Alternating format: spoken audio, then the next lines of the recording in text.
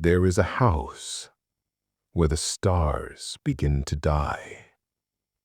A house that stands at the edge of everything. And inside it, someone witnessed the end. Would you dare read what he saw? The finding of the manuscript. Right away in the west of Ireland lies a tiny hamlet called Creighton. It is situated alone at the base of a low hill. Far around there spreads a waste of bleak and totally inhospitable country, where here and there at great intervals one may come upon the ruins of some long desolate cottage, unthatched and stark. The whole land is bare and unpeopled, the very earth scarcely covering the rock that lies beneath it, and with which the country abounds, in places rising out of the soil in wave-shaped ridges. Yet, in spite of its desolation, my friend Tonison and I had elected to spend our vacation there. He had stumbled upon the place by mere chance the year previously during the course of a long walking tour, and discovered the possibilities for the angler in a small and unnamed river that runs past the outskirts of the little village. I have said that the river is without name. I may add that no map that I have hitherto consulted has shown either village or stream. They seem to have entirely escaped observation. Indeed, they might never exist for all that the average guide tells one. Possibly this can be partly accounted for by the fact that the nearest railway station, Artrahan, is some 40 miles distant. It was early one warm evening that my friend and I arrived in Creighton. We had reached Ardrahan the previous night, sleeping there in rooms hired at the village post office, and leaving in good time on the following morning, clinging insecurely to one of the typical jaunting cars.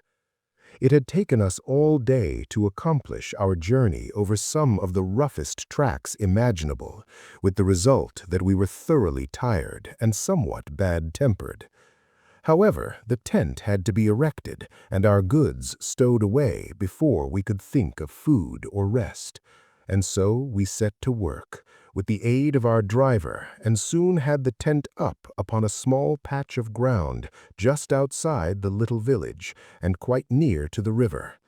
Then, having stored all our belongings, we dismissed the driver, as he had to make his way back as speedily as possible, and told him to come across to us at the end of a fortnight.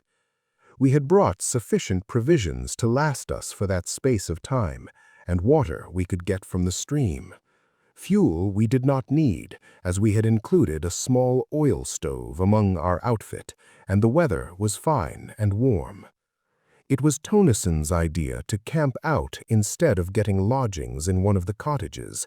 As he put it, there was no joke in sleeping in a room with a numerous family of healthy Irish in one corner and the pigsty in the other, while overhead a ragged colony of roosting fowls distributed their blessings impartially, and the whole place so full of peat smoke that it made a fellow sneeze his head off just to put it inside the doorway. Tonison had got the stove lit now and was busy cutting slices of bacon into the frying pan, so I took the kettle and walked down to the river for water.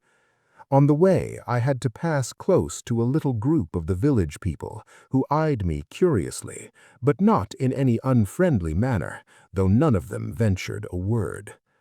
As I returned with my kettle filled, I went up to them and, after a friendly nod, to which they replied in like manner, I asked them casually about the fishing, but instead of answering, they just shook their heads silently and stared at me.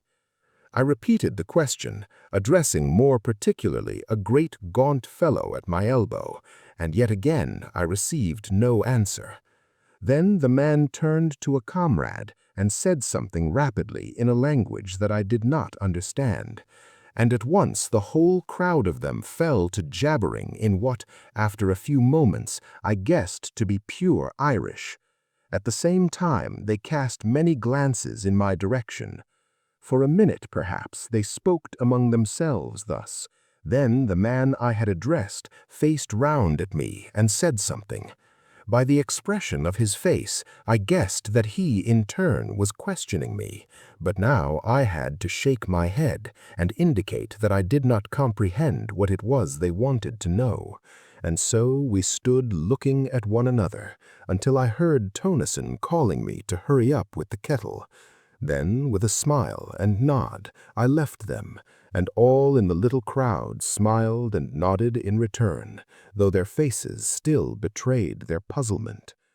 It was evident, I reflected as I went toward the tent, that the inhabitants of these few huts in the wilderness did not know a word of English, and when I told Tonison, he remarked that he was aware of the fact, and more, that it was not at all uncommon in that part of the country, where the people often lived and died in their isolated hamlets, without ever coming in contact with the outside world. "I wish we had got the driver to interpret for us before he left," I remarked as we sat down to our meal. Tonison grunted an assent, and thereafter was silent for a while. Later, having satisfied our appetites somewhat, we began to talk, laying our plans for the morrow. Then, after a smoke, we closed the flap of the tent and prepared to turn in. "I suppose there's no chance of those fellows outside taking anything?" I asked as we rolled ourselves in our blankets. Tonison said that he did not think so, at least while we were about, and as he went on to explain, we could lock up everything except the tent in the big chest that we had brought to hold our provisions. I agreed to this, and soon we were both asleep. Next morning, early, we rose and went for a swim in the river, after which we dressed and had breakfast. Then we roused out our fishing tackle and overhauled it, by which time our breakfasts had settled somewhat. We made all secure within the tent and strode off in the direction my friend had explored on his previous visit. During the day we fished happily, working steadily upstream, and by evening we had one of the prettiest creels of fish that I had seen for a long while. Returning to the village, we made a good feed off our day's spoil, after which, having selected a few of the finer fish for our breakfast, we presented the remainder to the group of villagers who had assembled at a respectful distance to watch our doings. They seemed wonderfully grateful and heaped mountains of what I presumed to be Irish blessings upon our heads. Thus we spent several days, having splendid sport and first-rate appetites to do justice upon our prey. We were pleased to find how friendly the villagers were inclined to be, and that there was no evidence of them having ventured to meddle with our belongings during our absences. It was on a Tuesday that we arrived in Creighton, and it would be on the Sunday following that we made a great discovery. Hitherto, we had always gone upstream. On that day, however, we laid aside our rods and, taking some provisions, set off for a long ramble in the opposite direction. The day was warm, and we trudged along leisurely enough, stopping about midday to eat our lunch on a great flat rock near the riverbank. Afterwards, we sat and smoked a while, resuming our walk only when we were tired of inaction. For perhaps another hour we wandered onward, chatting quietly and comfortably on this and that matter, and on several occasions stopping while my companion, who is something of an artist, made rough sketches of striking bits of the wild scenery. And then, without any warning whatsoever, the river we had followed so confidently came to an abrupt end, vanishing into the earth. "Good Lord," I said, "who would ever have thought of this?" And I stared in amazement. Then I turned to Tonison.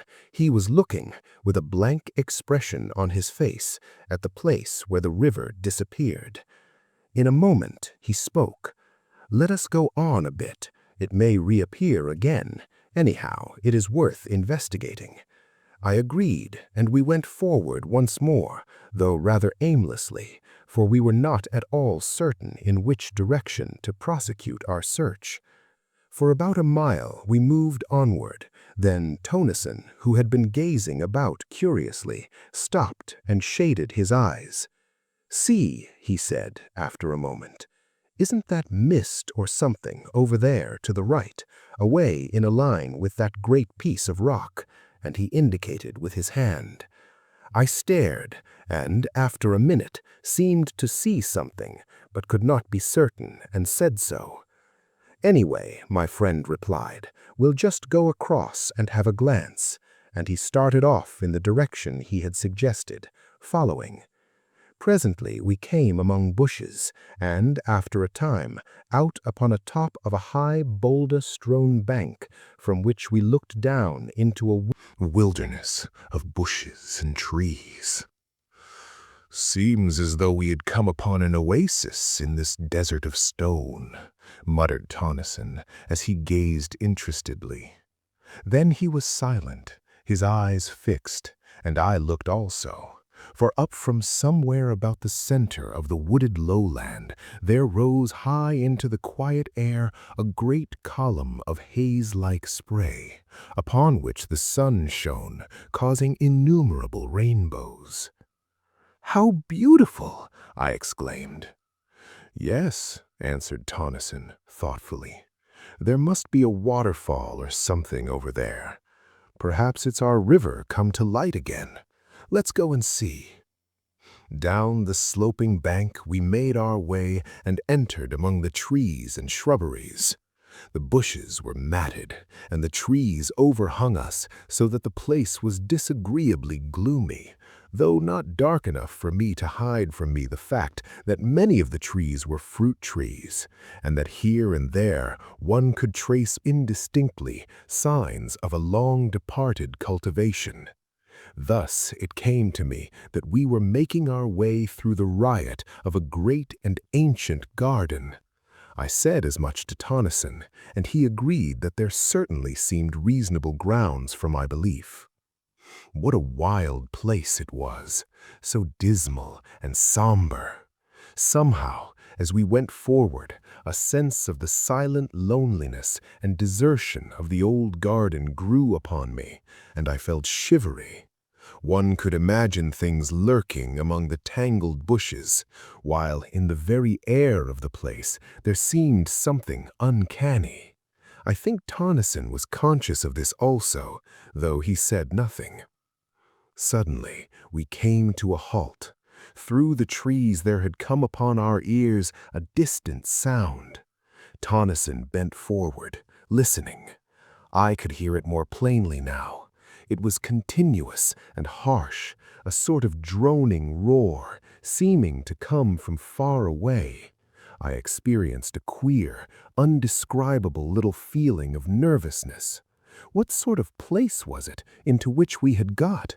I looked at my companion to see what he thought of the matter, and then, as I watched his features, an expression of comprehension crept over them, and he nodded his head. "That's a waterfall," he exclaimed with conviction. "I know the sound now." And he began to push vigorously through the bushes in the direction of the noise. As we went forward, the sound became plainer continually, showing that we were heading straight towards it. Steadily, the roaring grew louder and nearer until it appeared, as I remarked to Tonison, almost to come from under our feet, and still we were surrounded by the trees and shrubberies.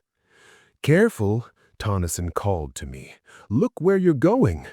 And then, suddenly, we came out from among the trees onto a great open space where, not 6 paces in front of us, yawned the mouth of a tremendous chasm, from the depths of which the noise appeared to rise, along with the continuous mist-like spray that we had witnessed from the top of the distant bank.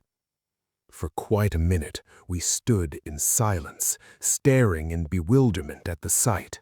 Then my friend went forward cautiously to the edge of the abyss. I followed, and together we looked down through a boil of spray at a monster cataract of frothing water that burst, spouting from the side of the chasm, nearly 100 feet below. "Good Lord," said Tonneson. I was silent and rather awed.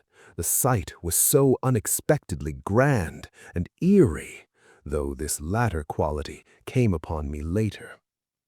Presently, I looked up and across to the further side of the chasm. There, I saw something towering up among the spray. It looked like a fragment of a great ruin, and I touched Tonneson on the shoulder. He glanced round with a start, and I pointed towards the thing. His gaze followed my finger, and his eyes lit up with a sudden flash of excitement as the object came within his field of view. "Come along," he shouted above the uproar. "We'll have a look at it. There's something queer about this place. I feel it in my bones." And he started off round the edge of the crater-like abyss. As we neared this new thing, I saw that I had not been mistaken in my first impression. It was undoubtedly a portion of some ruined building. Yet now I made out that it was not built upon the edge of the chasm itself, as I had at first supposed, but perched almost at the extreme end of a huge spur of rock that jutted out some 50 or 60 feet over the abyss. In fact, the jagged mass of ruin was literally suspended in mid-air. Arriving opposite it, we walked out onto the projecting arm of rock, and I must confess to feeling an intolerable sense of terror as I looked down from that dizzy perch into the unknown depths below us, into the deeps from which there ever rose the thunder of the falling water and the shroud of rising spray. Reaching the ruin, we clambered round it cautiously, and on the further side we came upon a mass of fallen stones and rubble. The ruin itself seemed to me, as I proceeded now to examine it minutely, to be a portion of the outer wall of some prodigious structure. It was so thick and substantially built. Yet what it was doing in such a position, I by no means conjecture. Where was the rest of the house, or castle, or whatever there had been? I went back to the outer side of the wall, and thence to the edge of the chasm, leaving Tonneson rooting systematically among the heap of stones and rubbish on the outer side. Then I commenced to examine the surface of the ground near the edge of the abyss to see whether there were not left other remnants of the building to which the fragment of ruin evidently belonged. But, though I scrutinized the earth with the greatest care, I could see no signs of anything to show that there had ever been a building erected on the spot, and I grew more puzzled than ever. Then I heard a cry from Tonneson. He was shouting my name excitedly, and without delay I hurried along the rocky promontory to the ruin. I wondered whether he had hurt himself, and then the thought came that perhaps he had found something. I reached the crumbled wall and climbed round. There I found Tonneson standing within a small excavation that he had made among the debris. He was brushing the dirt from something that looked like a book, much crumpled and dilapidated, and opening his mouth every second or two to bellow my name. As soon as he saw that I had come, he handed his prize to me, telling me to put it into my satchel so as to protect it from the damp, while he continued his explorations.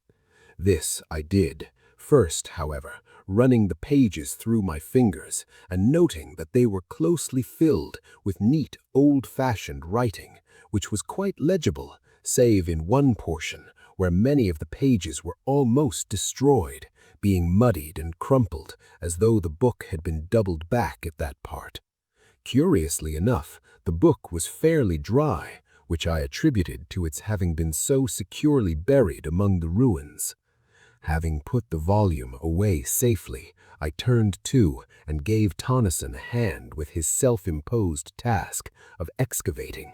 Yet, Though we put in over an hour's hard work, turning over the whole of the upheaped stones and rubbish, we came upon nothing more than fragments of broken wood that might have been parts of a desk or table, and so we gave up searching and went back along the rock once more to the safety of the land. The next thing we did was make a complete tour of the tremendous chasm, which we were able to observe was in the form of an almost perfect circle, save for where the ruin-crowned spur of rock jutted out, spoiling its symmetry. The abyss was, as Tonneson put it, like nothing more than a gigantic well or pit going sheer down into the bowels of the earth.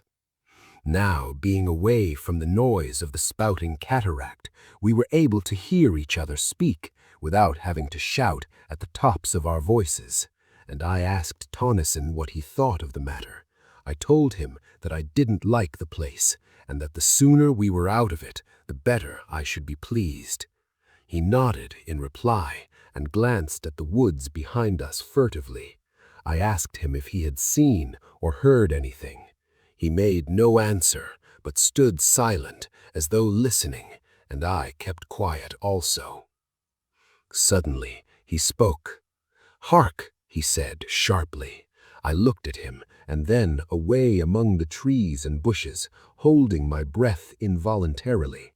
A minute came and went in strained silence, yet I could hear nothing, and I turned to Tonneson to say so much, and then, as I opened my lips to speak, there came a strange wailing noise out of the wood on our left. It appeared to float through the trees, and there was a rustle of stirring leaves, and then silence.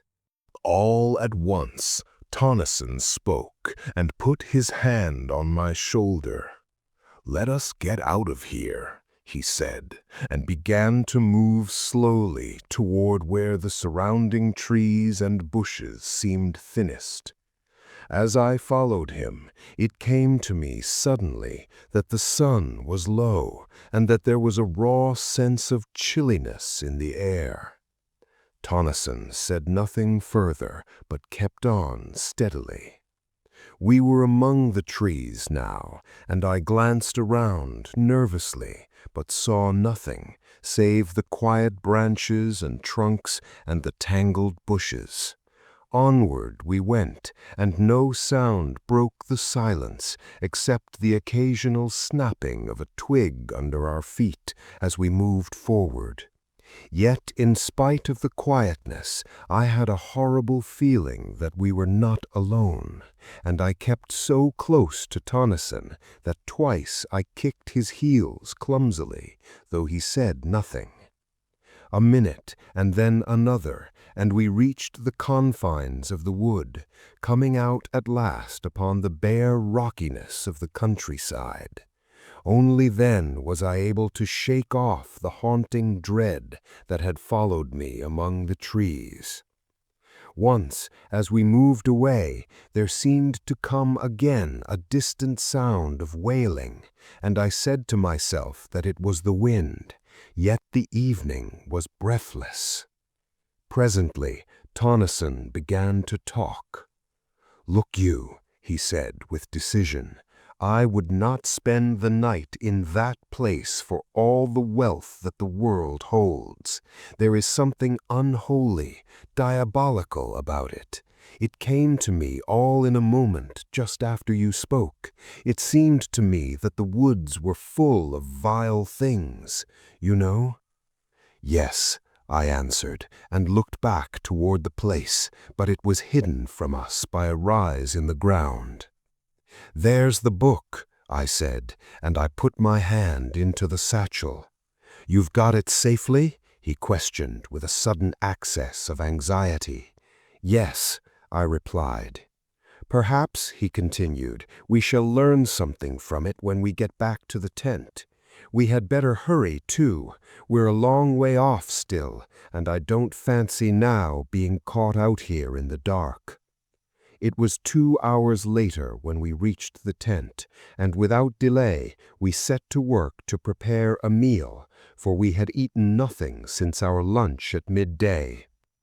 Supper over, we cleared the things out of the way and lit our pipes. Then Tonneson asked me to get the manuscript out of my satchel. This I did, and then, as we could not both read from it at the same time, he suggested that I should read the thing out loud. And mind, he cautioned, knowing my propensities, don't go skipping half the book. And there, at the mouth of our small tent, beneath a sky that suddenly felt too silent, I began to read the strange manuscript titled The House on the Borderland.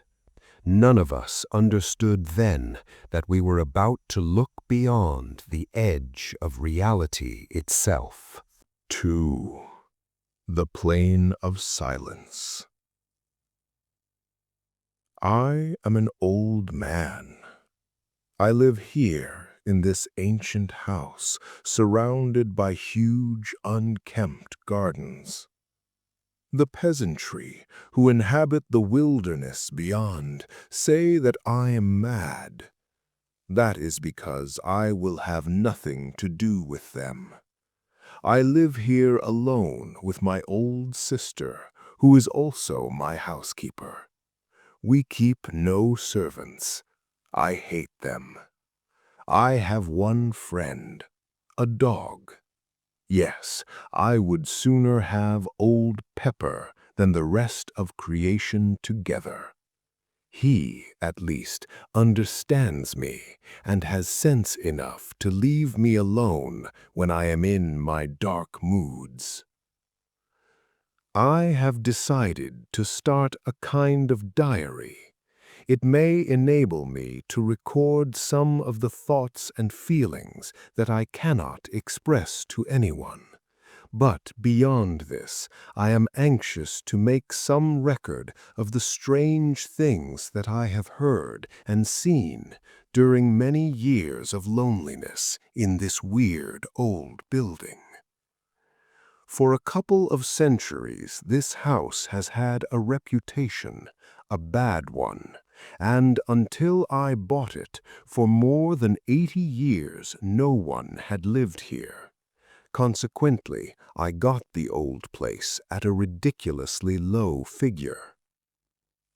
I am not superstitious, but I have ceased to deny that things happen in this old house, things that I cannot explain, and therefore I must needs ease my mind by writing down an account of them to the best of my ability.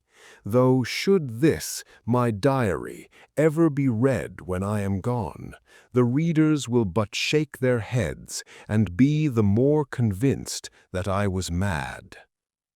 This house, how ancient it is, though its age strikes one less, perhaps, than the quaintness of its structure, which is curious and fantastic to the last degree. Little curved towers and pinnacles with outlines suggestive of leaping flames predominate, while the body of the building is in the form of a circle. I have heard that there is an old story told amongst the country people to the effect that the devil built the place. However, that is as it may be. True or not, I neither know nor care, save as it may have helped to cheapen it ere I came. I must have been here some 10 years before I saw sufficient to warrant any belief in the stories current in the neighborhood about this house. It is true that I had, on at least a dozen occasions, seen vaguely things that puzzled me, and perhaps had felt more than I had seen. Then, as the years passed, bringing age upon me, I became often aware of something unseen, yet unmistakably present in the empty rooms and corridors. Still, it was as I have said, many years before I saw any real manifestations of the so-called supernatural. It was not Halloween, If I were telling a story for amusement's sake, I should probably place it on that night of nights. But this is a true record of my own experiences, and I would not put pen to paper to amuse anyone. No, it was after midnight on the morning of the 21st day of January. I was sitting reading, as is often my custom, in my study. Pepper lay sleeping near my chair. Without warning, the flames of the 2 candles went low and then shone with a ghastly green effulgence. I looked up quickly, and as I did so, I saw the lights sink into a dull, ruddy tint, so that the room glowed with a strange, heavy crimson twilight that gave the shadows behind the chairs and tables a double depth of blackness. And wherever the light struck, it was as though luminous blood had been splashed over the room. Down on the floor, I heard a faint, frightened whimper, and something pressed itself in between my 2 feet. It was Pepper, cowering under my dressing gown. Pepper, usually as brave as a lion. It was this movement of the dog's, I think, that gave me the first twinge of real fear. I had been considerably startled when the lights first burnt green and then red, but had been momentarily under the impression that the change was due to some influx of noxious gas into the room. Now, however, I saw that it was not so, for the candles burned with a steady flame and showed no signs of going out, as would have been the case had the change been due to fumes in the atmosphere. I did not move. I felt distinctly frightened, but could think of nothing better to do than wait. For perhaps a minute I kept my glance about the room nervously. Then I noticed that the lights had commenced to sink very slowly, until presently they showed minute specks of red fire, like the gleamings of rubies in the darkness. Still I sat watching, while a sort of dreamy indifference seemed to steal over me, banishing altogether the fear that had begun to grip me. Away in the far end of the huge old-fashioned room, I became conscious of a faint glow. Steadily it grew, filling the room with gleams of quivering green light. Then they sank quickly and changed, even as the candle flames had done, into a deep, somber crimson that strengthened and lit up the room with a flood of awful glory.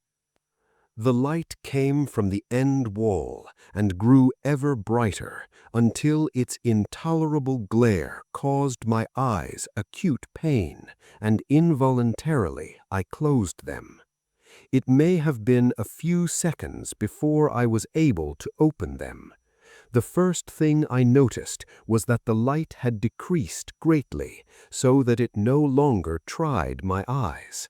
Then, as it grew still duller, I was aware all at once that instead of looking at the redness, I was staring through the wall beyond. Gradually, as I became more accustomed to the idea, I realized that I was looking out onto a vast plain lit with the same gloomy twilight that pervaded the room. The immensity of this plain scarcely can be conceived. In no part could I perceive its confines. It seemed to broaden and spread out so that the eye failed to perceive any limitations. Slowly, the details of the nearer portions began to grow clear. Then, in a moment almost, the light died away, and the vision, if vision it were, faded and was gone. Suddenly, I became conscious that I was no longer in the chair. Instead, I seemed to be hovering above it and looking down at a dim something, huddled and silent. In a little while, a cold blast struck me, and I was outside in the night, floating like a bubble up through the darkness. As I moved, an icy coldness seemed to enfold me so that I shivered. After a time, I looked to right and left and saw the intolerable blackness of the night pierced by remote gleams of fire. Onward, outward I drove. Once I glanced behind and saw the earth, a small crescent of blue light receding away to my left. Further off, the sun, a splash of white flame, burned vividly against the dark. An indefinite period passed. Then, for the last time, I saw the earth, an enduring globule of radiant blue swimming in an eternity of ether. And there I, a fragile flake of soul dust, flickered silently across the void, from the distant blue into the expanse of the unknown. A great while seemed to pass over me, and now I could nowhere see anything. I had passed beyond the fixed stars and plunged into the huge blackness that waits beyond. All this time I had experienced little save a sense of lightness and cold discomfort. Now, however, the atrocious darkness seemed to creep into my soul, and I became filled with fear and despair. What was going to become of me? Where was I going? Even as the thoughts were formed, there grew against the impalpable blackness that wrapped me a faint tinge of blood. It seemed extraordinarily remote and mist-like. Yet, at once, the feeling of oppression was lightened, and I no longer despaired. Slowly, the distant redness became plainer and larger, until, as I drew nearer, it spread out into a great somber glare, dull and tremendous. Still, I fled onward, and presently I had come so close that it seemed to stretch beneath me like a great ocean of somber red clouds. I could see little, save that it appeared to spread out interminably in all directions. In a further space, I found that I was descending upon it, and soon I sank into a great sea of sullen, red-hued clouds. Slowly I emerged from these, and there, below me, I saw the stupendous plain that I had seen from my room in this house that stands upon the borders of the silences. Presently I landed and stood surrounded by a great waste of loneliness. The place was lit with a gloomy twilight that gave an impression of indescribable desolation. Afar to my right, within the sky, there burnt a gigantic ring of dull red fire, from the outer edge of which were projected huge writhing flames, darted and jagged. The interior of this ring was black, black as the gloom of the outer night. I comprehended at once that it was from this extraordinary sun that the place derived its doleful light. From that strange source of light, I glanced down again to my surroundings. Everywhere I looked, I saw nothing but the same flat weariness of interminable plain. Nowhere could I descry any signs of life, not even the ruins of some ancient habitation. Gradually, I found that I was being borne forward, floating across the flat waste. For what seemed an eternity, I moved onward. I was unaware of any great sense of impatience, though some curiosity and a vast wonder were with me continually. Always I saw around me the breadth of that enormous plain, and always I searched for some new thing to break its monotony. But there was no change, only loneliness, silence, and desert. Presently, in a half-conscious manner, I noticed that there was a faint mistiness, ruddy in hue, lying over its surface. Still, when I looked more intently, I was unable to say that it was really mist, for it appeared to blend with the plain, giving it a peculiar unrealness and conveying to the senses the idea of unsubstantiality. Gradually, I began to weary with the sameness of the thing.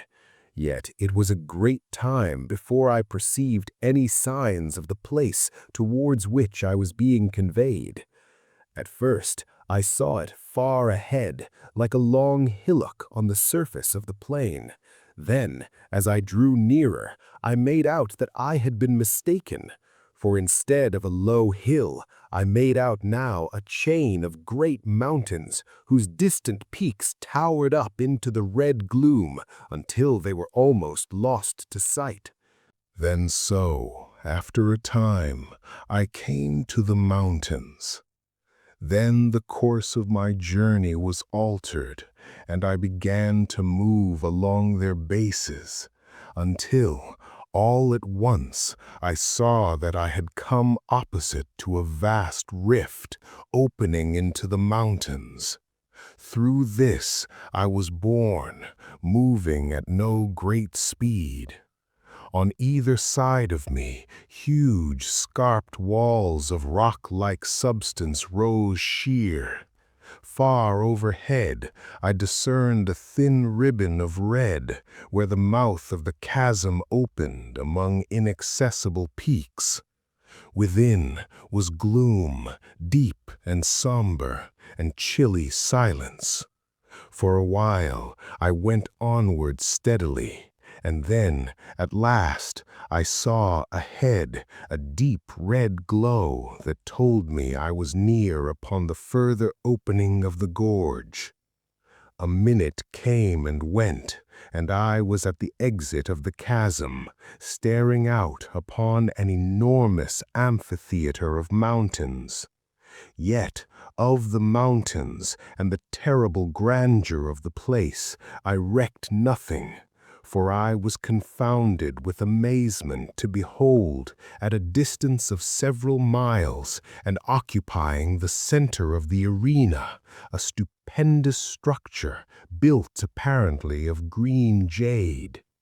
Yet, in itself, it was not the discovery of the building that had so astonished me, but the fact, which became every moment more apparent, that in no particular, save in color and its enormous size, did the lonely structure vary from this house in which I live. For a while I continued to stare fixedly. Even then I could scarcely believe that I saw aright. In my mind a question formed, reiterating incessantly, "What does it mean? What does it mean?" And I was unable to make answer, even out of the depths of my imagination. I seemed capable only of wonder and fear. For a time longer I gazed, noting continually some fresh point of resemblance that attracted me. At last, wearied and sorely puzzled, I turned from it to view the rest of the strange place onto which I had intruded. Hitherto, I had been so engrossed in my scrutiny of the house that I had given only a cursory glance round. Now, as I looked, I began to realize upon what sort of a place I had come. The arena, for so I have termed it, appeared a perfect circle of about 10 to 12 miles in diameter, the house, as I have mentioned before, standing in the center.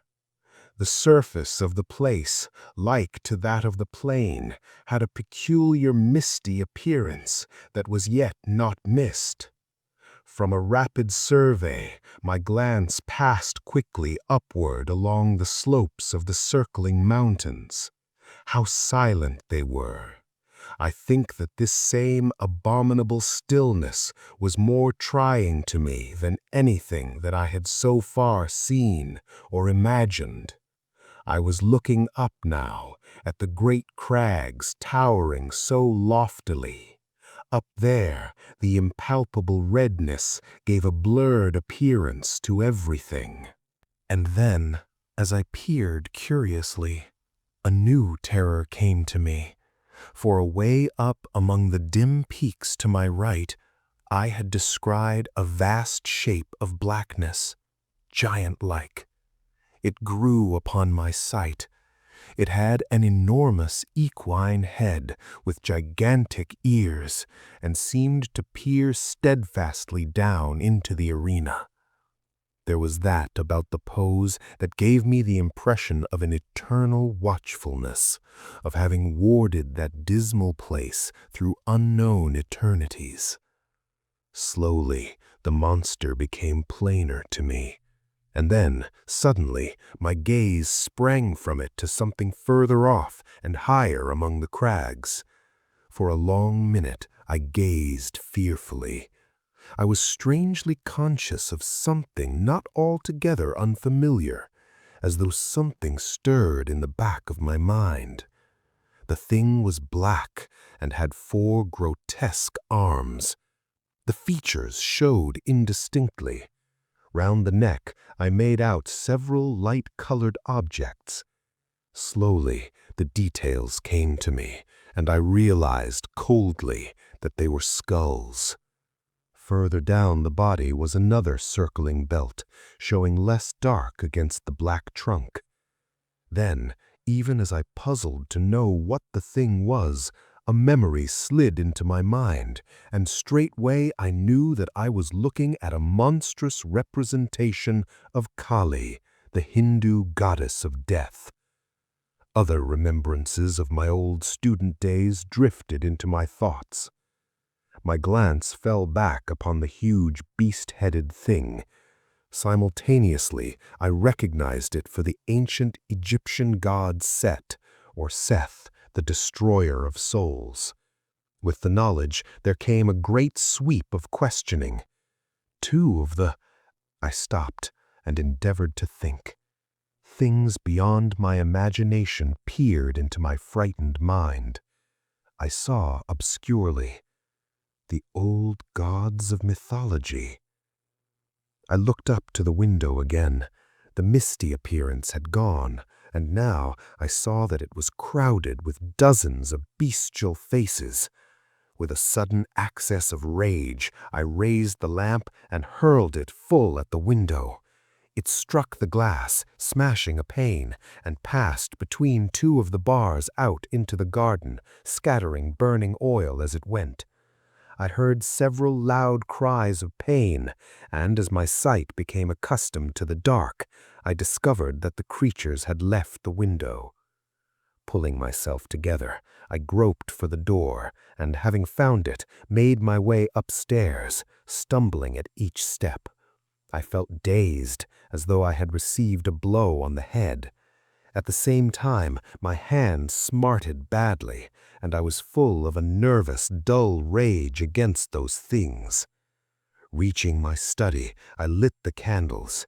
As they burnt up, their rays were reflected from the rack of firearms on the side wall.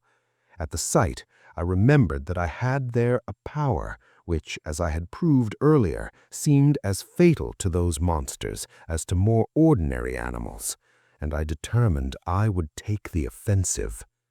First of all, I bound up my hand, for the pain was fast becoming intolerable. After that, it seemed easier, and I crossed the room to the rifle stand. There I selected a heavy rifle, an old and tried weapon, and having procured ammunition, I made my way up into one of the small towers with which the house is crowned. From there, I found that I could see nothing. The gardens presented a dim blur of shadows, a little blacker, perhaps, where the trees stood. That was all, and I knew that it was useless to shoot down into all that darkness. The only thing to be done was to wait for the moon to rise. Then I might be able to do a little execution. In the meantime, I sat still and kept my ears open. The gardens were comparatively quiet now, and only an occasional grunt or squeal came up to me. I did not like this silence. It made me wonder on what devilry the creatures were bent. Twice I left the tower and took a walk through the house, but everything was silent. Once I heard a noise from the direction of the pit, as though more earth had fallen. Following this, and lasting for some 15 minutes, there was a commotion among the denizens of the gardens. This died away, and after that all was again quiet. About an hour later, the moon's light showed above the distant horizon. From where I sat, I could see it over the trees, but it was not until it rose clear of them that I could make out any of the details in the gardens below. Even then, I could see none of the brutes, until, happening to crane forward, I saw several of them lying prone up against the wall of the house. What they were doing, I could not make out. It was, however, a chance too good to be ignored, and, taking aim, I fired at the one directly beneath. There was a shrill scream, and as the smoke cleared away, I saw that it had turned on its back and was writhing feebly. Then it was quiet. The others had disappeared. Immediately after this, I heard a loud squeal in the direction of the pit. It was answered 100 times from every part of the garden. This gave me some notion of the number of the creatures, and I began to feel that the whole affair was becoming even more serious than I had imagined. As I sat there, silent and watchful, the thought came to me, why was all this?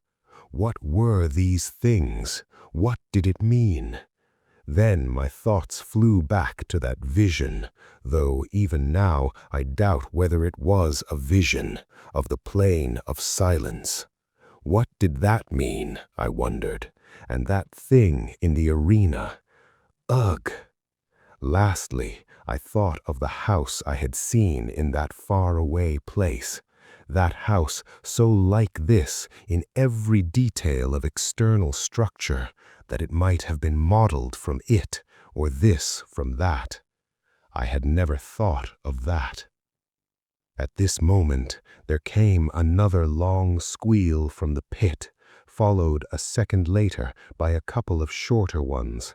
At once, the garden was filled with answering cries.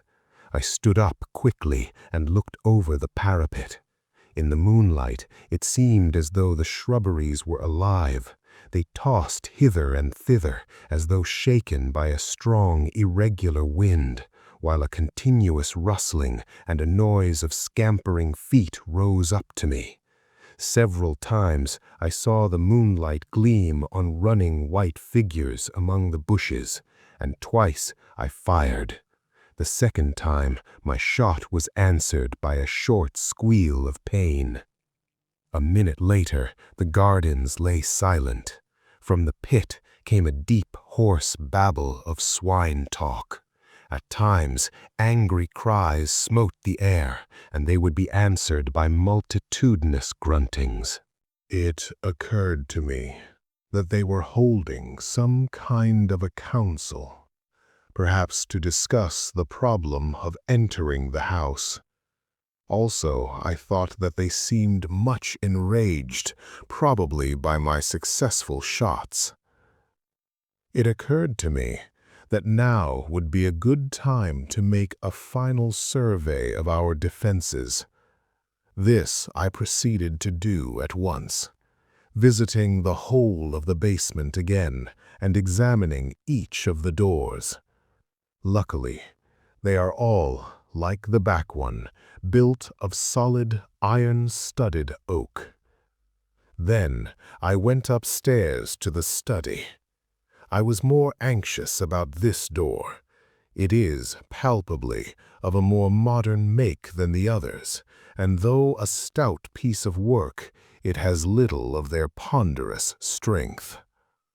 I must explain here that there is a small raised lawn on this side of the house upon which this door opens, the windows of the study being barred on this account. All the other entrances, excepting the great gateway, which is never opened, are in the lower story. 7. The attack. I spent some time puzzling how to strengthen the study door. Finally, I went down to the kitchen and with some trouble brought up several heavy pieces of timber.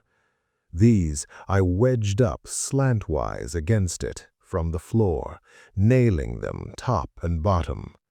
For half an hour I worked hard, and at last got it shored to my mind. Then, feeling easier, I resumed my coat, which I had laid aside, and proceeded to attend to one or two matters before returning to the tower.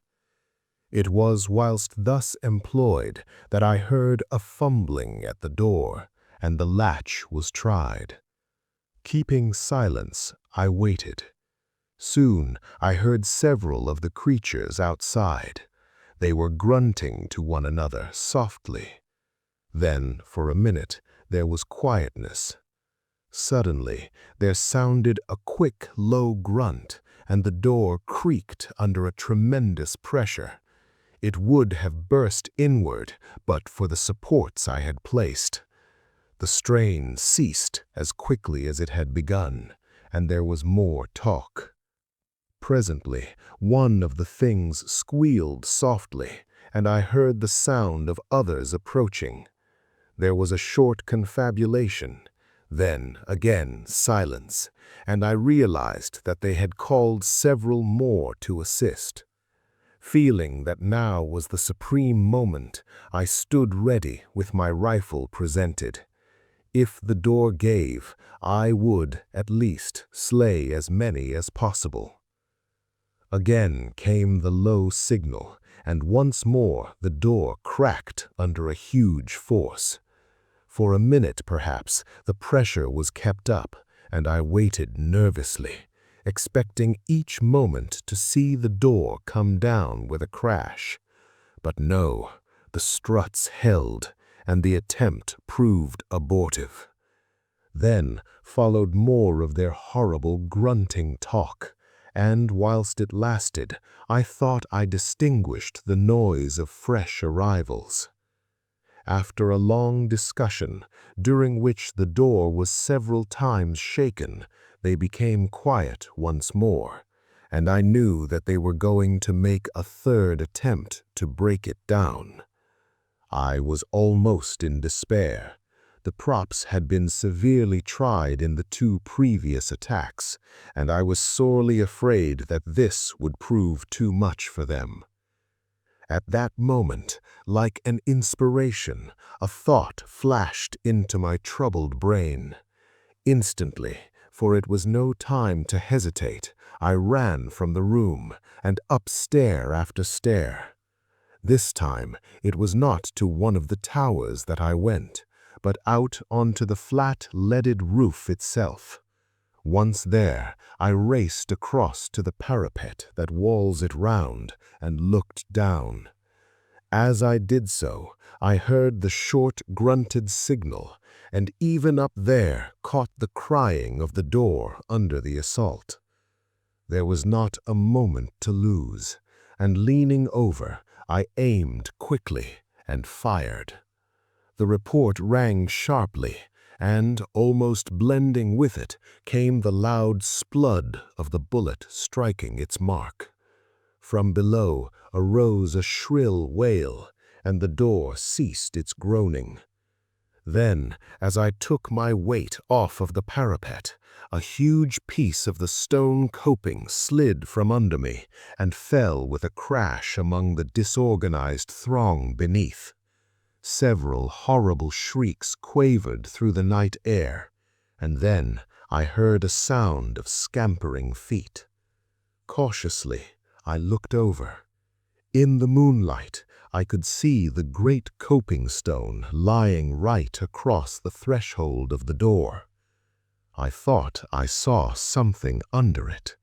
Several things, white, but I could not be sure. And so, a few minutes passed. As I stared, I saw something come round out of the shadow of the house. It was one of the things. It went up to the stone, silently, and bent down. I was unable to see what it did. In a minute, it stood up. It had something in its talons, which it put to its mouth and tore at. For the moment, I did not realize. Then, slowly, I comprehended. The thing was stooping again. It was horrible. I started to load my rifle. When I looked again, the monster was tugging at the stone, moving it to one side. I leant the rifle on the coping and pulled the trigger. The brute collapsed on its face and kicked slightly. Simultaneously, almost with the report, I heard another sound, that of breaking glass. Waiting only to recharge my weapon, I ran from the roof and down the first 2 flights of stairs. Here I paused to listen. As I did so, there came another tinkle of falling glass. It appeared to come from the floor below. Excitedly, I sprang down the steps and, guided by the rattle of the window sash, reached the door of one of the empty bedrooms at the back of the house. I thrust it open. The room was but dimly illuminated by the moonlight, most of the light being blotted out by moving figures at the window. Even as I stood, one crawled through into the room. Leveling my weapon, I fired point-blank at it, filling the room with a deafening bang. When the smoke cleared, I saw that the room was empty and the window free. The room was much lighter. The night air blew in coldly through the shattered panes. Down below in the night, I could hear a soft moaning and a confused murmur of swine voices. Stepping to one side of the window, I reloaded and then stood there waiting. Presently, I heard a scuffling noise. From where I stood in the shadow, I could see without being seen. Nearer came the sounds, and then I saw something come up above the sill and clutch at the broken window frame. It caught a piece of the woodwork, and now I could make out that it was a hand and arm. A moment later, the face of one of the swine creatures rose into view. Then, before I could use my rifle or do anything, there came a sharp crack, crack, and the window frame gave way under the weight of the thing. Next instant, a squashing thud and a loud outcry told me that it had fallen to the ground. With a savage hope that it had been killed, I went to the window. The moon had gone behind a cloud, so that I could see nothing, though a steady hum of jabbering just beneath where I stood indicated that there were several more of the brutes close at hand.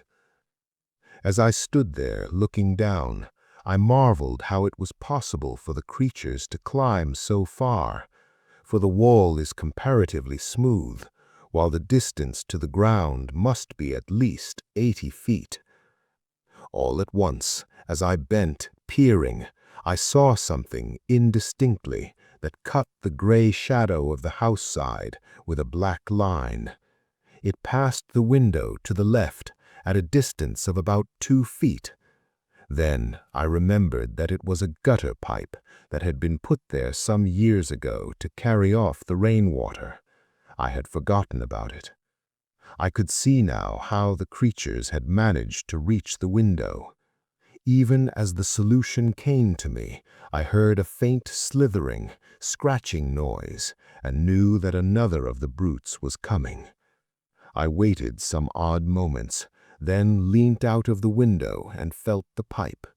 To my delight, I found that it was quite loose, and I managed, using the rifle barrel as a crowbar, to lever it out from the wall. I worked quickly. Then, taking hold with both hands, I wrenched the whole concern away and hurled it down, with the thing still clinging to it, into the garden. For a few more minutes, I waited there listening, but after the first general outcry, I heard nothing. I knew now that there was no more reason to fear an attack from this quarter. I had removed the only means of reaching the window, and as none of the other windows had any adjacent water pipes to tempt the climbing powers of the monsters, I began to feel more confident of escaping their clutches.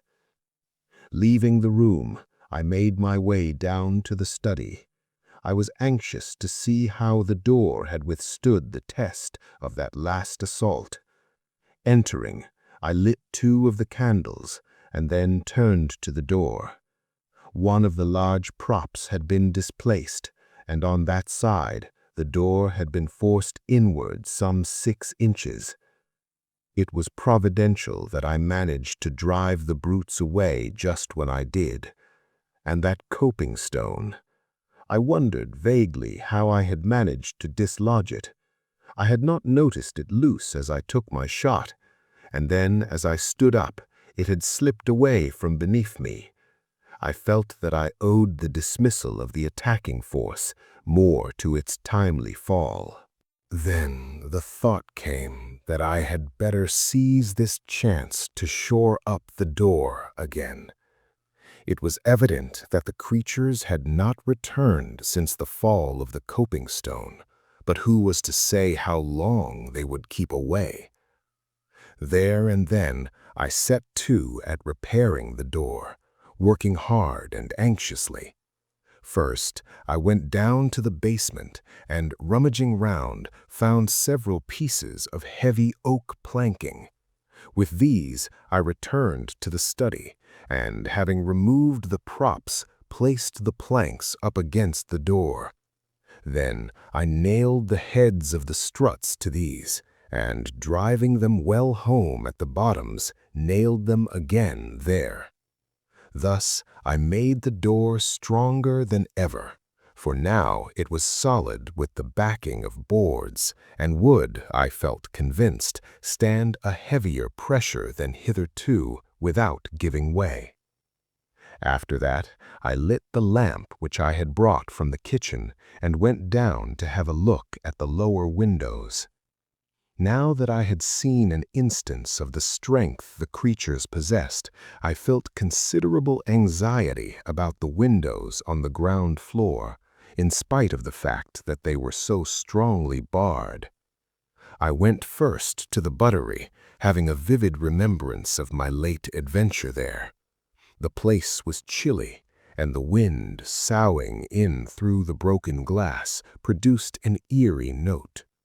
Apart from the general air of dismalness, the place was as I had left it the night before.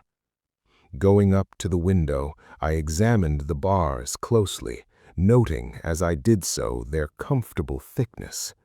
Still, as I looked more intently, it seemed to me that the middle bar was bent slightly from the straight, yet it was but trifling, and it might have been so for years.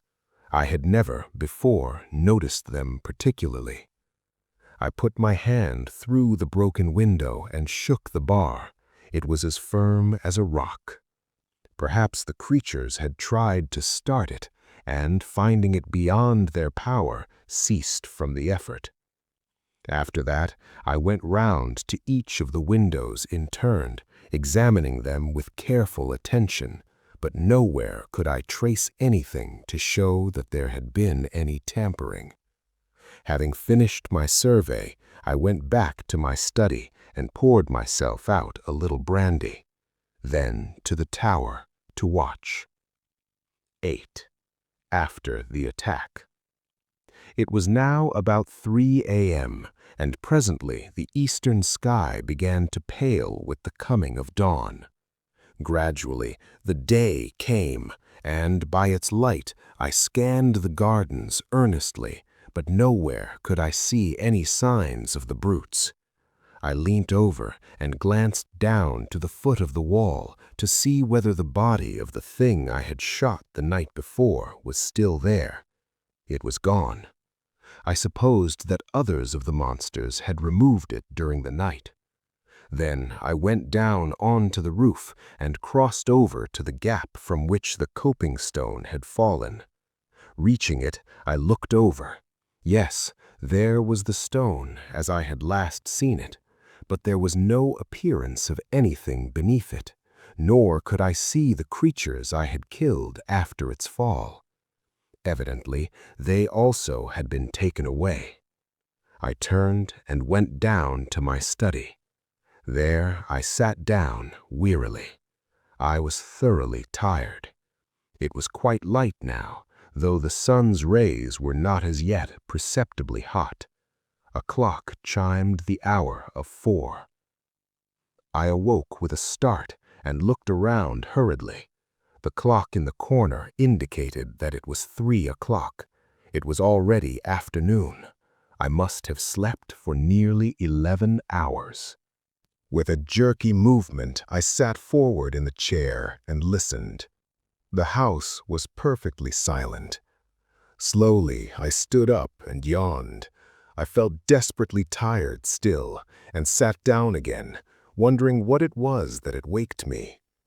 It must have been the clock striking, I concluded presently, and was commencing to doze off when a sudden noise brought me back once more to life.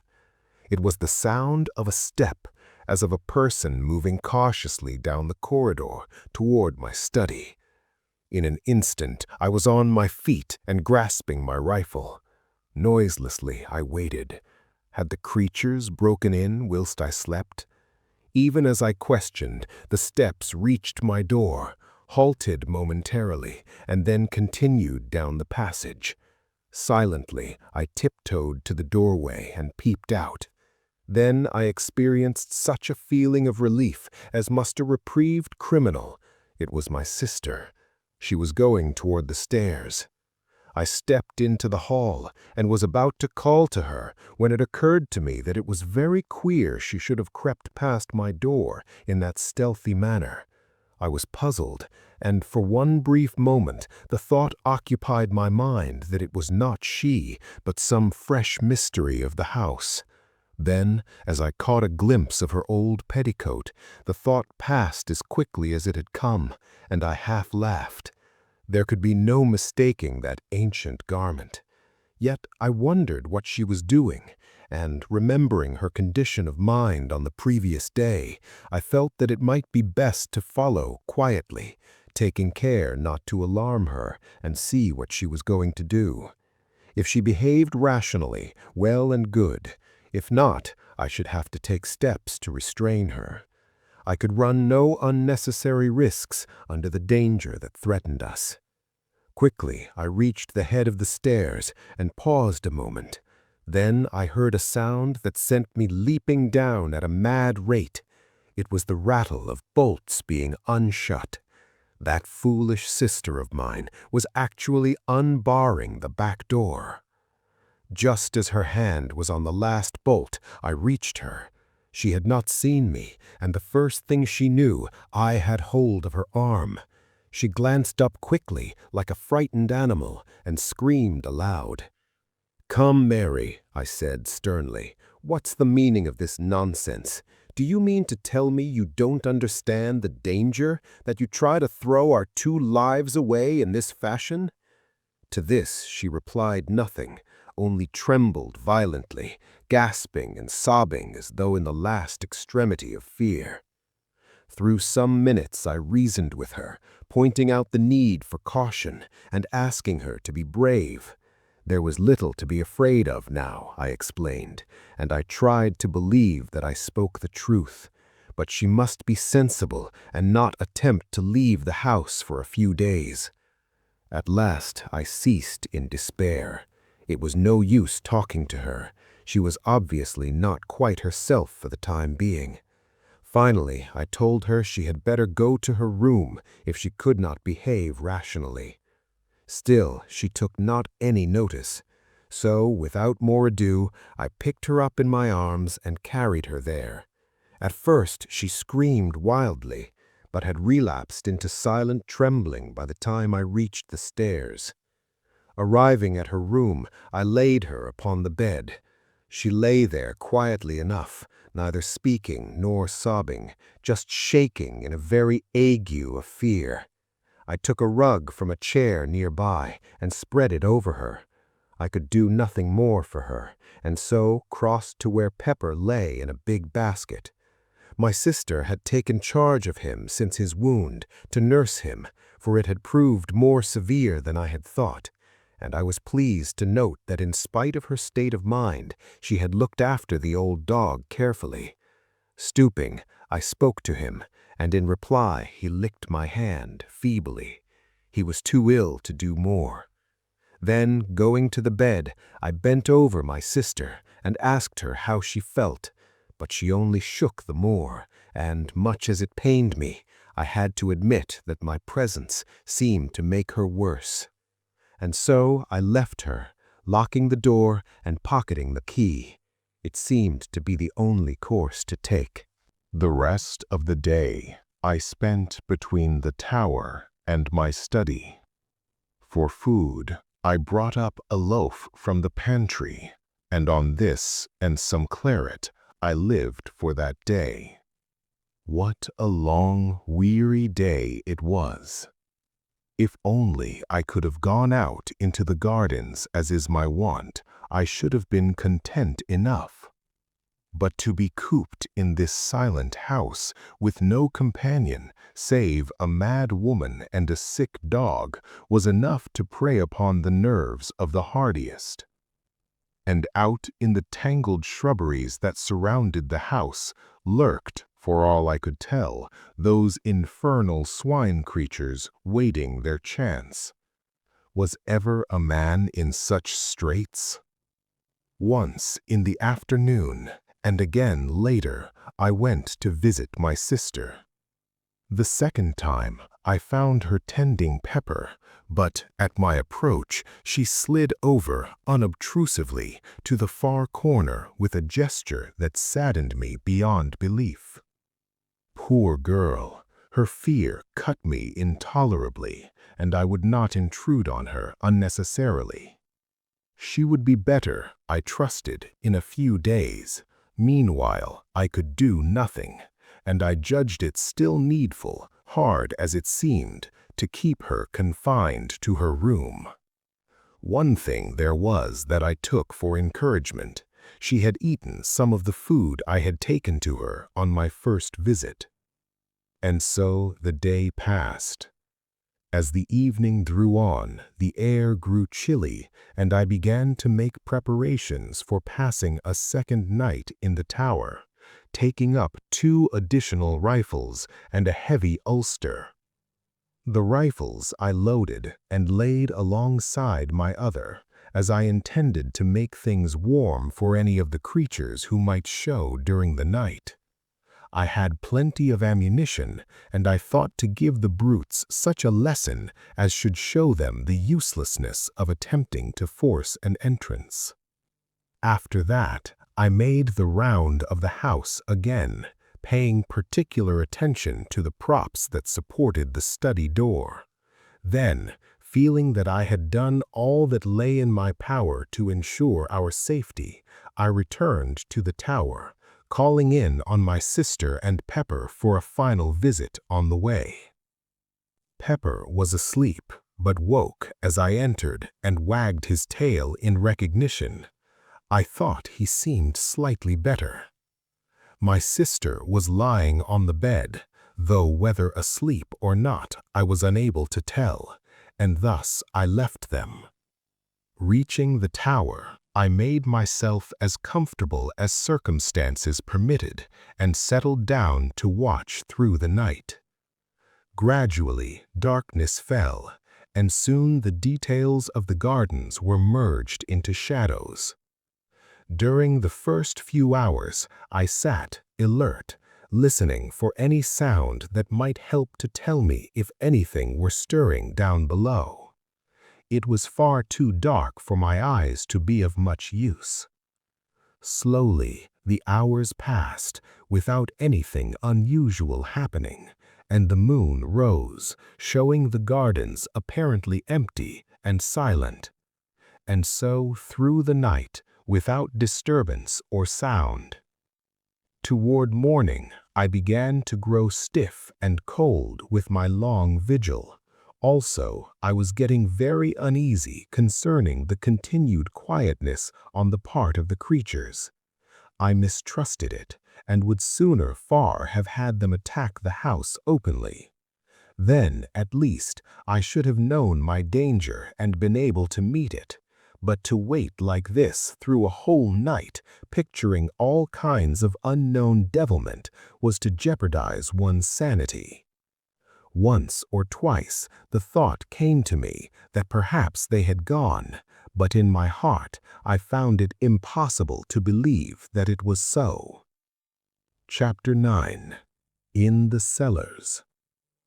At last, what with being tired and cold and the uneasiness that possessed me, I resolved to take a walk through the house, first calling in at the study for a glass of brandy to warm me. This I did, and while there, I examined the door carefully, but found all as I had left it the night before. The day was just breaking as I left the tower, though it was still too dark in the house to be able to see without a light, and I took one of the study candles with me on my round. By the time I had finished the ground floor, the daylight was creeping in wanly through the barred windows. My search had shown me nothing fresh. Everything appeared to be in order, and I was on the point of extinguishing my candle when the thought suggested itself to me to have another glance round the cellars. I had not, if I remember rightly, been into them since my hasty search on the evening of the attack. For, perhaps, the half of a minute I hesitated. I would have been very willing to forego the task, as indeed I am inclined to think any man well might, for of all the great, awe-inspiring rooms in this house, the cellars are the hugest and weirdest. Great, gloomy caverns of places, unlit by any ray of daylight. Yet I would not shirk the work. I felt that to do so would smack of sheer cowardice.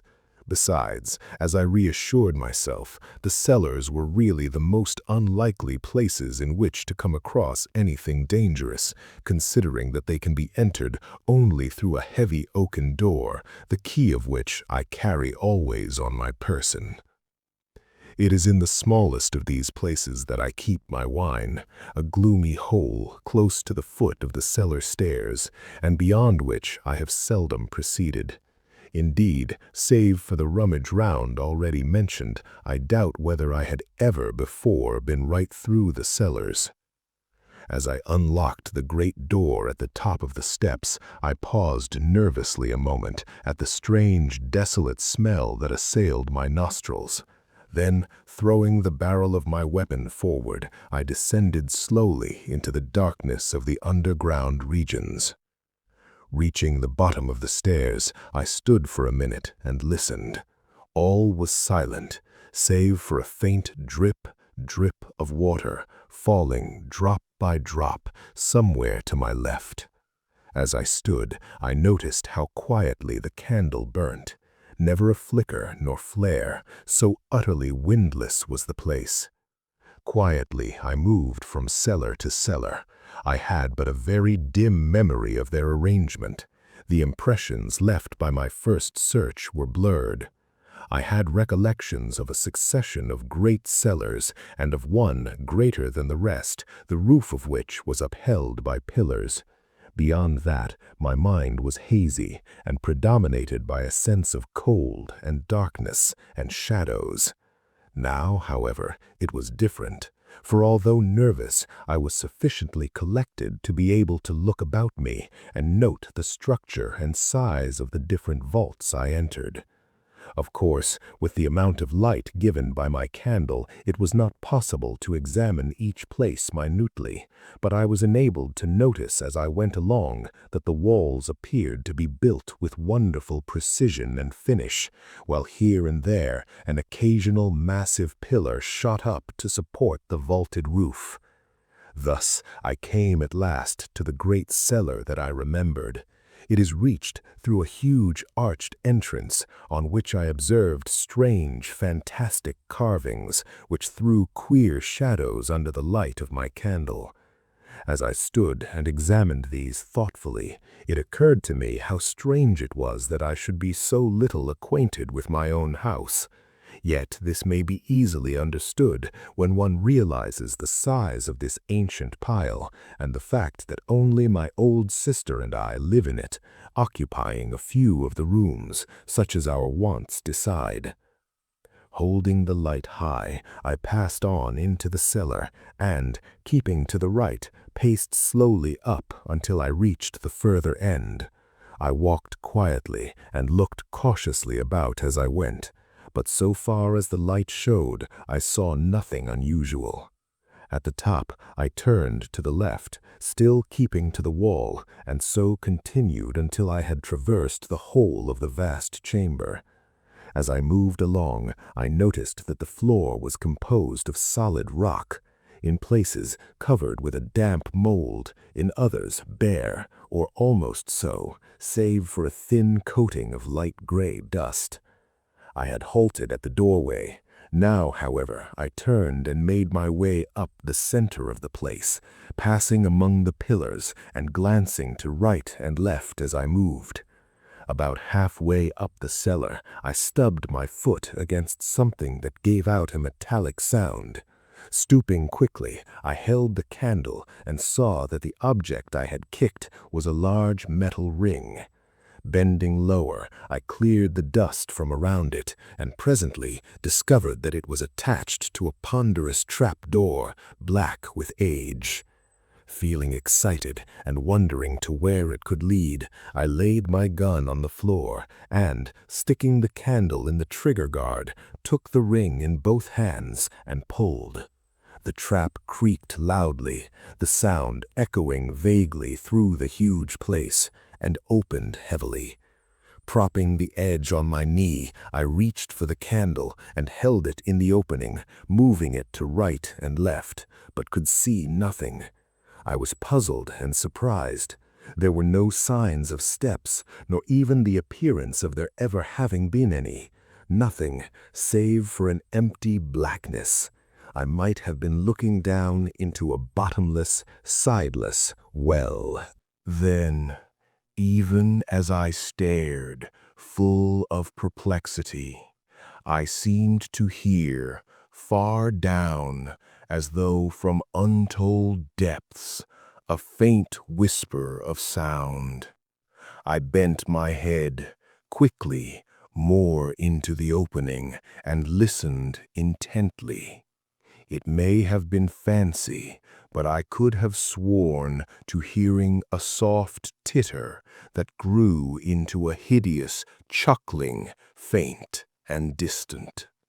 Startled, I leapt backward, letting the trap fall with a hollow clang that filled the place with echoes.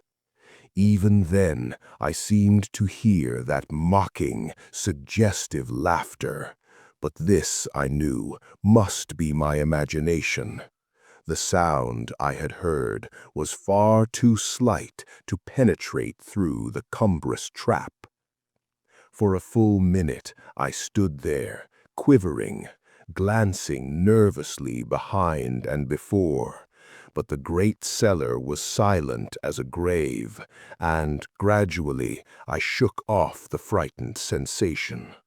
With a calmer mind, I became again curious to know into what that trap opened, but could not then summon sufficient courage to make a further investigation. One thing I felt, however, was that the trap ought to be secured. This I accomplished by placing upon it several large pieces of dressed stone, which I had noticed in my tour along the east wall. Then, after a final scrutiny of the rest of the place, I retraced my way through the cellars to the stairs, and so reached the daylight with an infinite feeling of relief that the uncomfortable task was accomplished. The time of waiting. The sun was now warm and shining brightly, forming a wondrous contrast to the dark and dismal cellars, and it was with comparatively light feelings that I made my way up to the tower to survey the gardens. There I found everything quiet, and after a few minutes went down to Mary's room. Here, having knocked and received a reply, I unlocked the door. My sister was sitting quietly on the bed, as though waiting.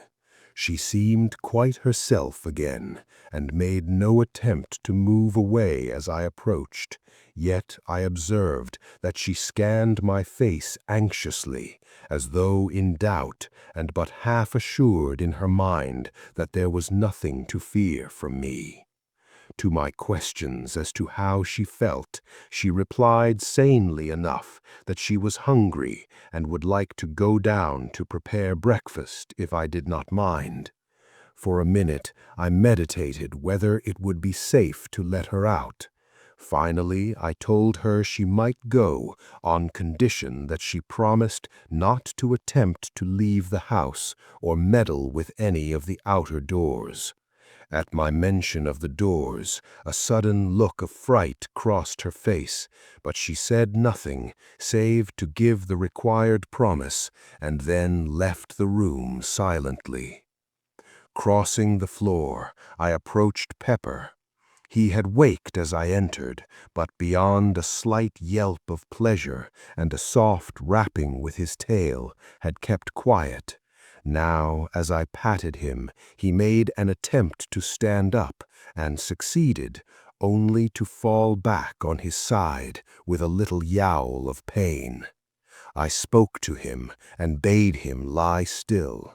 I was greatly delighted with his improvement, and also with the natural kindness of my sister's heart in taking such good care of him in spite of his condition of mind.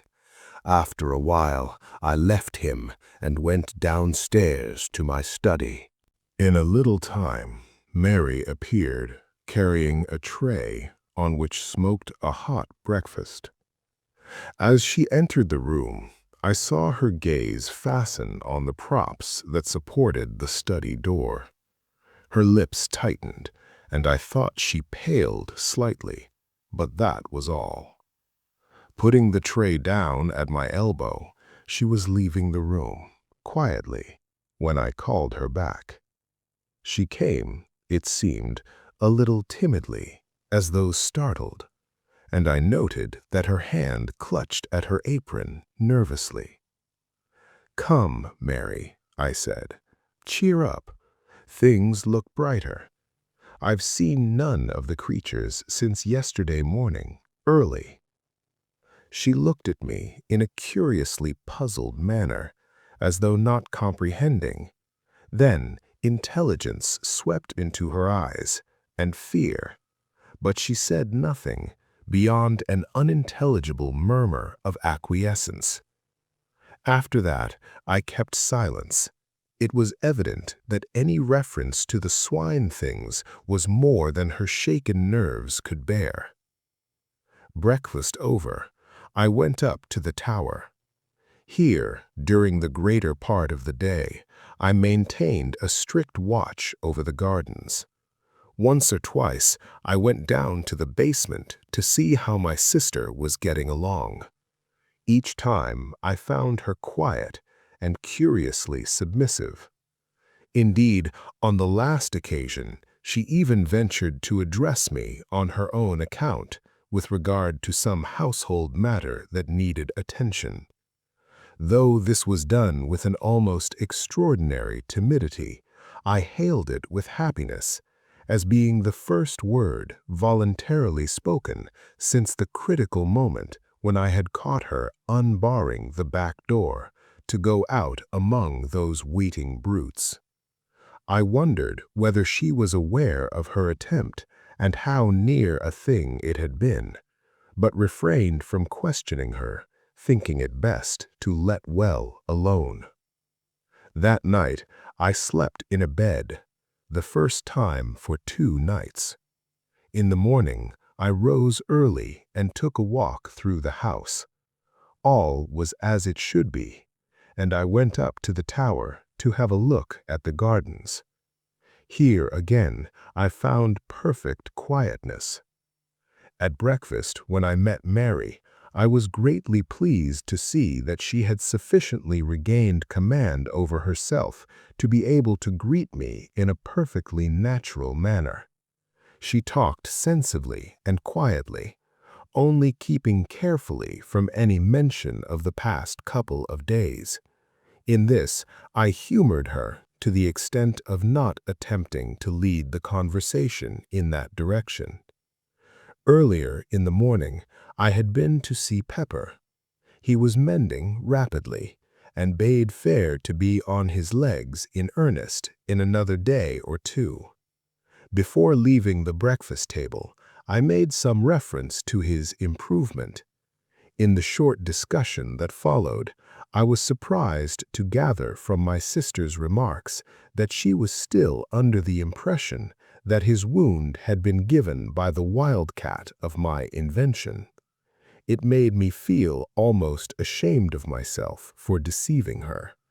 Yet the lie had been told to prevent her from being frightened, and then I had been sure that she must have known the truth later when those brutes had attacked the house.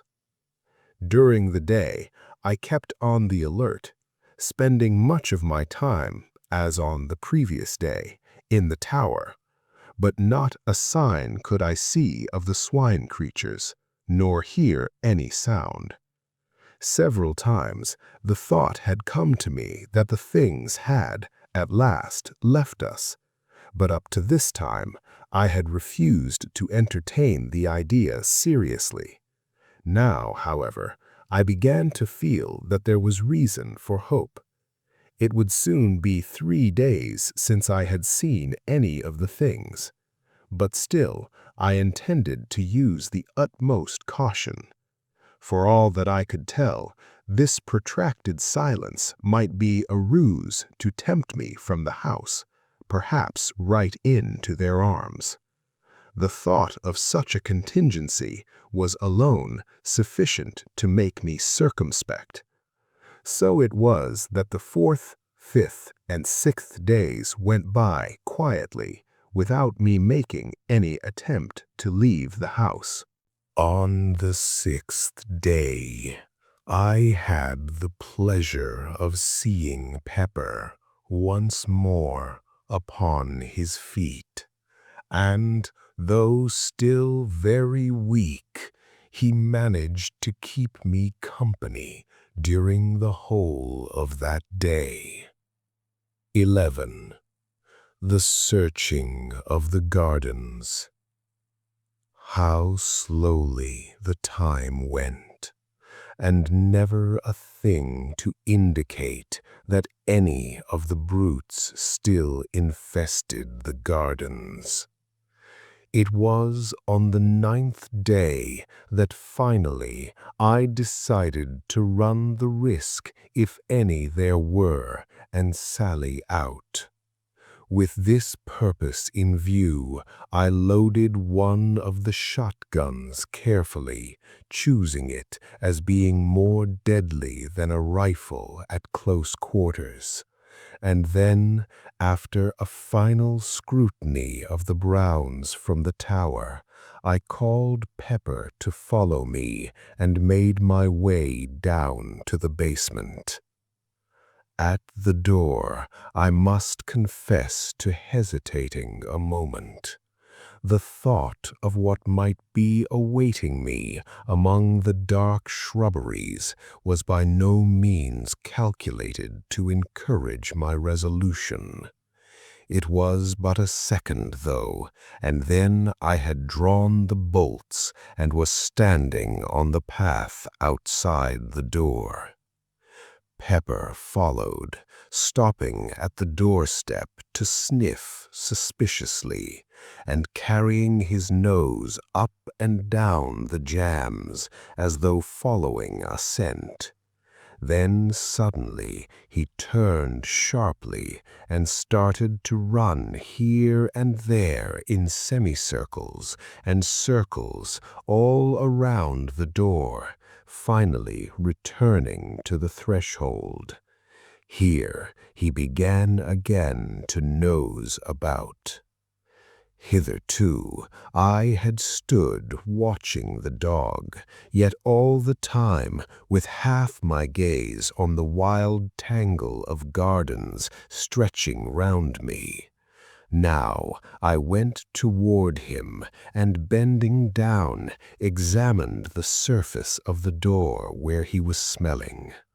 I found that the wood was covered with a network of scratches, crossing and recrossing one another in inextricable confusion. In addition to this, I noticed that the doorposts themselves were gnawed in places. Beyond these, I could find nothing, and so, standing up, I began to make the tour of the house wall. Pepper, as soon as I walked away, left the door and ran ahead, still nosing and sniffing as he went along. At times he stopped to investigate. Here it would be a bullet hole in the pathway, or perhaps a powder-stained wad. Anon, it might be a piece of torn sod, or a disturbed patch of weedy path, but save for such trifles he found nothing. I observed him critically as he went along, and could discover nothing of uneasiness in his demeanor to indicate that he felt the nearness of any of the creatures. By this I was assured that the gardens were empty, at least for the present, of those hateful things. Pepper could not be easily deceived, and it was a relief to feel that he would know and give me timely warning if there were any danger. Reaching the place where I shot that first creature, I stopped and made a careful scrutiny, but could see nothing. From there, I went on to where the great coping stone had fallen. It lay on its side, apparently just as it had been left when I shot the brute that was moving it. A couple of feet to the right of the nearer end was a great dent in the ground, showing where it had struck. The other end was still within the indentation, half in and half out. Going nearer, I looked at the stone more closely. What a huge piece of masonry it was, and that creature had moved it, single-handed, in its attempt to reach what lay below. I went round to the further end of the stone. Here I found that it was possible to see under it for a distance of nearly a couple of feet. Still, I could see nothing of the stricken creatures, and I felt much surprised. I had, as I have before said, guessed that the remains had been removed, yet I could not conceive that it had been done so thoroughly as not to leave some certain sign beneath the stone indicative of their fate. I had seen several of the brutes struck down beneath it with such force that they must have been literally driven into the earth, and now not a vestige of them was to be seen, not even a bloodstain. I felt more puzzled than ever as I turned the matter over in my mind, but could think of no plausible explanation, and so, finally, gave it up as one of the many things that were unexplainable. From there, I transferred my attention to the study door. I could see now even more plainly the effects of the tremendous strain to which it had been subjected, and I marveled how, even with the support afforded by the props, it had withstood the attacks so well. There were no marks of blows, indeed none had been given, but the door had been literally riven from its hinges by the application of enormous silent force. One thing that I observed affected me profoundly. The head of one of the props had been driven right through a panel. This was of itself sufficient to show how huge an effort the creatures had made to break down the door, and how nearly they had succeeded. Leaving, I continued my tour round the house, finding little else of interest, save at the back, where I came across the piece of piping I had torn from the wall, lying among the long grass underneath the broken window. Then I returned to the house, and, having rebolted the back door, went up to the tower. Here I spent the afternoon, reading, and occasionally glancing down into the gardens. I had determined, if the night passed quietly, to go as far as the pit on the morrow. Perhaps I should be able to learn then something of what had happened. The day slipped away, and the night came and went much as the last few nights had gone. When I rose, the morning had broken, fine and clear, and I determined to put my project into action. During breakfast, I considered the matter carefully, after which I went to the study for my shotgun. In addition, I loaded and slipped into my pocket a small but heavy pistol. I quite understood that if there were any danger, it lay in the direction of the pit, and I intended to be prepared. Leaving the study, I went down to the back door, followed by Pepper. Once outside, I took a quick survey of the surrounding gardens, and then set off toward the pit. On the way, I kept a sharp outlook, holding my gun handily. Pepper was running ahead, I noticed, without any apparent hesitation. From this, I augured that there was no imminent danger to be apprehended, and I stepped out more quickly in his wake. He had reached the top of the pit now, and was nosing his way along the edge. A minute later, I was beside him, looking down into the pit. For a moment, I could scarcely believe that it was the same place, so greatly was it changed. The dark, wooded ravine of a fortnight ago, with a foliage-hidden stream running sluggishly at the bottom, existed no longer. Instead, my eyes showed me a ragged chasm, partly filled with a gloomy lake of turbid water. All one side of the ravine was stripped of underwood, showing the bare rock. A little to my left, the side of the pit appeared to have collapsed altogether, forming a deep V-shaped cleft in the face of the rocky cliff.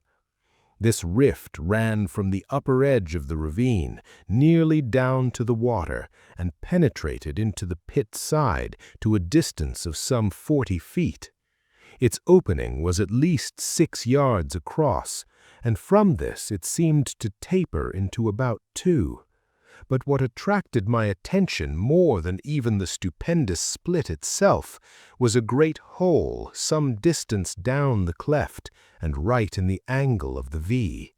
It was clearly defined and not unlike an arched doorway in shape, though lying as it did in the shadow, I could not see it very distinctly.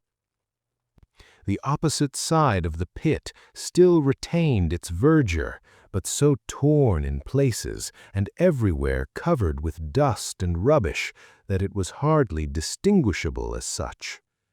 My first impression that there had been a landslip was, I began to see, not sufficient of itself to account for all the changes I witnessed.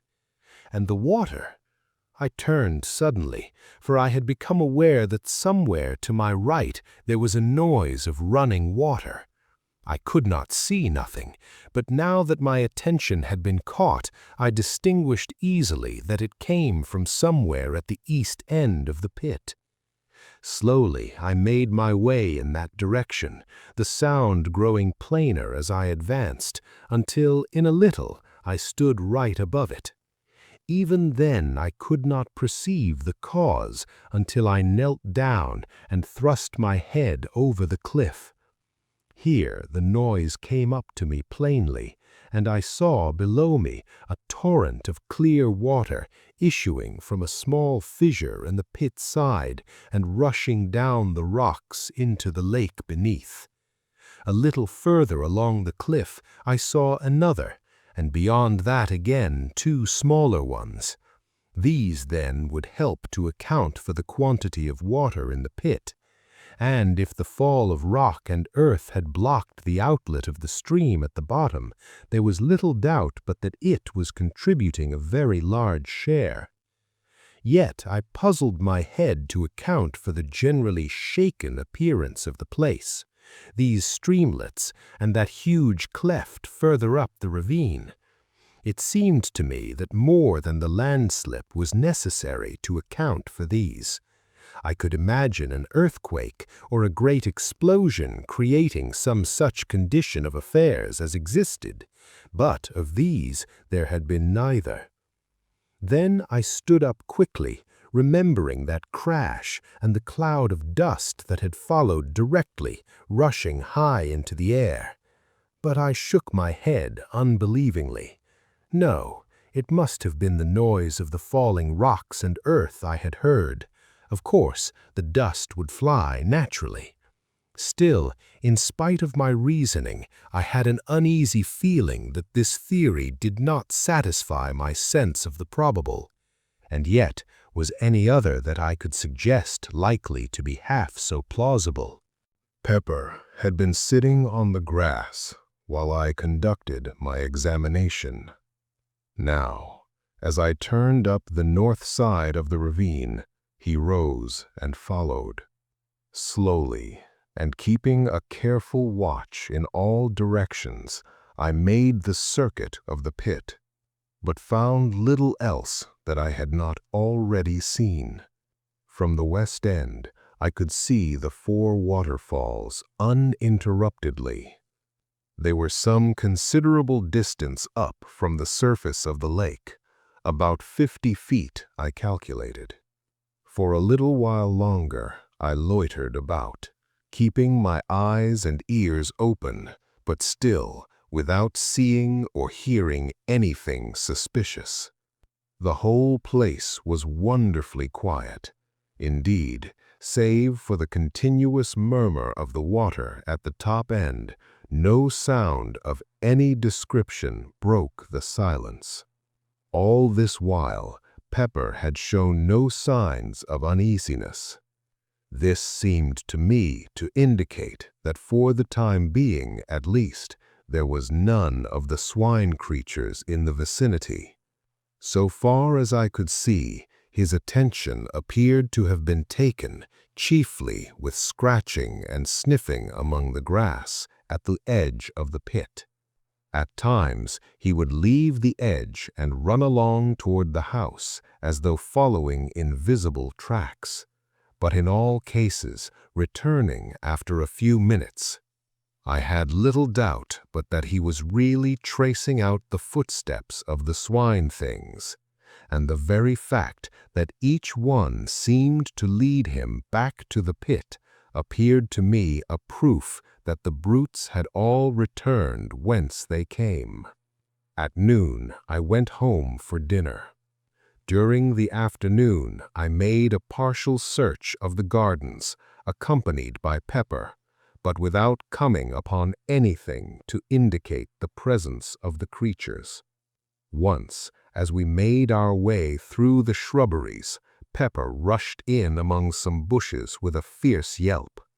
At that, I jumped back in sudden fright and threw my gun forward in readiness, only to laugh nervously as Pepper reappeared, chasing an unfortunate cat. Toward evening, I gave up the search and returned to the house. All at once, as we were passing a great clump of bushes on our right, Pepper disappeared, and I could hear him sniffing and growling among them in a suspicious manner. With my gun barrel, I parted the intervening shrubbery and looked inside. There was nothing to be seen, save that many of the branches were bent down and broken, as though some animal had made a lair there at no very previous date. It was probably, I thought, one of the places occupied by some of the swine creatures on the night of the attack.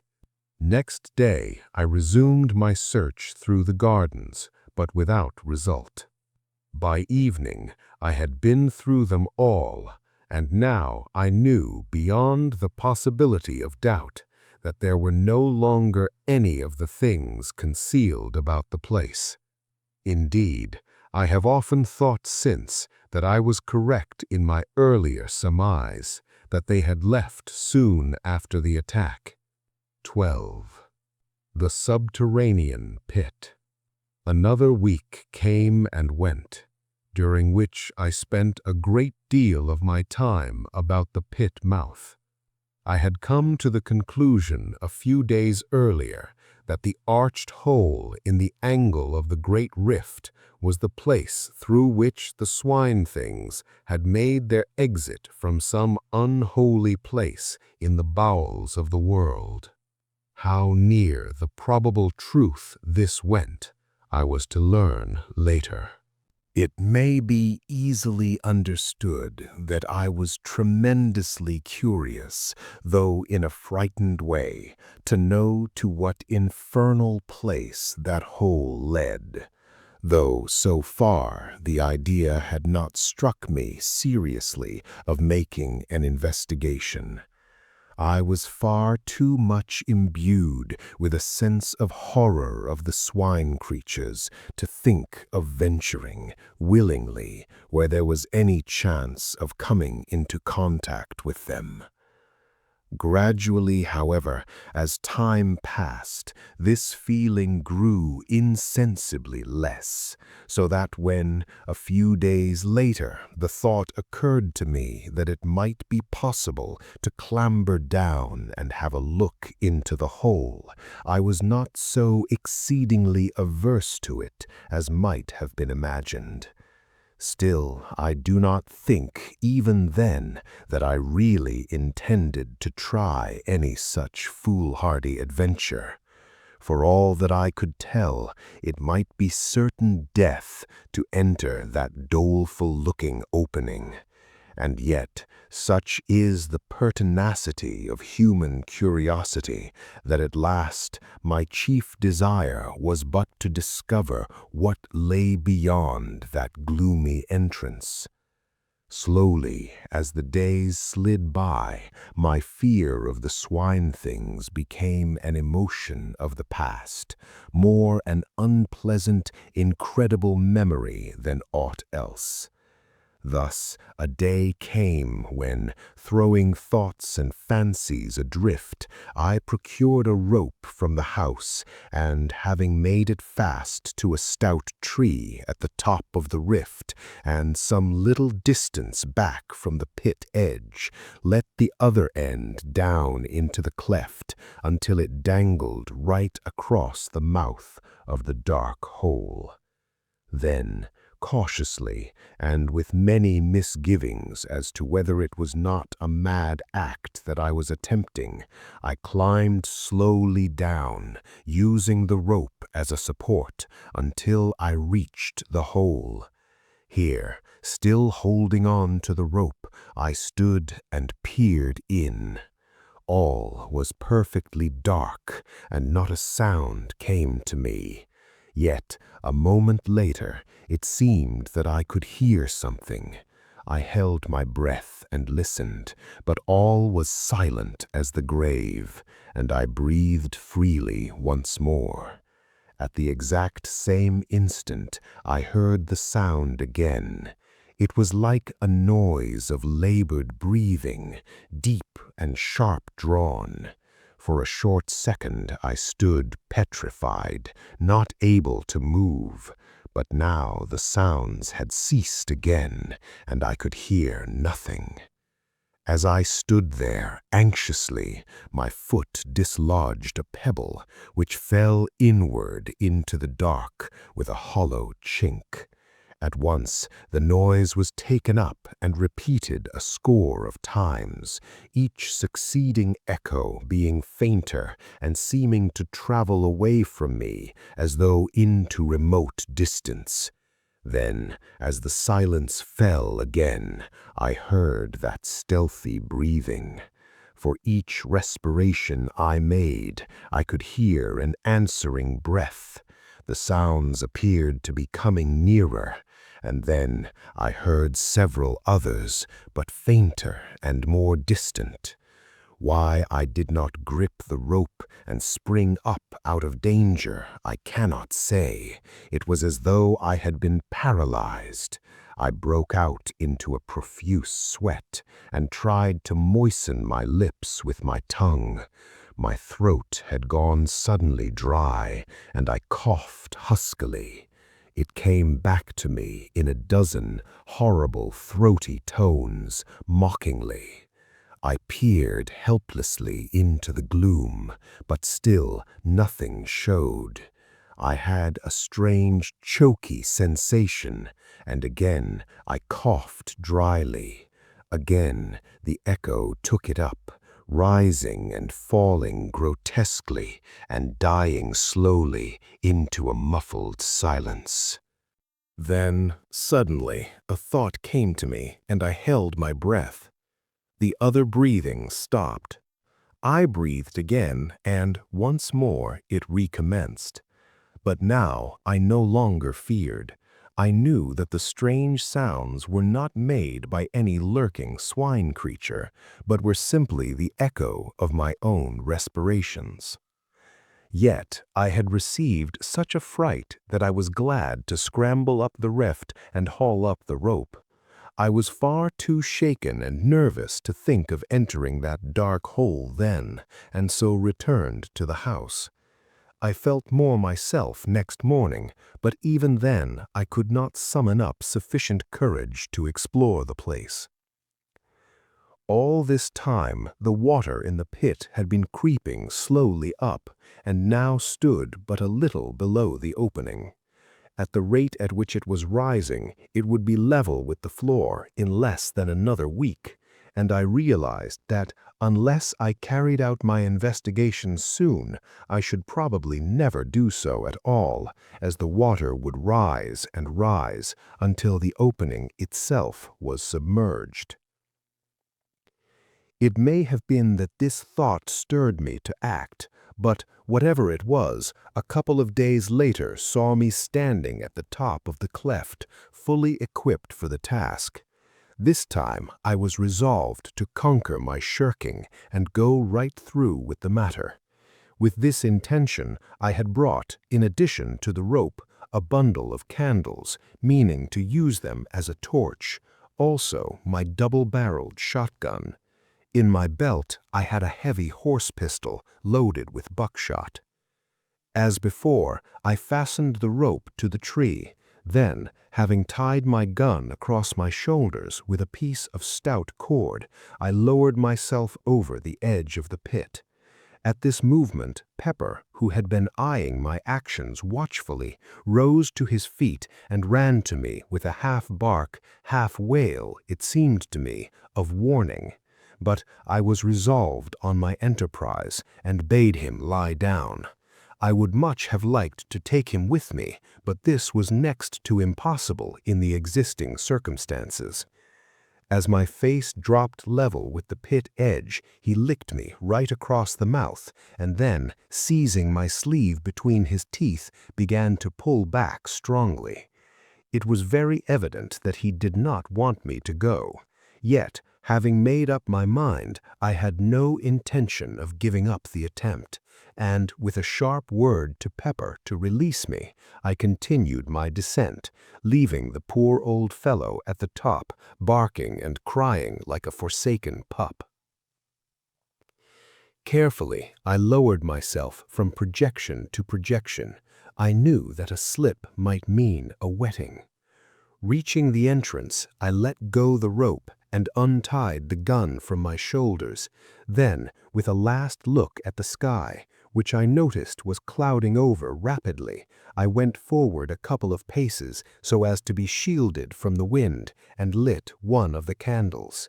Holding it above my head and grasping my gun firmly, I began to move on slowly, throwing my glances in all directions. For the first minute, I could hear the melancholy sound of Pepper's howling coming down to me. Gradually, as I penetrated further into the darkness, it grew fainter, until in a little while I could hear nothing. The path tended downward somewhat and to the left. Thence it kept on, still running to the left, until I found that it was leading me right in the direction of the house. Very cautiously I moved onward, stopping every few steps to listen. I had gone perhaps 100 yards when suddenly it seemed to me that I caught a faint sound somewhere along the passage behind. With my heart thudding heavily, I listened. The noise grew plainer and appeared to be approaching rapidly. I could hear it distinctly now. It was the soft padding of running feet. In the first moments of fright, I stood irresolute, not knowing whether to go forward or backward. Then, with a sudden realization of the best thing to do, I backed up to the rocky wall to my right, and, holding the candle above my head, waited, gun in hand, cursing my foolhardy curiosity for bringing me into such a strait. I had not long to wait, but a few seconds before two eyes reflected back from the gloom the rays of my candle. I raised my gun, using my right hand only, and aimed quickly. And even as I did so, something leapt out of the darkness with a blustering bark of joy that woke the echoes like thunder. It was Pepper. How he could contrive to scramble down the cleft I could not conceive. As I brushed my hand nervously over his coat, I noticed that he was dripping and concluded that he must have tried to follow me and fallen into the water, from which he would not find it very difficult to climb. Having waited a minute or so to steady myself, I proceeded along the way, Pepper following quietly. I was curiously glad to have the old fellow with me. He was company, and somehow, with him at my heels, I was less afraid. Also, I knew how quickly his keen ears would detect the presence of any unwelcome creature, should there be such, amid the darkness that wrapped us. For some minutes we went slowly along, the path still leading straight towards the house. Soon, I concluded, we should be standing right beneath it did the path but carry far enough. I led the way cautiously for another 50 yards or so. Then I stopped and held the light high, and reason enough I had to be thankful that I did so, for there, not 3 paces forward, the path vanished, and in place showed a hollow blackness that sent sudden fear through me. Very cautiously I crept forward and peered down, but could not see anything.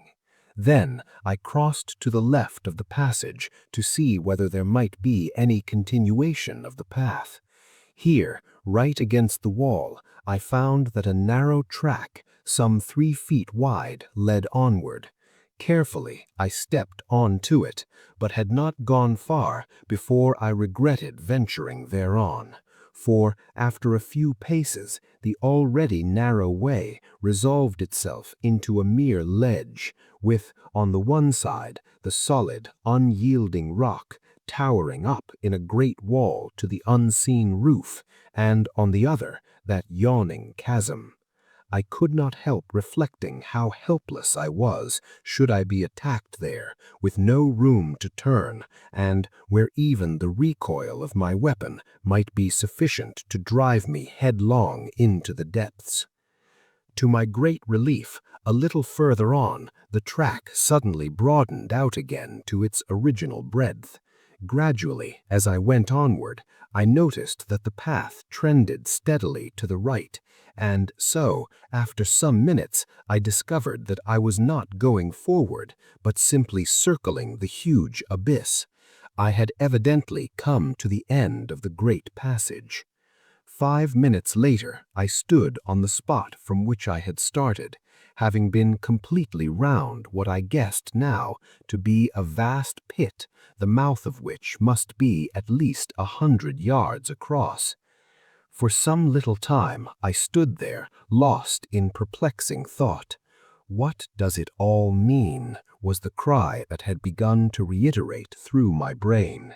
A sudden idea struck me, and I searched round for a piece of stone.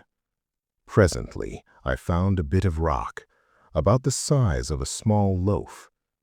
Sticking the candle upright in a crevice of the floor, I went back from the edge somewhat, and, taking a short run, launched the stone forward into the chasm, my idea being to throw it far enough to keep it clear of the sides.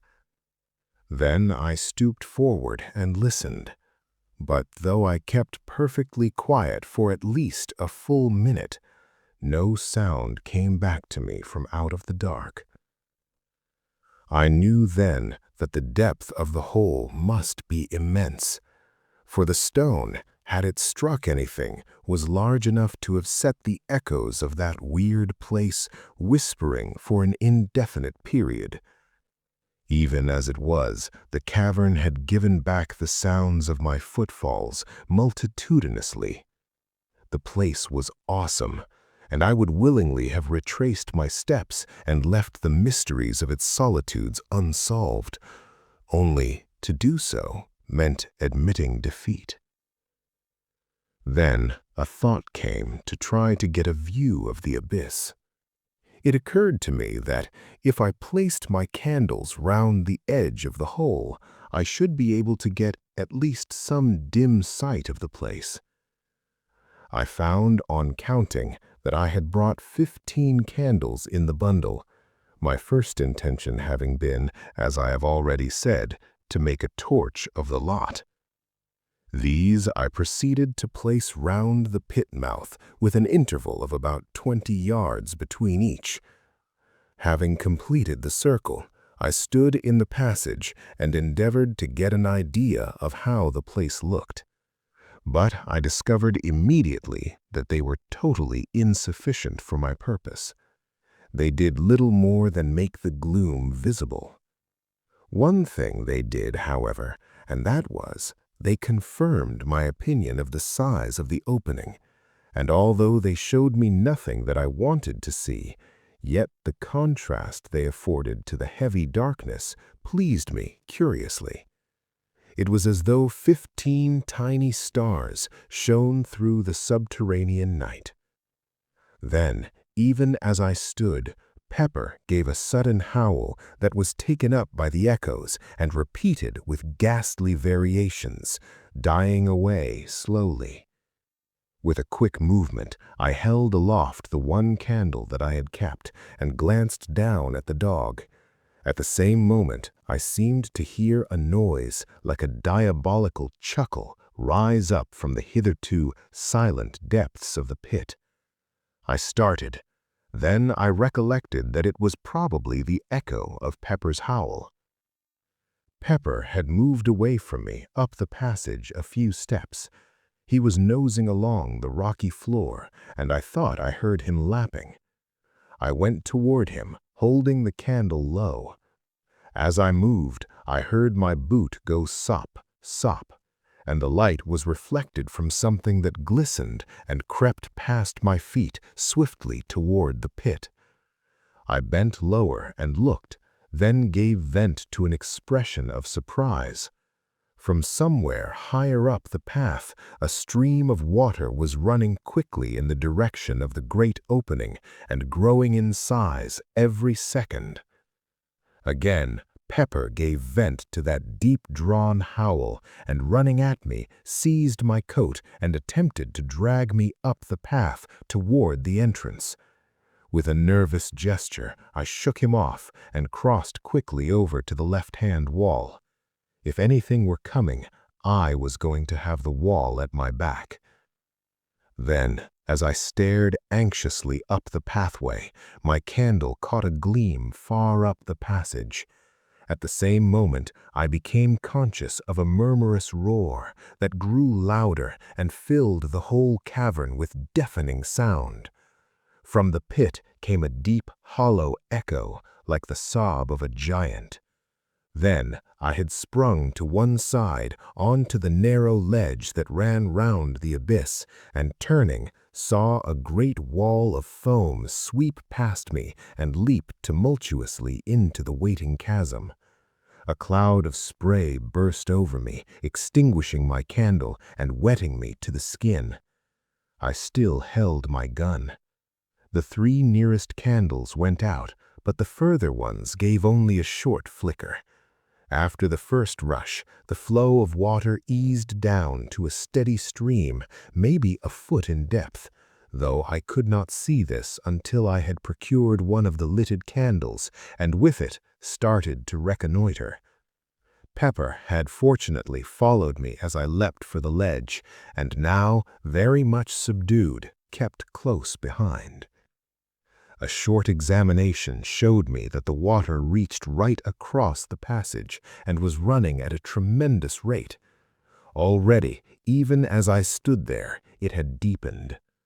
I could make only a guess at what had happened. Evidently, the water in the ravine had broken into the passage by some means. If that were the case, it would go on increasing in volume until I should find it impossible to leave the place. The thought was frightening. It was evident that I must make my exit as hurriedly as possible. Taking my gun by the stock, I sounded the water.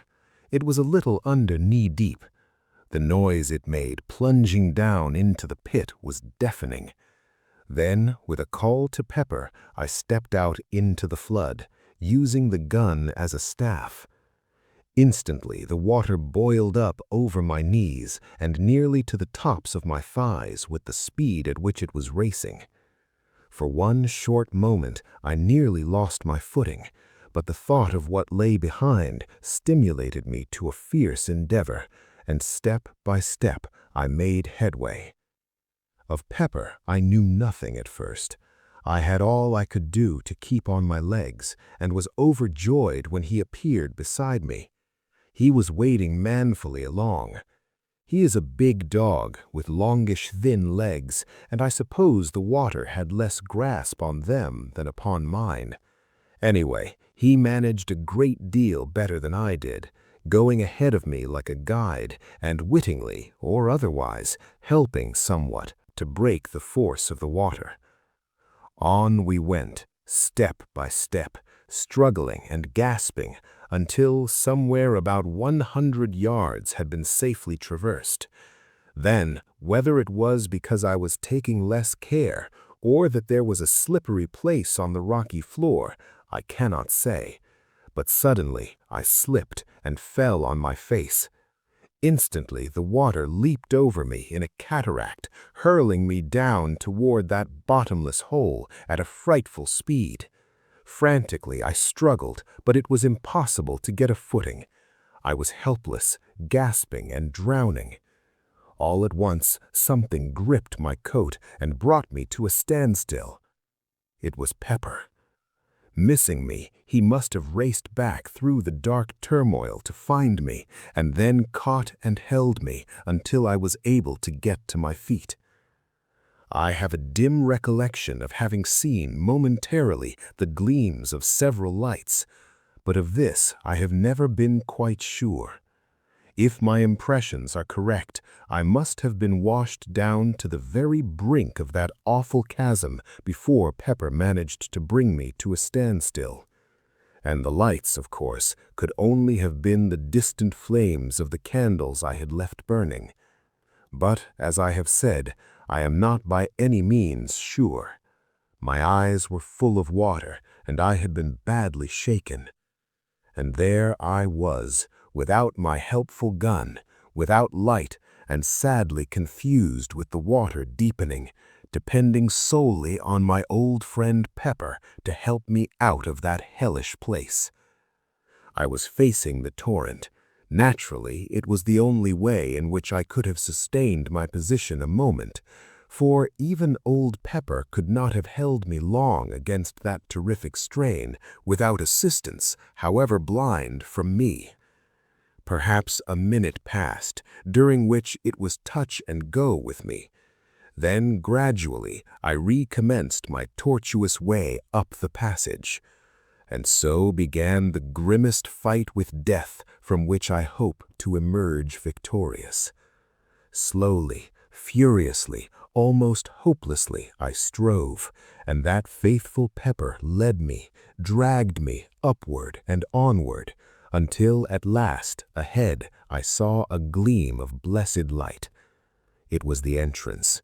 Only a few yards further, and I reached the opening, with the water surging and boiling hungrily around my loins. And now I understood the cause of the catastrophe. It was raining heavily, literally in torrents. The surface of the lake was level with the bottom of the opening. Nay, more than level, it was above it. Evidently, the rain had swellened the lake and caused this premature rise, for at the rate the ravine had been filling, it would not have reached the entrance for a couple more days. Luckily, the rope by which I had descended was streaming into the opening upon the inrushing waters. Seizing the end, I knotted it securely round Pepper's body. Then, summoning up the last remnant of my strength, I commenced to swarm up the side of the cliff. I reached the pit edge in the last stage of exhaustion. Yet I had to make one more effort and haul Pepper into safety. Slowly and wearily I hauled on the rope. Once or twice it seemed that I should have to give up, for Pepper is a weighty dog, and I was utterly done.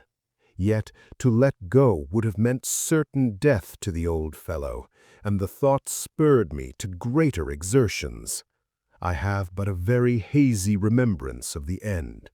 I recall pulling through moments that lagged strangely. I have also some recollection of seeing Pepper's muzzle appearing over the pit edge after what seemed an indefinite period of time.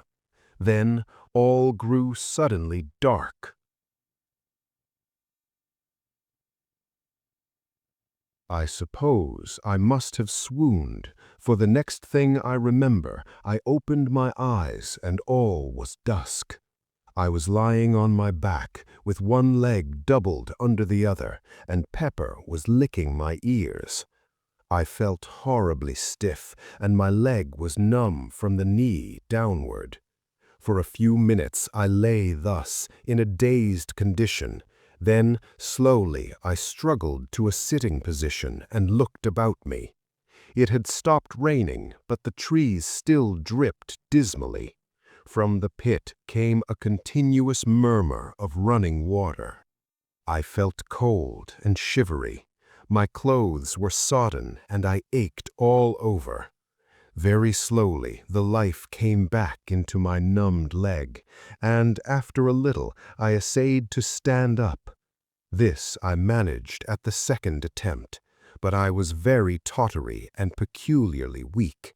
It seemed to me that I was going to be ill, and I made shift to stumble my way toward the house. My steps were erratic, and my head confused. At each step that I took, sharp pains shot through my limbs.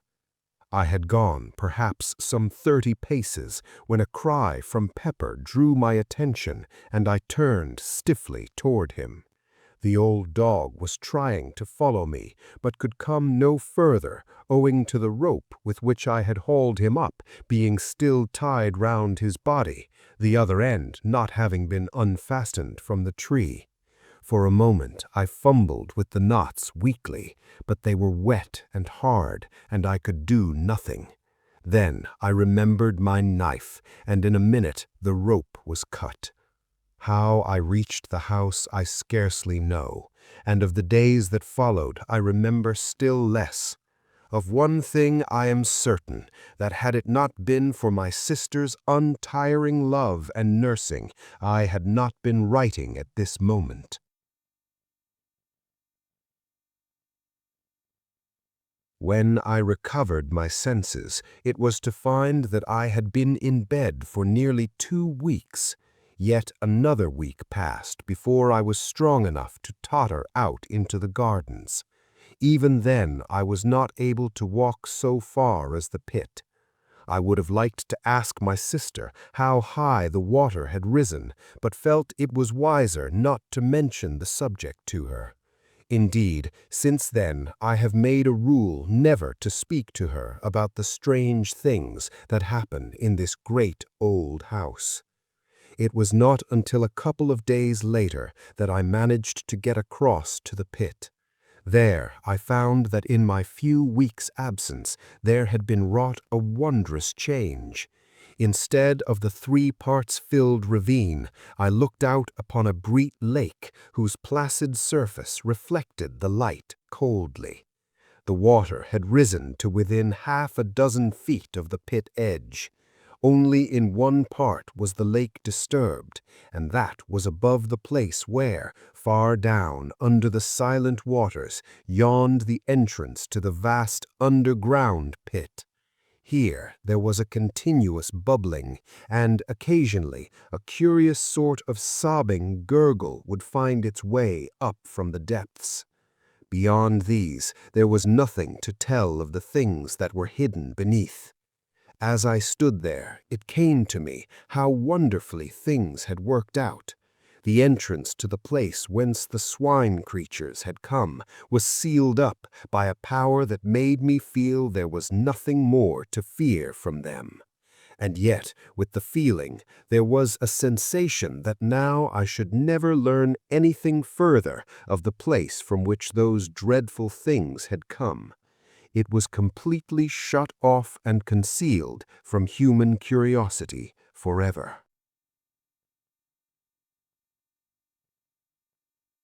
Strange in the knowledge of that underground hell-hole, how apposite has been the naming of the pit. One wonders how it originated and when. Naturally, one concludes that the shape and depth of the ravine would suggest the name pit. Yet is it not possible that it has all along held a deeper significance, a hint, could one but have guessed, of the greater, more stupendous pit that lies far down in the earth beneath this old house, under this house? Even now the idea is strange and terrible to me. For I have proved beyond doubt that the pit yawns right below the house, which is evidently supported somewhere above the center of it on a tremendous arched roof of solid rock. It happened in this wise, that having occasion to go down to the cellars, the thought occurred to me to pay a visit to the great vault where the trap is situated, and see whether everything was as I had left it. Reaching the place, I walked slowly up the center until I came to the trap. There it was, with the stones piled upon it, just as I had seen it last. I had a lantern with me, and the idea came to me that now would be a good time to investigate whatever lay under the great oak slab. Placing the lantern on the floor, I tumbled the stones off the trap and, grasping the ring, pulled the door open. As I did so, the cellar became filled with a murmurous thunder that rose from far below. At the same time, a damp wind blew into my face, bringing with it a load of fine spray. Therewith I dropped the trap hurriedly, with a half-frightened feeling of wonder. For a moment I stood puzzled. I was not particularly afraid. The haunting fear of the swine things had left me long ago, but I was certainly nervous and astonished. Then a sudden thought possessed me, and I raised the ponderous door with a feeling of excitement. Leaving it standing on its end, I seized the lantern and, kneeling down, thrust it into the opening. As I did so, the moist wind and spray drove in my eyes, making me unable to see for a few moments. Even when my eyes were clear, I could distinguish nothing below me save darkness and whirling spray. Seeing that it was useless to expect to make out anything with the light so high, I felt in my pockets for a piece of twine with which to lower it further into the opening. Even as I fumbled, the lantern slipped from my fingers and hurtled down into the darkness. For a brief instant I watched its fall, and saw the light shine on a tumult of white foam some 100 or 100 feet below me. Then it was gone. My sudden surmise was correct, and now I knew the cause of the wet and noise. The great cellar was connected with the pit by means of the trap, which opened right above it, and the moisture was the spray rising from the water falling into the depths. In an instant I had an explanation of certain things that hitherto puzzled me. Now I could understand why the noises on the first night of the invasion had seemed to rise directly from under my feet, and the chuckle that had sounded when first I opened the trap. Evidently, some of the swine things must have been right beneath me. Another thought struck me. Were the creatures all drowned? Would they drown? I remembered how unable I had been to find any traces to show that my shooting had been really fatal. Had they life as we understand life, or were they ghouls? These thoughts flashed through my brain as I stood in the dark, searching my pockets for matches. I had the box in my hand now, and striking a light, I stepped to the trap door and closed it. Then I piled the stones back upon it, after which I made my way out from the cellars. And so I suppose the water goes on thundering down into that bottomless hell pit. Sometimes I have an inexplicable desire to go down to the great cellar, open the trap, and gaze into the impenetrable spray-damp darkness. At times, the desire becomes almost overpowering in its intensity. It is not mere curiosity that prompts me, but more as though some unexplained influence were at work. Still, I never go, and intend to fight down the strange longing and crush it, even as I would the unholy thought of self-destruction. This idea of some intangible force being exerted may seem reasonless, yet my instinct warns me that it is not so. In these things, reason seems to me less to be trusted than instinct. One thought there is, in closing, that impresses itself upon me with ever-growing insistence. It is that I live in a very strange house, a very awful house, and I have begun to wonder whether I am doing wisely in staying here. Yet if I left, where could I go and still obtain the solitude and the sense of her presence that alone make my old life bearable? 14. The Sea of Sleep. For a considerable period after the last incident which I have narrated in my diary, I had serious thoughts of leaving this house, and might have done so, but for the great and wonderful thing of which I am about to write. How well I was advised in my heart when I stayed on here, spite of those visions and sights of unknown and unexplainable things, for had I not stayed, then I had not seen again the face of her I loved.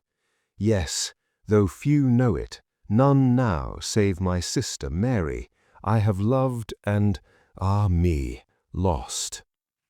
I would write down the story of those sweet old days, but it would be like the tearing of old wounds. Yet after that which has happened, what need have I to care? For she has come to me out of the unknown. Strangely she warned me passionately against this house, begged me to leave it, but admitted when I questioned her that she could not have come to me had I been elsewhere. Yet in spite of this, still she warned me earnestly, telling me that it was a place long ago given over to evil, and under the power of grim laws of which none here have knowledge. And I just asked her again whether she would come to me elsewhere, and she could only stand silent. It was thus that I came to the place of the Sea of Sleep, so she termed it in her dear speech with me. I had stayed up in my study, reading, and must have dozed over the book. Suddenly I awoke and sat upright with a start. For a moment I looked round with a puzzled sense of something unusual. There was a mistiness about the room, giving a curious softness to each table and chair and furnishing. Gradually the mistiness increased, growing as it were from nothing. Then slowly a soft white light began to glow in the room. The flames of the candles shone through it palely. I looked from side to side and found that I could still see each piece of furniture, but in a strangely unreal way, more as though the ghost of each table and chair had taken the place of the solid article. Gradually, as I looked, I saw them fade and fade, until slowly they resolved into nothingness. Now I looked again at the candles. They shone wanly, and, even as I watched, grew more unreal, and so vanished. The room was filled now with a soft yet luminous white twilight, like a gentle mist of light. Beyond this I could see nothing. Even the walls had vanished. Presently I became conscious that a faint, continuous sound pulsed through the silence that wrapped me. I listened intently. It grew more distinct until it appeared to me that I harked to the breathings of some great sea. I cannot tell how long a space passed thus, but after a while it seemed that I could see through the mistiness, and slowly I became aware that I was standing upon the shore of an immense and silent sea. This shore was smooth and long, vanishing to right and left of me in extreme distances. In front swam a still immensity of sleeping ocean. At times it seemed to me that I caught a faint glimmer of light under its surface, but of this I could not be sure. Behind me rose up to an extraordinary height gaunt black cliffs. Overhead the sky was of a uniform cold grey colour, the whole place being lit by a stupendous globe of pale fire that swam a little above the far horizon and shed a foam-like light above the quiet waters. Beyond the gentle murmur of the sea, an intense stillness prevailed. For a long while I stayed there, looking out across its strangeness. Then, as I stared, it seemed that a bubble of white foam floated up out of the depths, and then, even now, I know not how it was, I was looking upon, nay, looking into the face of her, into her face, into her soul. And she looked back at me with such a commingling of joy and sadness that I ran to her blindly, crying strangely to her in a very agony of remembrance, of terror, and of hope, to come to me.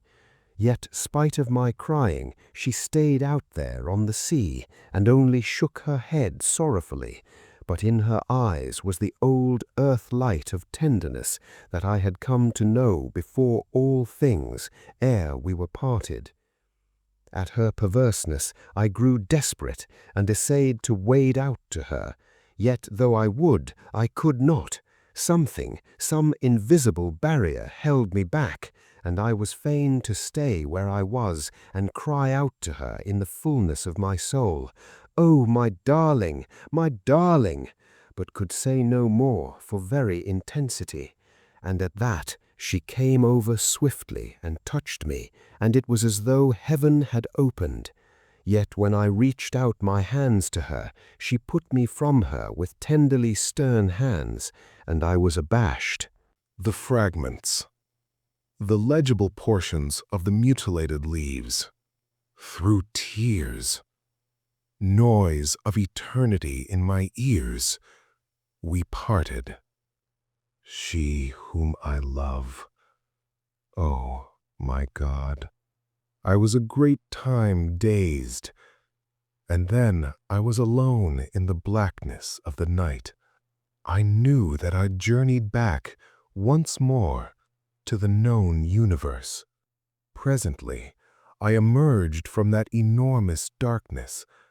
I had come among the stars, vast time, the sun, far and remote. I entered into the gulf that separates our system from the outer suns. As I sped across the dividing dark, I watched, steadily, the ever-growing brightness and size of our sun. Once, I glanced back to the stars and saw them shift, as it were, in my wake, against the mighty background of night. So vast was the speed of my passing spirit. I drew nigher to our system, and now I could see the shine of Jupiter. Later, I distinguished the cold, blue gleam of the earthlight. I had a moment of bewilderment. All about the sun there seemed to be bright objects moving in rapid orbits. Inward, nigh to the savage glory of the sun, there circled two darting points of light, and further off there flew a blue shining speck that I knew to be the earth. It circled the sun in a space that seemed to be no more than an earth minute. Nearer with great speed, I saw the radiances of Jupiter and Saturn, spinning with incredible swiftness in huge orbits. And ever I drew more nigh and looked out upon this strange sight, the visible circling of the planets about the mother sun. It was as though time had been annihilated for me, so that a year was no more to my unfleshed spirit than is a moment to an earthbound soul. The speed of the planets appeared to increase, and presently I was watching the sun, all ringed about with hair-like circles of different-colored fire. The paths of the planets hurtling at mighty speed about the central flame. The sun grew vast as though it leapt to meet me. And now I was within the circling of the outer planets, and flitting swiftly toward the place where the earth, glimmering through the blue splendor of its orbit, as though a fiery mist, circled the sun at a monstrous speed. Chapter 15. The Noise in the Night. And now I come to the strangest of all the strange happenings that have befallen me in this house of mysteries. It occurred quite lately, within the month, and I have little doubt but that what I saw was in reality the end of all things. However, to my story. I do not know how it is, but up to the present I have never been able to write these things down directly they happened. It is as though I have to wait a time, recovering my just balance and digesting, as it were, the things I have heard or seen. No doubt this is as it should be, for by waiting I see the incidents more truly, and write of them in a calmer and more judicial frame of mind. This, by the way, it is now the end of November. My story relates to what happened in the first week of the month. It was night, about 11 o'clock. Pepper and I kept one another company in the study, that great old room of mine where I read and work. I was reading, curiously enough, the Bible. I have begun in these later days to take a growing interest in that great and ancient book. Suddenly, a distinct tremor shook the house, and there came a faint and distant whirring noise that grew rapidly into a far muffled screaming. It reminded me, in a queer, gigantic way, of the noise that a clock makes when the catch is released and it is allowed to run down. The sound appeared to come from some remote height, somewhere up in the night. There was no repetition of the shock. I looked across at Pepper. He was sleeping peacefully. Gradually, the whirring noise decreased, and there came a long silence. All at once, a glow lit up the end window, which protrudes far out from the side of the house, so that from it one may look both east and west. I felt puzzled, and after a moment's hesitation, walked across the room and pulled aside the blind. As I did so, I saw the sun rise from behind the horizon. It rose with a steady, perceptible movement. I could see it travel upward. In a minute, it seemed, it had reached the tops of the trees through which I had watched it. Up, up. It was broad daylight now. Behind me, I was conscious of a sharp, mosquito-like buzzing. I glanced round and knew that it came from the clock. Even as I looked, it marked off an hour. The minute hand was moving round the dial faster than an ordinary second hand. The hour hand moved quickly from space to space. I had a numb sense of astonishment.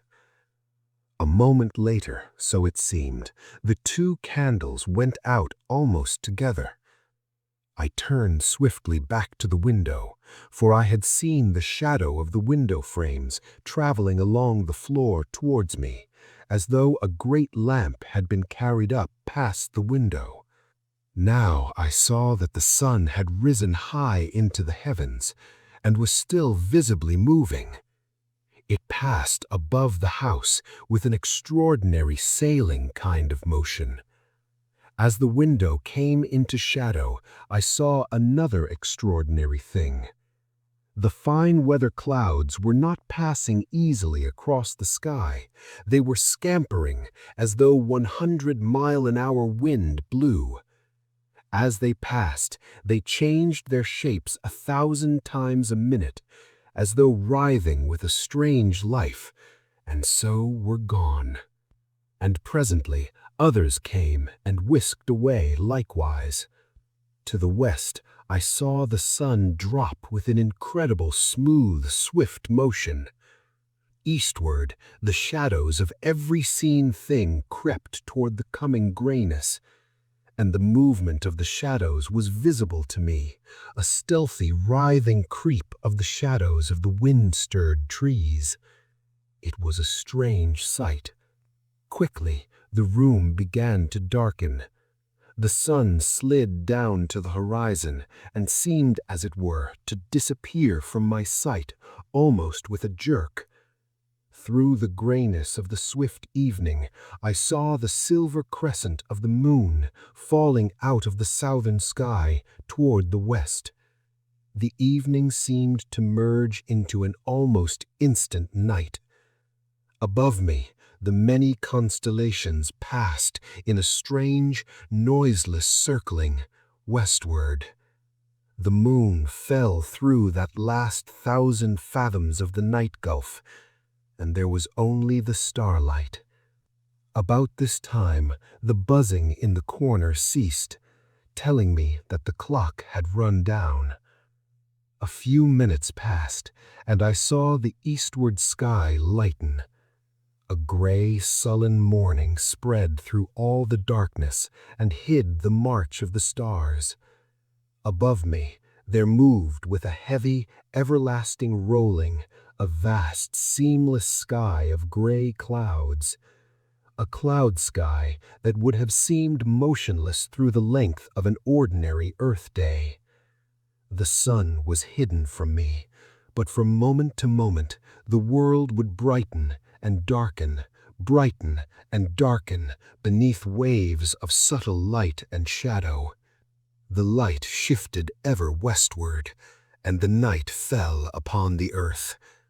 A vast rain seemed to come with it, and a wind of a most extraordinary loudness, as though the howling of a night-long gale were packed into the space of no more than a minute. This noise passed almost immediately, and the clouds broke, so that once more I could see the sky. The stars were flying westward with astonishing speed.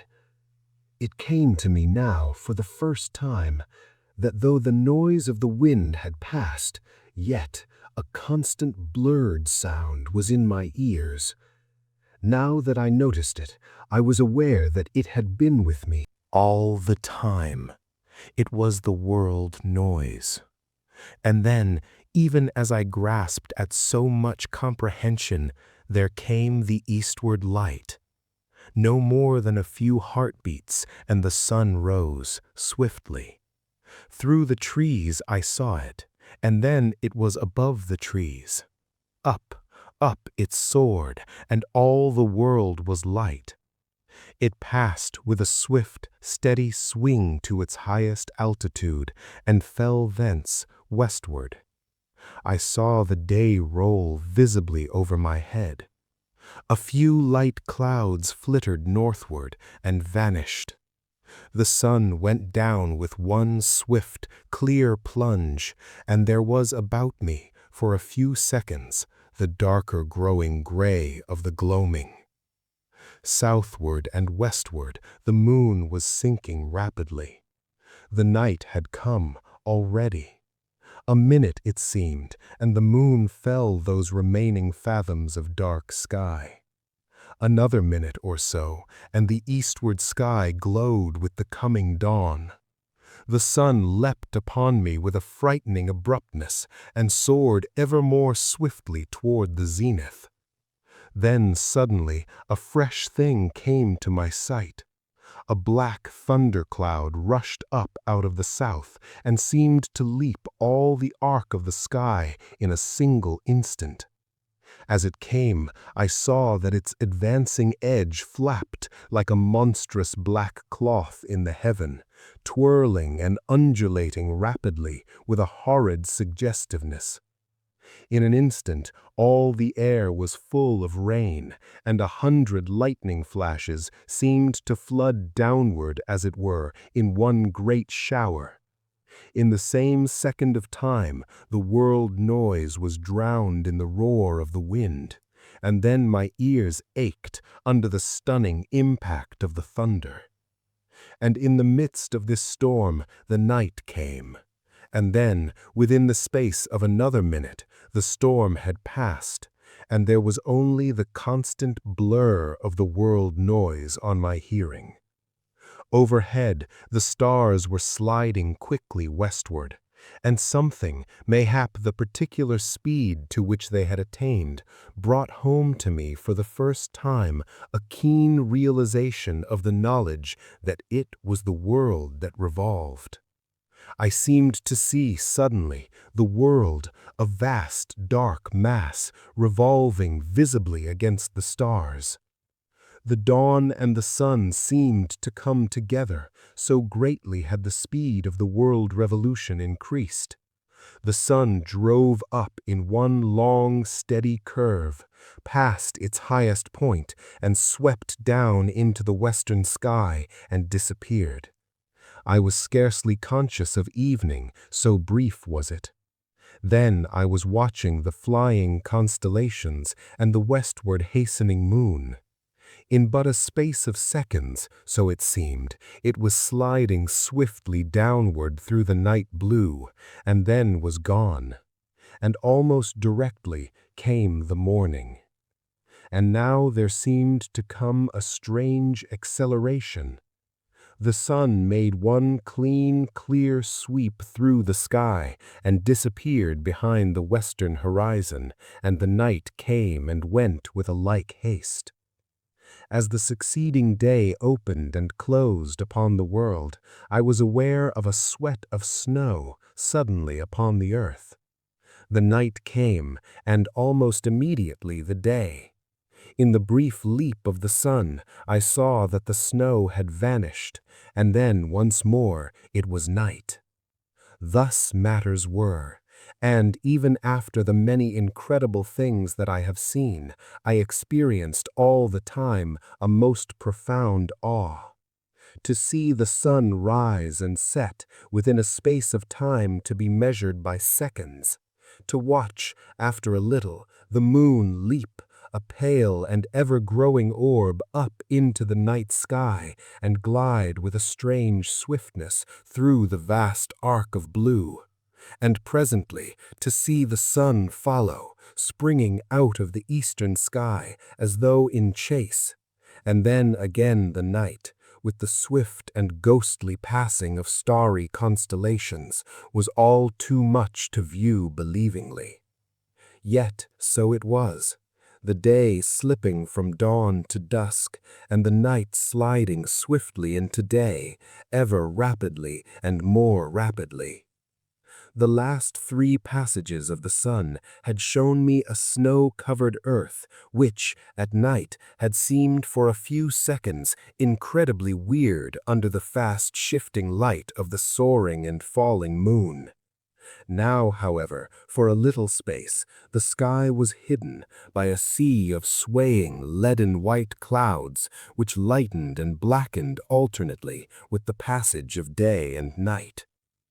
The clouds rippled and vanished, and there was once more before me the vision of the swiftly leaping sun, and nights that came and went like shadows.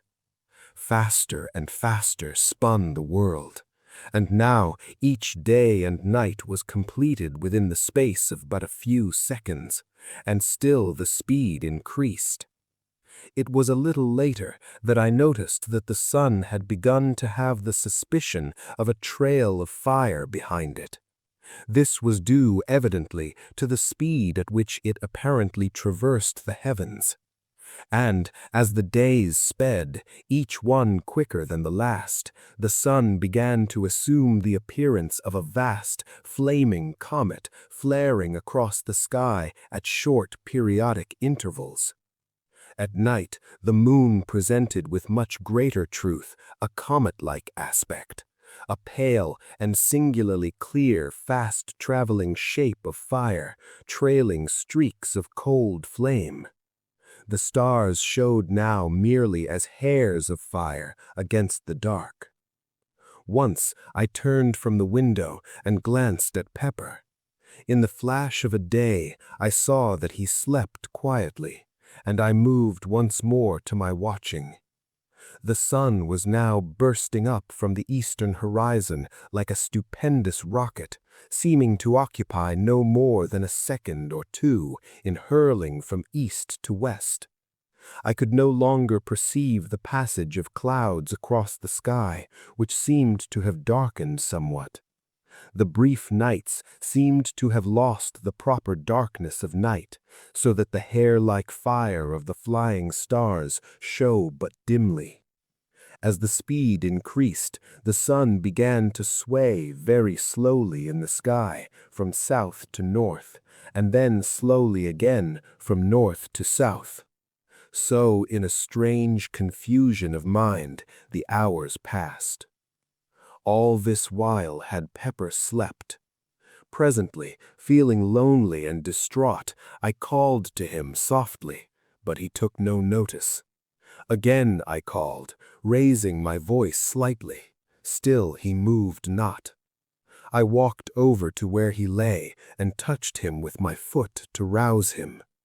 At the action, gentle though it was, he fell to pieces. That is what happened. He literally and actually crumbled into a moldering heap of bones and dust. For the space of perhaps a minute, I stared down at the shapeless heap that had once been Pepper. I stood, feeling stunned.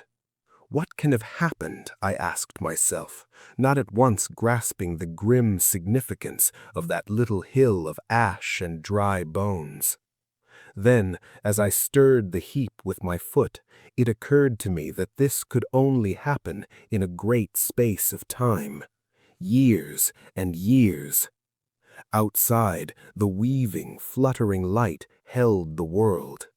Inside, I stood, trying to understand what it meant, what that little pile of dust and dry bones on the carpet meant.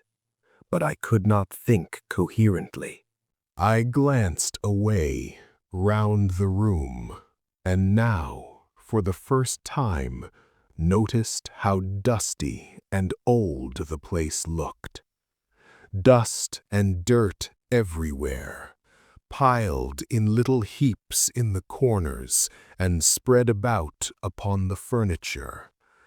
The very carpet itself was invisible beneath a coating of the same all-pervading material. As I walked, little clouds of the stuff rose up from under my footsteps and assailed my nostrils with a dry, bitter odor that made me wheeze huskily. Suddenly, as my glance fell again upon Pepper's remains, I stood still and gave voice to my confusion, questioning aloud whether the years were indeed passing, whether this which I had taken to be a form of vision was in truth a reality. I paused. A new thought had struck me. Quickly, but with steps which, for the first time I noticed, tottered, I went across the room to the great pier glass and looked in. It was too covered with grime to give back any reflection, and with trembling hands I began to rub off the dirt. Presently I could see myself. The thought that had come to me was confirmed. Instead of the great, hale man who scarcely looked 50, I was looking at a bent, decrepit man whose shoulders stooped and whose face was wrinkled with the years of a century. The hair, which a few short hours ago had been nearly coal-black, was now silvery white. Only the eyes were bright. Gradually, I traced in that ancient man a faint resemblance to myself of other days. I turned away and tottered to the window. I knew now that I was old, and the knowledge seemed to confirm my trembling walk. For a little space I stared moodily out into the blurred vista of changeful landscape. Even in that short time a year passed, and with a petulant gesture I left the window. As I did so, I noticed that my hand shook with the palsy of old age, and a short sob choked its way through my lips. For a little while I paced tremulously between the window and the table, my gaze wandering hither and thither uneasily. How dilapidated the room was! Everywhere lay the thick dust, thick, sleepy, and black. The fender was a shape of rust. The chains that held the brass clockweights had rusted through long ago, and now the weights lay on the floor beneath, themselves two cones of viridrice. As I glanced about, it seemed to me that I could see the very furniture of the room rotting and decaying before my eyes. Nor was this fancy on my part, for all at once the bookshelf along the side wall collapsed with a cracking and rending of rotten wood, precipitating its contents upon the floor and filling the room with a smother of dusty atoms. How tired I felt. As I walked, it seemed that I could hear my dry joints creak and crack at every step. I wondered about my sister. Was she dead as well as Pepper? All had happened so quickly and suddenly. This must be indeed the beginning of the end of all things. It occurred to me to go to look for her, but I felt too weary. And then she had been so queer about these happenings of late. Of late, I repeated the words and laughed feebly, mirthlessly, as the realization was borne in upon me that I spoke of a time half a century gone. Half a century. It might have been twice as long. I moved slowly to the window and looked out once more across the world. I can best describe the passage of day and night at this period as a sort of gigantic, ponderous flicker. Moment by moment, the acceleration of time continued, so that at nights now I saw the moon only as a swaying trail of palish fire that varied from a mere line of light to a nebulous path and then dwindled again, disappearing periodically. The flicker of the days and nights quickened. The days had grown perceptibly darker, and a queer quality of dusk lay, as it were, in the atmosphere. The nights were so much lighter that the stars were scarcely to be seen, saving here and there an occasional hair-like line of fire that seemed to sway a little with the moon. Quicker and ever quicker ran the flicker of day and night, and suddenly, it seemed, I was aware that the flicker had died out, and instead there reigned a comparatively steady light that was shed upon all the world from an eternal river of flame that swung up and down, north and south, in stupendous, mighty swings. The sky now grown very much darker, and there was in the blue of it a heavy gloom, as though a vast blackness peered through it upon the earth. Yet there was in it also a strange and awful clarity and emptiness. Periodically, I had glimpses of a ghostly track of fire that swayed thin and darkly toward the sun-stream, vanished and reappeared. It was the scarcely visible moon-stream.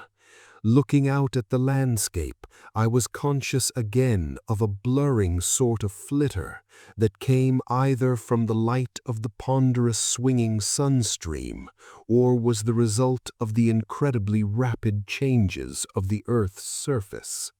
And every few moments, so it seemed, the snow would suddenly lie upon the world and vanish as abruptly, as though an invisible giant flitted a white sheet off and on the earth. Time fled, and the weariness that was mine grew insupportable. I turned from the window and walked once across the room, the heavy dust deadening the sound of my footsteps. Each step that I took seemed a greater effort than the one before. An intolerable ache knew me in every joint and limb as I trod my way with a weary uncertainty. By the opposite wall, I came to a weak pause and wondered dimly what my intent was. I looked to my left and saw my old chair. The thought of sitting in it brought a faint sense of comfort to my bewildered wretchedness. Yet because I was so weary and old and tired, I would scarcely brace my mind to do anything but stand and wish myself past those few yards. I rocked as I stood. The floor even seemed a place for rest, but the dust lay so thick and sleepy and black. I turned with a great effort of will and made toward my chair. I reached it with a groan of thankfulness. I sat down. Everything about me appeared to be growing dim. It was all so strange and unthought of. Last night I was a comparatively strong, though elderly man, and now, only a few hours later. Hours? And I laughed, a feeble, bitter laugh, a shrill, cackling laugh that shocked my dimming senses. For a while I must have dozed. Then I opened my eyes with a start. Somewhere across the room there had been a muffled noise of something falling. I looked and saw vaguely a cloud of dust hovering above a pile of debris. Nearer the door, something else tumbled with a crash. It was one of the cupboards. But I was tired and took little notice. I closed my eyes and sat there in a state of drowsy semi-unconsciousness. Once or twice, as though coming through thick mists, I heard noises faintly. Then I must have slept. 16. The Awakening. I awoke with a start. For a moment I wondered where I was. Then memory came to me. The room was still lit with that strange light, half sun, half moonlight. I felt refreshed, and the tired, weary ache had left me. I went slowly across to the window and looked out. Overhead, the river of flame drove up and down, north and south, in a dancing semicircle of fire. As a mighty shuttle in the loom of time it seemed, in a sudden fancy of mine, to be beating home the picks of the years. For so vastly had the passage of time been accelerated that there was no longer any sense of the sun passing from east to west. The only apparent movement was the north and south beat of the sun stream that had become so swift now as to be better described as a quiver. As I peered out, there came to me a sudden, inconsequent memory of that last journey among the outer worlds. I remembered the sudden vision that had come to me as I neared the solar system, of the fast whirling planets about the sun, as though the governing quality of time had been held in abeyance and the machine of a universe allowed to run down an eternity in a few moments or hours. The memory passed, along with a but partially comprehended suggestion that I had been permitted a glimpse into further time spaces. I stared out again, seemingly at the quake of the sun stream. The speed seemed to increase even as I looked. Several lifetimes came and went as I watched. Suddenly, it struck me with a sort of grotesque seriousness that I was still alive.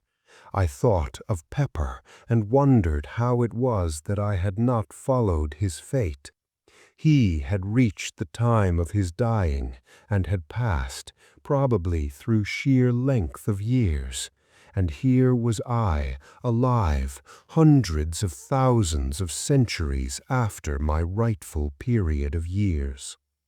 For a time I mused absently. Yesterday, I stopped suddenly. Yesterday, there was no yesterday. The yesterday of which I spoke had been swallowed up in the abyss of years, ages gone. I grew dazed with much thinking. Presently, I turned from the window and glanced round the room. It seemed different, strangely, utterly different. Then I knew what it was that made it appear so strange. It was bare. There was not a piece of furniture in the room, not even a solitary fitting of any sort. Gradually my amazement went as I remembered that this was but the inevitable end of that process of decay which I had witnessed commencing before my sleep. Thousands of years, millions of years. Over the floor was spread a deep layer of dust that reached halfway up to the window seat. It had grown immeasurably whilst I slept, and represented the dust of untold ages. Undoubtedly, atoms of the old decayed furniture helped to swell its bulk, and somewhere among it all mouldered the long-ago dead pepper. All at once it occurred to me that I had no recollection of wading knee-deep through all that dust after I awoke. True, an incredible age of years had passed since I approached the window, but that was evidently as nothing compared to the countless spaces of time that I conceived had vanished whilst I was sleeping. I remembered now that I had fallen asleep sitting in my old chair. Had it gone? I glanced toward where it had stood. Of course, there was no chair to be seen. I could not satisfy myself whether it had disappeared after my waking or before. If it had mouldered under me, surely I should have been waked by the collapse.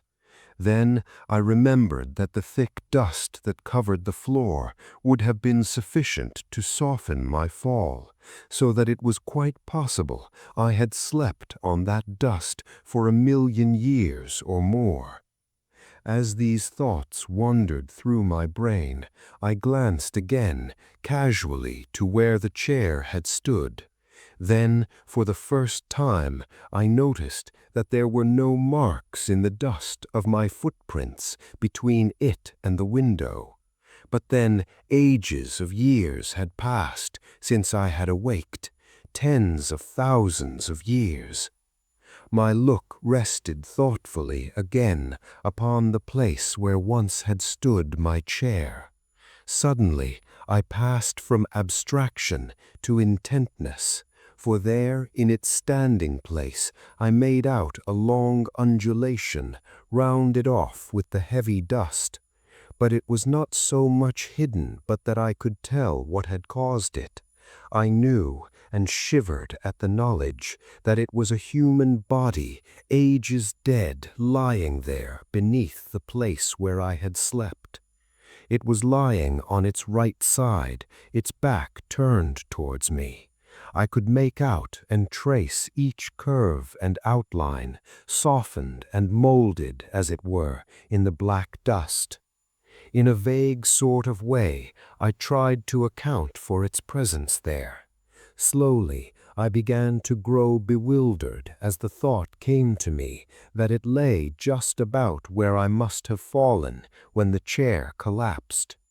Gradually, an idea began to form itself within my brain, a thought that shook my spirit. It seemed hideous and insupportable, yet it grew upon me steadily until it became a conviction. The body under that coating, that shroud of dust, was neither more nor less than my own dead shell. I did not attempt to prove it. I knew it now, and wondered I had not known it all along. I was a bodiless thing. A while I stood, trying to adjust my thoughts to this new problem.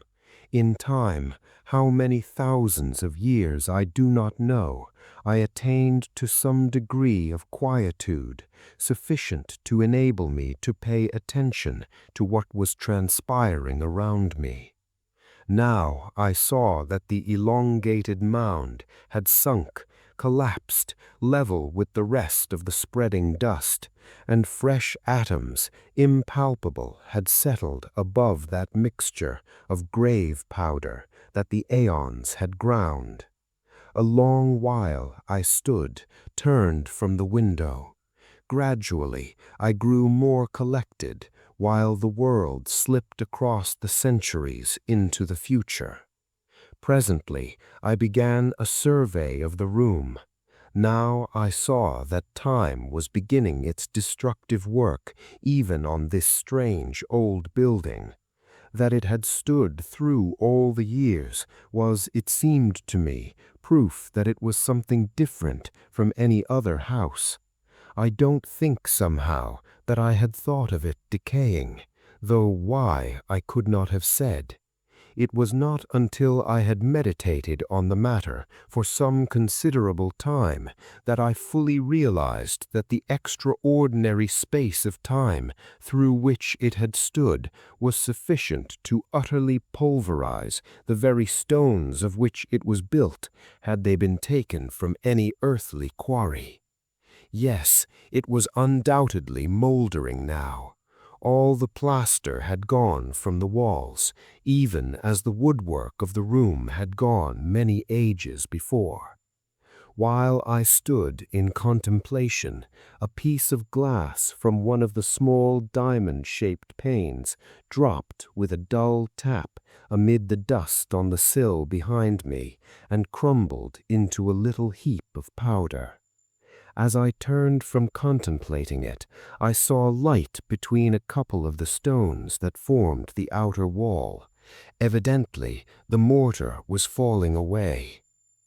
After a while, I turned once more to the window and peered out. I discovered now that the speed of time had become enormous. The lateral quiver of the sun-stream had grown so swift as to cause the dancing semicircle of flame to merge into and disappear in a sheet of fire that covered half the southern sky from east to west. From the sky, I glanced down to the gardens. They were just a blur of a palish, dirty green. I had a feeling that they stood higher than in the old days, a feeling that they were nearer my window, as though they had risen bodily.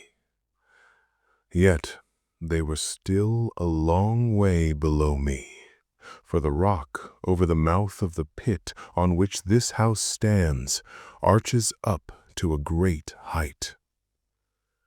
It was later that I noticed a change in the constant color of the gardens. The pale, dirty green was growing ever paler and paler toward white. At last, after a great space, they became grayish-white and stayed thus for a very long time.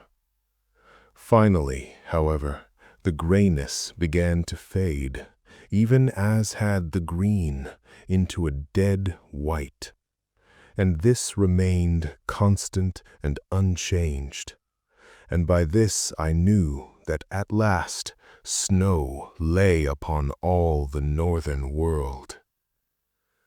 And so, by millions of years, time winged onward through eternity to the end of which, in the old earth days, I had thought remotely and in hazily speculative fashion. And now it was approaching in a manner of which none had ever dreamed. I recollect that about this time I began to have a lively, though morbid, curiosity as to what would happen when the end came, but I seemed strangely without imaginings.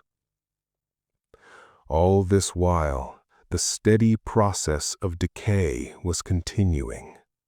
The few remaining pieces of glass had long ago vanished, and every now and then a soft thud and a little cloud of rising dust would tell of some fragment of fallen mortar or stone. I looked up again to the fiery sheet that quaked in the heavens above me and far down into the southern sky. As I looked, the impression was borne in upon me that it had lost some of its first brilliancy, that it was duller, deeper hued. I glanced down once more to the blurred white of the worldscape. Sometimes my look returned to the burning sheet of dulling flame that was and yet hid the sun. At times I glanced behind me into the growing dusk of the great silent room with its aeon carpet of sleeping dust. So I watched through the fleeting ages, lost in soul-wearing thoughts and wonderings, and possessed with a new weariness. 17. The slowing rotation.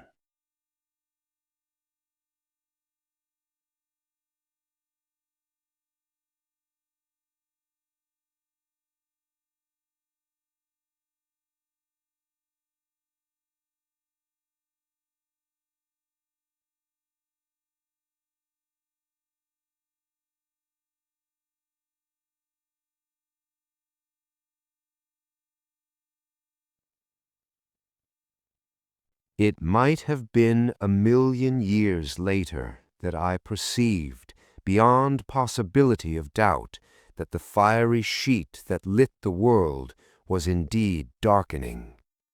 Another vast space went by, and the whole enormous flame had sunk to a deep copper color. Gradually it darkened from copper to copper red, and from this at times to a deep, heavy purplish tint, with, in it, a strange loom of blood. Although the light was decreasing, I could perceive no diminishment in the apparent speed of the sun. It still spread itself in that dazzling veil of speed.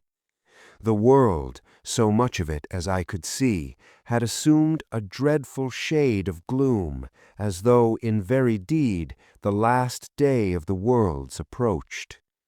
The sun was dying, of that there could be little doubt, and still the earth whirled onward through space and all the eons. At this time, I remember, an extraordinary sense of bewilderment took me. I found myself, later, wandering mentally amid an odd chaos of fragmentary modern theories and the old biblical story of the world's ending. Then, for the first time, there flashed across me the memory that the sun, with its system of planets, was and had been traveling through space at an incredible speed. Abruptly, the question rose, where? For a very great time I pondered this matter, but finally, with a certain sense of the futility of my puzzlings, I let my thoughts wander to other things.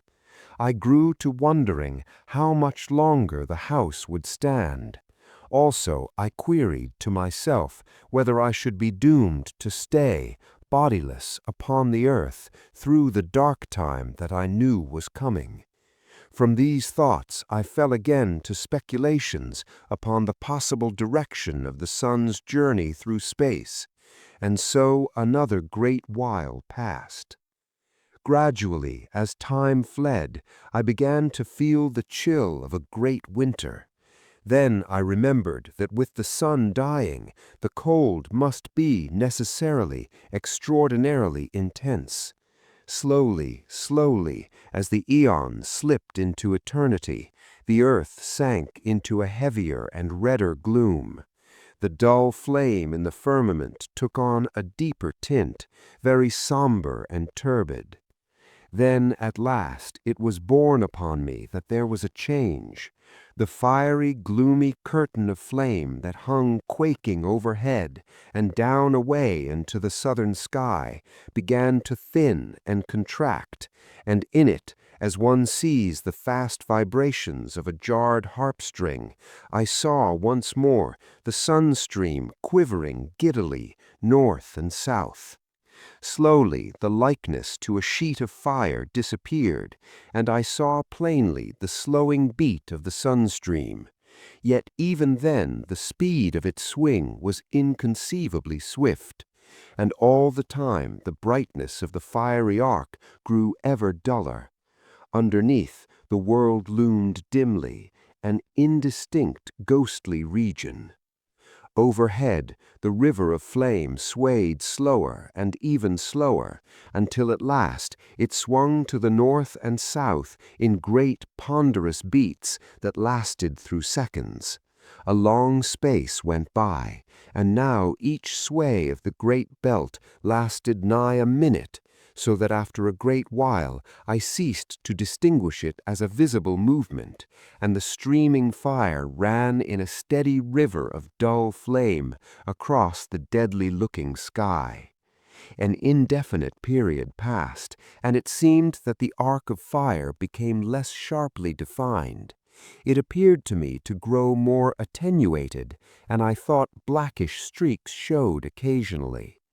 Presently, as I watched, the smooth onward flow ceased, and I was able to perceive that there came a momentary but regular darkening of the world. This grew until, once more, night descended, in short but periodic intervals, upon the wearying earth. Longer and longer became the nights, and the days equaled them, so that at last the day and the night grew to the duration of seconds in length, and the sun showed once more like an almost invisible coppery red-colored ball within the glowing mistiness of its flight. Corresponding to the dark lines showing at times in its trail, there were now distinctly to be seen on the half-visible sun itself great dark belts. Year after year flashed into the past, and the days and nights spread into minutes. The sun had ceased to have the appearance of a tail, and now rose and set a tremendous globe of a glowing copper-bronze hue, in parts ringed with blood-red bands, in others with the dusky ones that I have already mentioned. These circles, both red and black, were of varying thicknesses. For a time I was at a loss to account for their presence. Then it occurred to me that it was scarcely likely that the sun would cool evenly all over, and that these markings were due probably to differences in temperature of the various areas, the red representing those parts where the heat was still fervent, and the black those portions which were already comparatively cool. It struck me as a peculiar thing that the sun should cool in evenly defined rings, until I remembered that possibly they were but isolated patches to which the enormous rotatory speed of the sun had imparted a belt-like appearance. The sun itself was much greater than the sun I had known in the old world days, and from this I argued that it was considerably nearer. At nights the moon still showed, but small and remote, and the light she reflected was so dull and weak that she seemed little more than the small, dim ghost of the olden moon that I had known.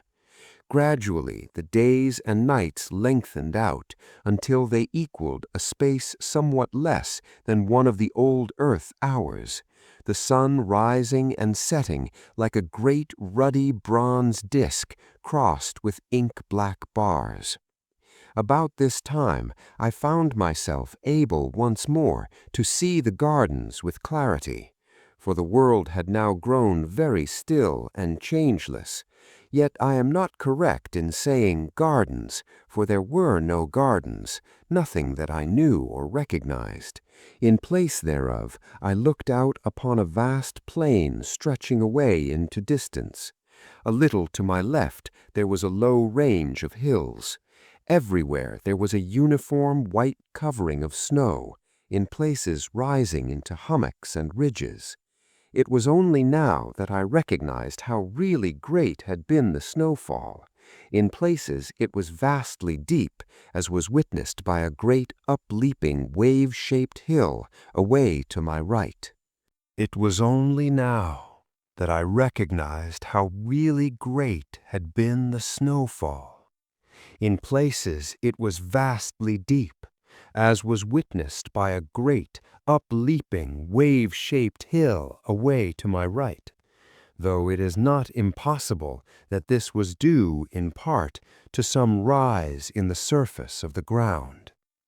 Strangely enough, the range of low hills to my left, already mentioned, was not entirely covered with the universal snow.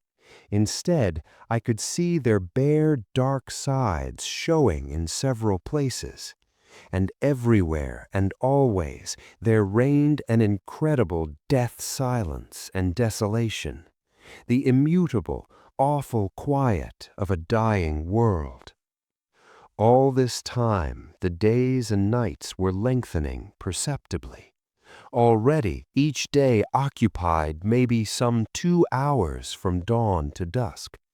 At night I had been surprised to find that there were very few stars overhead, and these small, though of an extraordinary brightness, which I attributed to the peculiar but clear blackness of the nighttime. Away to the north I could discern a nebulous sort of mistiness, not unlike, in appearance, a small portion of the Milky Way.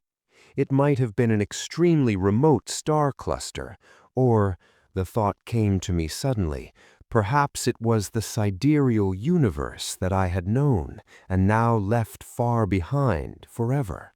A small, dimly glowing mist of stars far in the depths of space. Still the days and nights lengthened slowly. Each time the sun rose duller than it had set, and the dark belts increased in breadth. About this time there happened a fresh thing. The sun, earth, and sky were suddenly darkened and, apparently, blotted out for a brief space. I had a sense, a certain awareness, I could learn little by sight, that the earth was enduring a very great fall of snow. Then, in an instant, the veil that had obscured everything vanished, and I looked out once more. A marvelous sight met my gaze. The hollow in which this house, with its garden, stands, was brimmed with snow.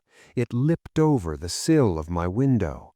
Everywhere it lay, a great level stretch of white, which caught and reflected gloomily the somber coppery glows of the dying sun. The world had become a shadowless plain from horizon to horizon. I glanced up at the sun. It shone with an extraordinary dull clearness. I saw it now as one who until then had seen it only through a partially obscuring medium. All about it the sky had become black, with a clear, deep blackness, frightful in its nearness and its unmeasured depth and its utter unfriendliness. For a great time I looked into it, newly and shaken and fearful. It was so near. Had I been a child, I might have expressed some of my sensation and distress by saying that the sky had lost its roof. Later I turned and peered about me into the room. Everywhere it was covered with a thin shroud of the all-pervading white. I could see it but dimly by reason of the somber light that now lit the world. It appeared to cling to the ruined walls, and the thick, soft dust of the years that covered the floor knee-deep was nowhere visible. The snow must have blown in through the open framework of the windows, yet in no place had it drifted, but lay everywhere about the great old room, smooth and level. Moreover, there had been no wind these many thousand years, but there was the snow, as I have told you. And all the earth was silent, and there was a cold such as no living man can ever have known. The earth was now illuminated by day by a most doleful light beyond my power to describe. It seemed as though I looked at the great plain through the medium of a bronze-tinted sea. It was evident that the earth's rotatory movement was departing steadily. The end came all at once. The night had been the longest yet, and when the dying sun showed at last above the world's edge, I had grown so wearied of the dark that I greeted it as a friend. It rose steadily until about 20 degrees above the horizon. Then it stopped suddenly, and after a strange retrograde movement, hung motionless, a great shield in the sky. Only the circular rim of the sun showed bright, only this, and one thin streak of light near the equator. Gradually, even this thread of light died out, and now all that was left of our great and glorious sun was a vast dead disk rimmed with a thin circle of bronze-red light. 18. The Green Star. The world was held in a savage gloom, cold and intolerable. Outside, all was quiet, quiet. From the dark room behind me came the occasional soft thud of falling matter, fragments of rotting stone. So time passed, and night grasped the world, wrapping it in wrappings of impenetrable blackness. There was no night sky as we know it. Even the few straggling stars had vanished conclusively. I might have been in a shuttered room without a light for all that I could see. Only in the impalpableness of gloom, opposite, burnt that vast encircling hair of dull fire. Beyond this, there was no ray in all the vastitude of night that surrounded me, save that, far in the north, that soft, mist-like glow still shone. Silently, years moved on. What period of time passed, I shall never know. It seemed to me, waiting there, that eternities came and went stealthily, and still I watched. I could see only the glow of the sun's edge at times, for now it had commenced to come and go, lighting up a while and again becoming extinguished. All at once, during one of these periods of life, a sudden flame cut across the night, a quick glare that lit up the dead earth shortly, giving me a glimpse of its flat lonesomeness. The light appeared to come from the sun, shooting out from somewhere near its center, diagonally. A moment I gazed, startled. Then the leaping flame sank, and the gloom fell again. But now it was not so dark, and the sun was belted by a thin line of vivid white light. I stared intently. Had a volcano broken out on the sun? Yet I negatived the thought as soon as formed. I felt that the light had been far too intensely white and large for such a cause. Another idea there was that suggested itself to me. It was that one of the inner planets had fallen into the sun, becoming incandescent under that impact. This theory appealed to me as being more plausible and accounting more satisfactorily for the extraordinary size and brilliance of the blaze that had lit up the dead world so unexpectedly. Full of interest and emotion, I stared across the darkness at that line of white fire cutting the night. One thing it told to me unmistakably. The sun was yet rotating at an enormous speed.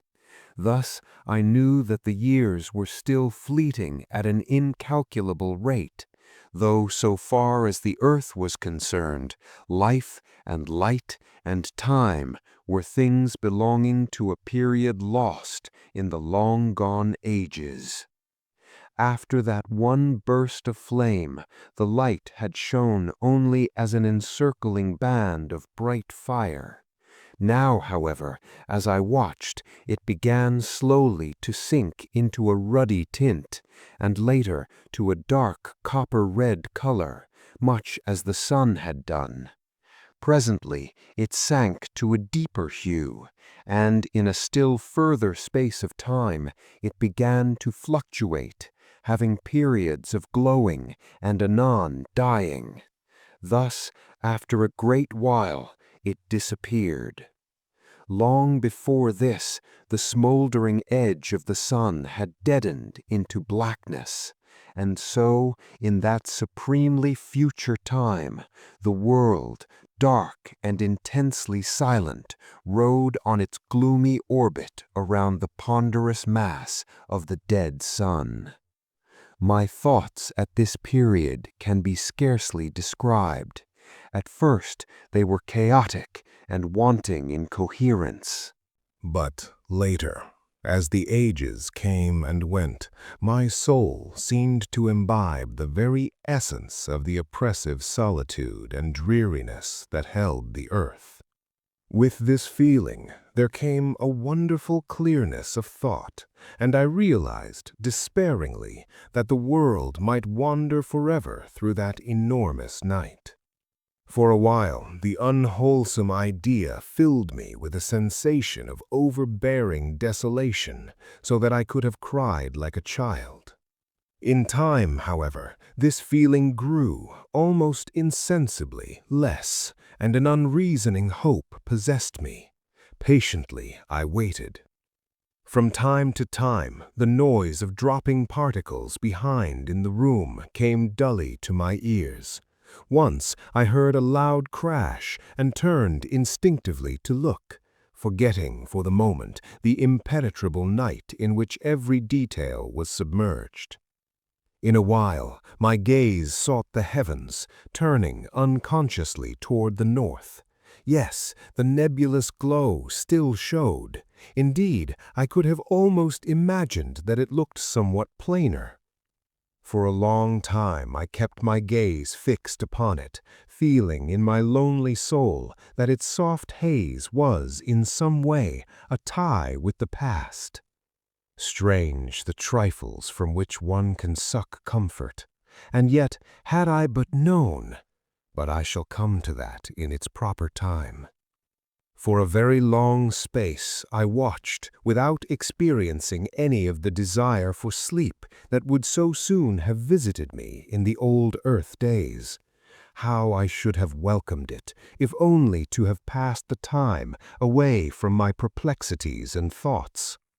Several times the comfortless sound of some great piece of masonry falling disturbed my meditations, and once it seemed I could hear whispering in the room behind me. Yet it was utterly useless to try to see anything. Such blackness as existed scarcely can be conceived. It was palpable and hideously brutal to the sense, as though something dead pressed up against me, something soft and icily cold. Under all this, there grew up within my mind a great and overwhelming distress of uneasiness that left me but to drop me into an uncomfortable brooding. I felt that I must fight against it, and presently, hoping to distract my thoughts, I turned to the window and looked up toward the north in search of the nebulous whiteness, which still I believed to be the far and misty glowing of the universe we had left. Even as I raised my eyes, I was thrilled with a feeling of wonder, for now the hazy light had resolved into a single great star of vivid green. As I stared, astonished, the thought flashed into my mind that the Earth must be traveling toward the star, not away as I had imagined. Next, that it could not be the universe the Earth had left, but possibly an outlying star belonging to some vast star cluster hidden in the enormous depths of space. With a sense of commingled awe and curiosity, I watched it, wondering what new thing was to be revealed to me. For a while, vague thoughts and speculations occupied me, during which my gaze dwelt insatiably upon that one spot of light in the otherwise pit-like darkness.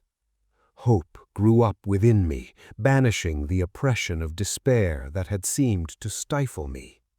Wherever the Earth was traveling, it was, at least, going once more toward the realms of light. Light. One must spend an eternity wrapped in soundless night to understand the full horror of being without it. Slowly but surely, the star grew upon my vision, until, in time, it shone as brightly as had the planet Jupiter in the old Earth days. With increased size, its color became more impressive, reminding me of a huge emerald, scintillating rays of fire across the world. Years fled away in silence, and the green star grew into a great splash of flame in the sky. A little later, I saw a thing that filled me with amazement. It was the ghostly outline of a vast crescent in the night, a gigantic new moon seeming to be growing out of the surrounding gloom. Utterly bemused, I stared at it. It appeared to be quite close, comparatively, and I puzzled to understand how the Earth had come so near to it without my having seen it before. The light thrown by the star grew stronger, and presently I was aware that it was possible to see the earthscape again, though indistinctly. A while I stared, trying to make out whether I could distinguish any detail of the world's surface, but I found the light insufficient. In a little I gave up the attempt and glanced once more toward the star. Even in the short space that my attention had been diverted, it had increased considerably, and seemed now to my bewildered sight about a quarter of the size of the full moon. The light it threw was extraordinarily powerful, yet its color was so abominably unfamiliar that such of the world as I could see showed unreal, more as though I looked out upon a landscape of shadow than aught else. All this time the great crescent was increasing in brightness, and began now to shine with a perceptible shade of green. Steadily the star increased in size and brilliancy, until it showed fully as large as half a full moon, and as it grew greater and brighter, so did the vast crescent throw out more and more light, though of an ever-deepening hue of green. Under the combined blaze of their radiances, the wilderness that stretched before me became steadily more visible. Soon I seemed able to stare across the whole world, which now appeared beneath the strange light, terrible in its cold and awful flat dreariness. It was a little later that my attention was drawn to the fact that the great star of green flame was slowly sinking out of the north toward the east. At first I could scarcely believe that I saw aright, but soon there could be no doubt that it was so. Gradually it sank, and as it fell, the vast crescent of glowing green began to dwindle and dwindle, until it became a mere arc of light against the livid colored sky.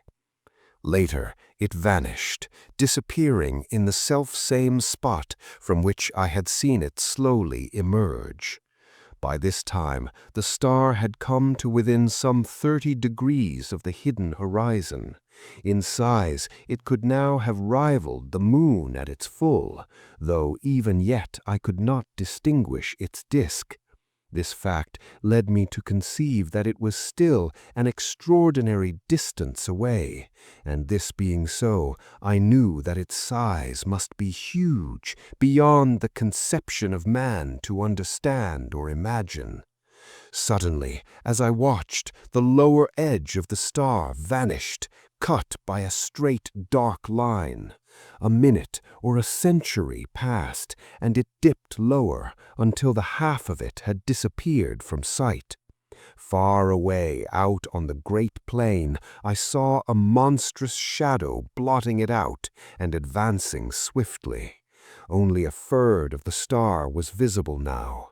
Then, like a flash, the solution of this extraordinary phenomenon revealed itself to me.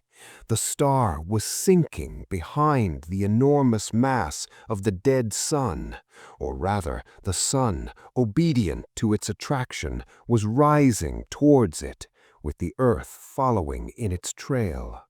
As these thoughts expanded in my mind, the star vanished, being completely hidden by the tremendous bulk of the sun. Over the earth fell once more the brooding night. With the darkness came an intolerable feeling of loneliness and dread. For the first time, I thought of the pit and its inmates. After that, there rose in my memory the still more terrible thing that had haunted the shores of the Sea of Sleep and lurked in the shadows of this old building. Where were they, I wondered, and shivered with miserable thoughts. For a time fear held me, and I prayed wildly and incoherently for some ray of light with which to dispel the cold blackness that enveloped the world. How long I waited, it is impossible to say, certainly for a very great period. Then, all at once, I saw a loom of light shine out ahead. Gradually, it became more distinct. Suddenly, a vivid ray of green flame flashed across the darkness. At the same moment, I saw a thin line of livid flame far in the night. An instant, it seemed, and it had grown to a great clot of fire, beneath which the world lay bathed in an emerald green light. Steadily it grew, until presently the whole of the green star had come into sight again. But now it could scarcely be called a star, for it had increased to vast proportions, being incomparably greater than the sun had been in the olden time. Then, as I stared, I became aware that I could see the edge of the lifeless sun, glowing like a great crescent moon. Slowly, its lighted surface broadened out to me until half of its diameter was visible, and the star began to drop away on my right. Time passed, and the earth moved on, slowly traversing the tremendous face of the dead sun. Gradually, as the earth traveled forward, the star fell still more to the right, until at last it shone on the back of the house, sending a flood of broken rays in through the skeleton-like walls. Glancing upward, I saw that much of the ceiling had vanished, enabling me to see that the upper stories were even more decayed. The roof had evidently gone entirely, and I could see the green effulgence of the starlight shining in slantingly.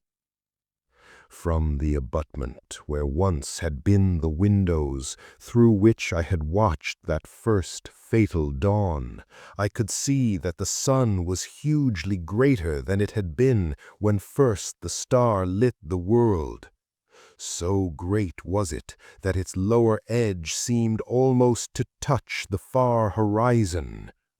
Even as I watched, I imagined that it drew closer.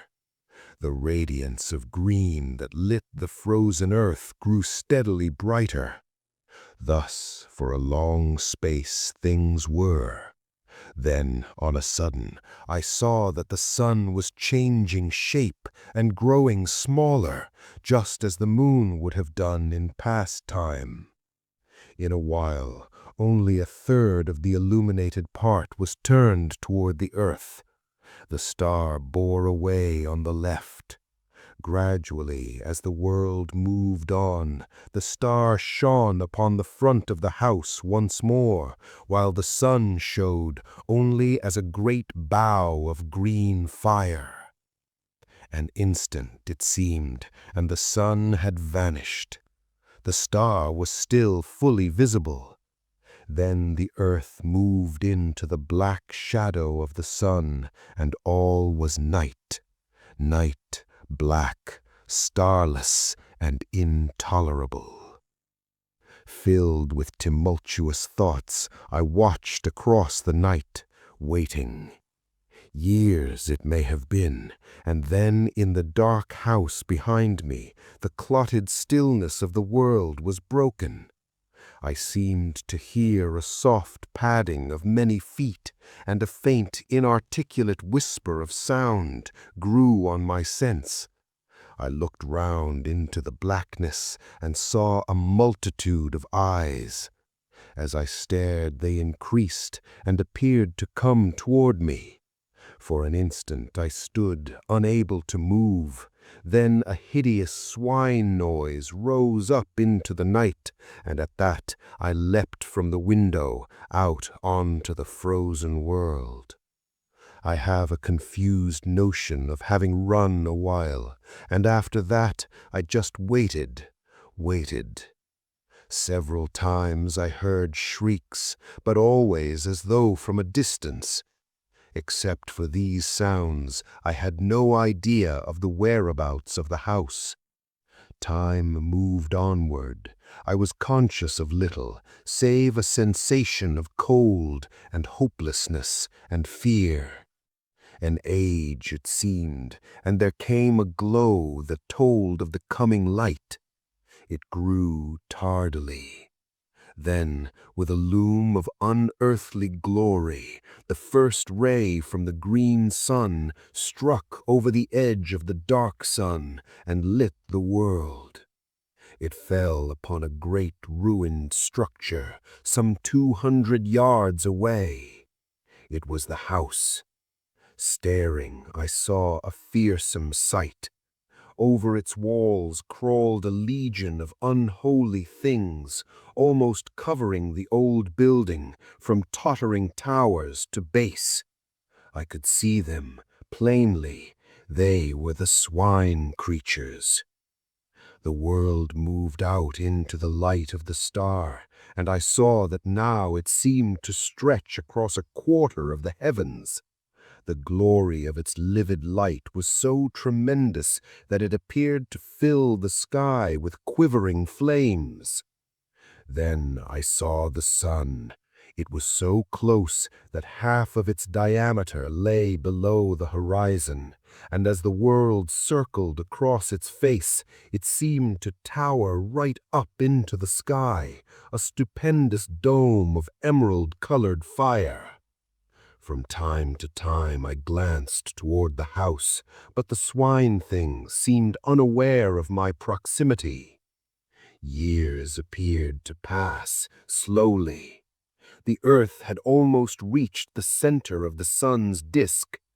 The light from the green sun, as now it must be called, shone through the interstices that gapped the molded walls of the old house, giving them the appearance of being wrapped in green flames.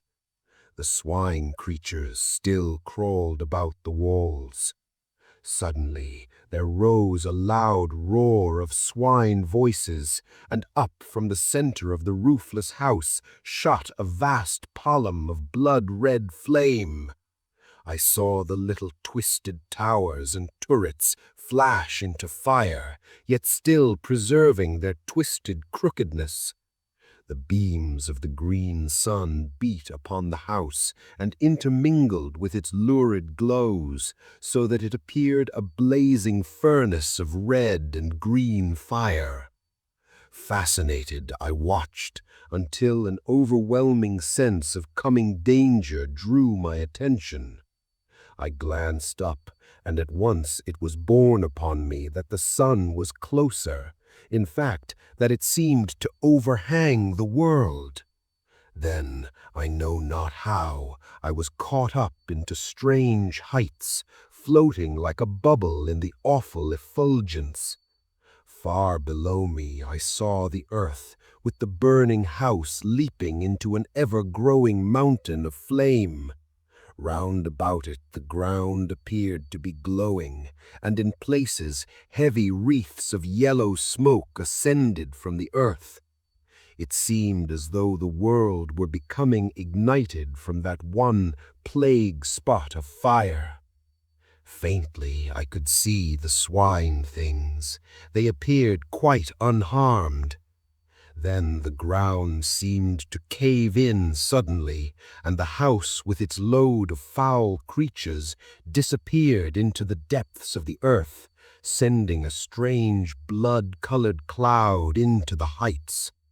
I remembered the hell pit under the house. In a while I looked round. The huge bulk of the sun rose high above me. The distance between it and the earth grew rapidly less. Suddenly, the earth appeared to shoot forward. In a moment, it had traversed the space between it and the sun.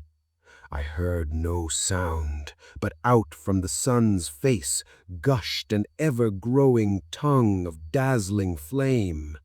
It seemed to leap almost to the distant green sun, shearing through the emerald light, a very cataract of blinding fire. It reached its limit and sank, and on the sun glowed a vast splash of burning white, the grave of the earth. The sun was very close to me now. Presently I found that I was rising higher, until at last I rode above it in the emptiness. The green sun was now so huge that its breadth seemed to fill up all the sky ahead. I looked down and noted that the sun was passing directly beneath me. A year may have gone by, or a century, and I was left suspended alone. The sun showed far in front, a black circular mass against the molten splendor of the great green orb. Near one edge I observed that a lurid glow had appeared, marking the place where the earth had fallen.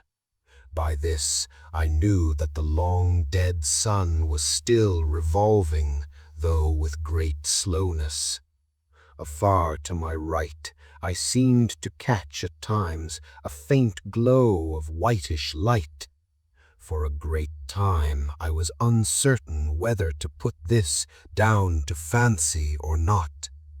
Thus, for a while, I stared with fresh wonderings, until at last I knew that it was no imaginary thing, but a reality. It grew brighter, and presently there slid out of the green a pale globe of softest white. It came nearer, and I saw that it was apparently surrounded by a robe of gently glowing Clouds. Time passed. I glanced toward the diminishing sun. It showed only as a dark blot on the face of the green sun. As I watched, I saw it grow smaller, steadily, as though rushing toward the superior orb at an immense speed. Intently, I stared. What would happen? I was conscious of extraordinary emotions as I realized that it would strike the green sun. It grew no bigger than a pea, and I looked with my whole soul to witness the final end of our system. That system which had borne the world through so many eons, with its multitudinous sorrows and joys. And now, suddenly, something crossed my vision, cutting from sight all vestige of the spectacle I watched with such sole interest. What happened to the dead sun I did not see, but I have no reason, in the light of that which I saw afterward, to disbelieve that it fell into the strange fire of the green sun, and so perished. And then, suddenly, an extraordinary question rose in my mind, whether this stupendous globe of green fire might not be the vast central sun, the great sun, round which our universe and countless others revolve. I felt confused. I thought of the probable end of the dead sun, and another suggestion came dumbly. Do the dead stars make the green sun their grave? The idea appealed to me with no sense of grotesqueness, but rather as something both possible and probable. The celestial globes.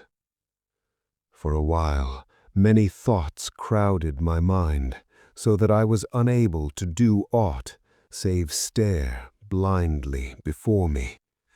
I seemed whelmed in a sea of doubt and wonder and sorrowful remembrance.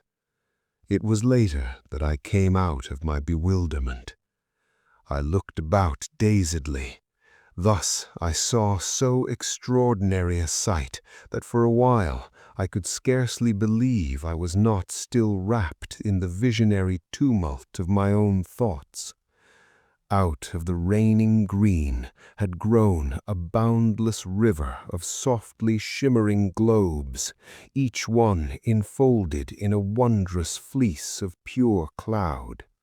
They reached both above and below me to an unknown distance, and not only hid the shining of the green sun, but supplied in place thereof a tender glow of light that suffused itself around me, like unto nothing I have ever seen before or since.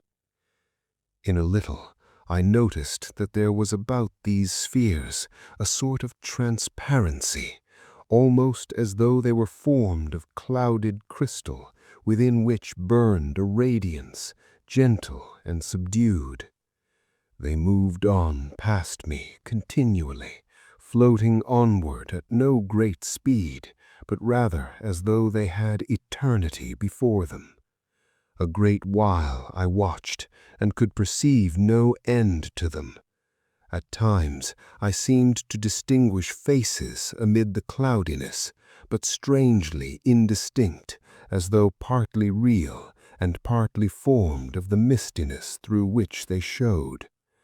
For a long time I waited passively, with a sense of growing contentment. I no longer had that feeling of unutterable loneliness, but felt rather that I was less alone than I had been for kalpas of years. This feeling of contentment increased so that I would have been satisfied to float in company with those celestial globules forever. I glanced toward the diminishing sun. It showed only as a dark blot on the face of the green sun. As I watched, I saw it grow smaller, steadily, as though rushing toward the superior orb at an immense speed. Intently I stared. What would happen? I was conscious of extraordinary emotions as I realized that it would strike the green sun. It grew no bigger than a pea, and I looked with my whole soul to witness the final end of our system, that system which had borne the world through so many eons, with its multitudinous sorrows and joys. And now, suddenly, something crossed my vision, cutting from sight all vestige of the spectacle I watched with such sole interest.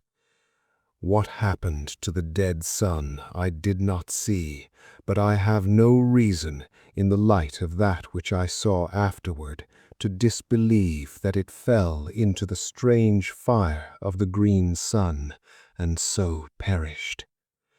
And then, suddenly, an extraordinary question rose in my mind, whether this stupendous globe of green fire might not be the vast central sun, the great sun round which our universe and countless others revolve. I felt confused. I thought of the probable end of the dead sun, and another suggestion came dumbly. Do the dead stars make the green sun their grave? The idea appealed to me with no sense of grotesqueness, but rather as something both possible and probable. The celestial globes. For a while, many thoughts crowded my mind, so that I was unable to do aught save stare blindly before me.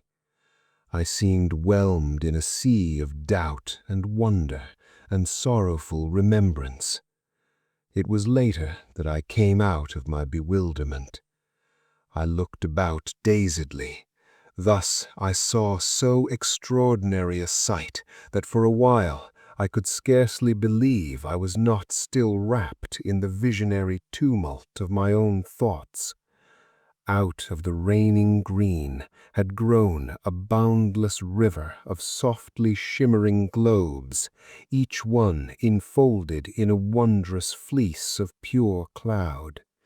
They reached both above and below me to an unknown distance, and not only hid the shining of the green sun, but supplied in place thereof a tender glow of light that suffused itself around me like unto nothing I have ever seen before or since.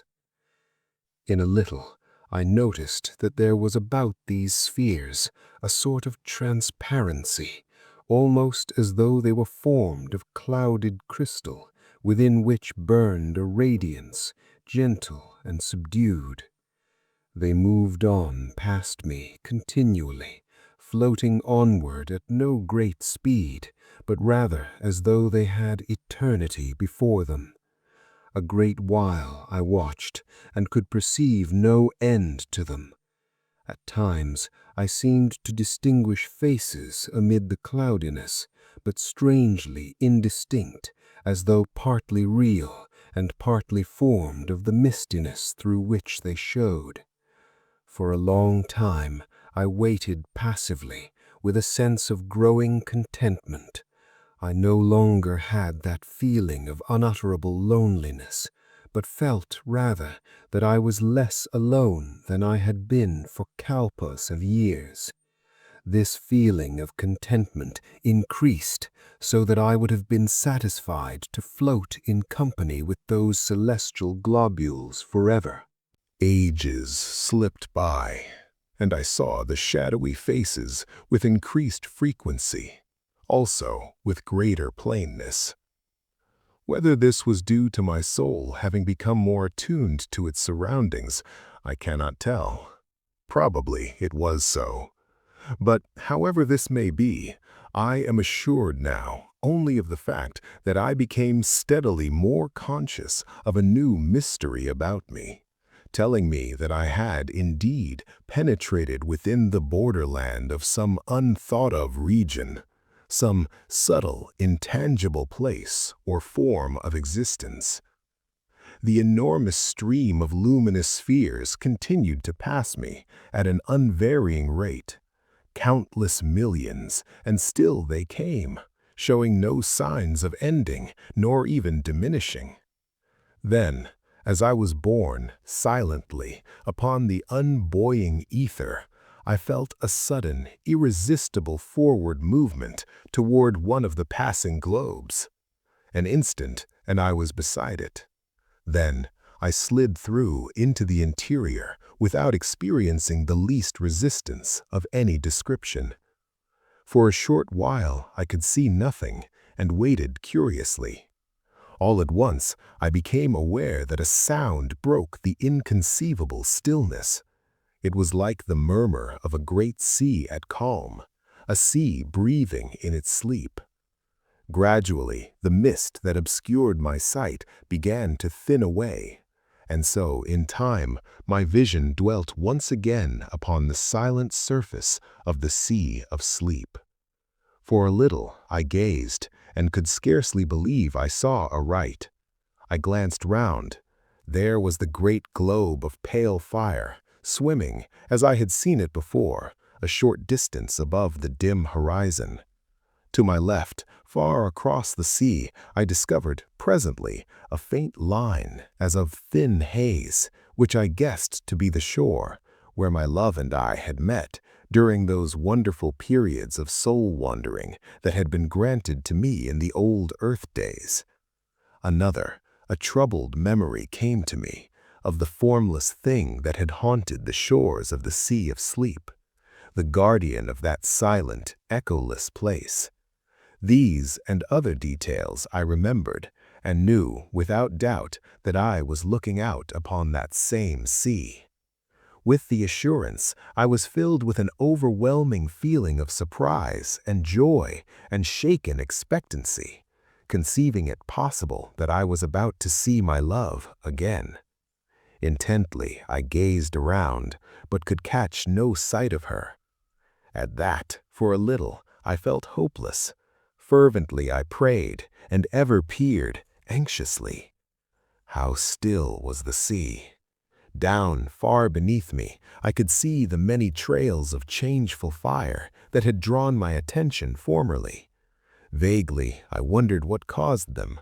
Also, I remembered that I had intended to ask my dear one about them, as well as many other matters, and I had been forced to leave her before the half that I had wished to say was said. My thoughts came back with a leap. I was conscious that something had touched me. I turned quickly.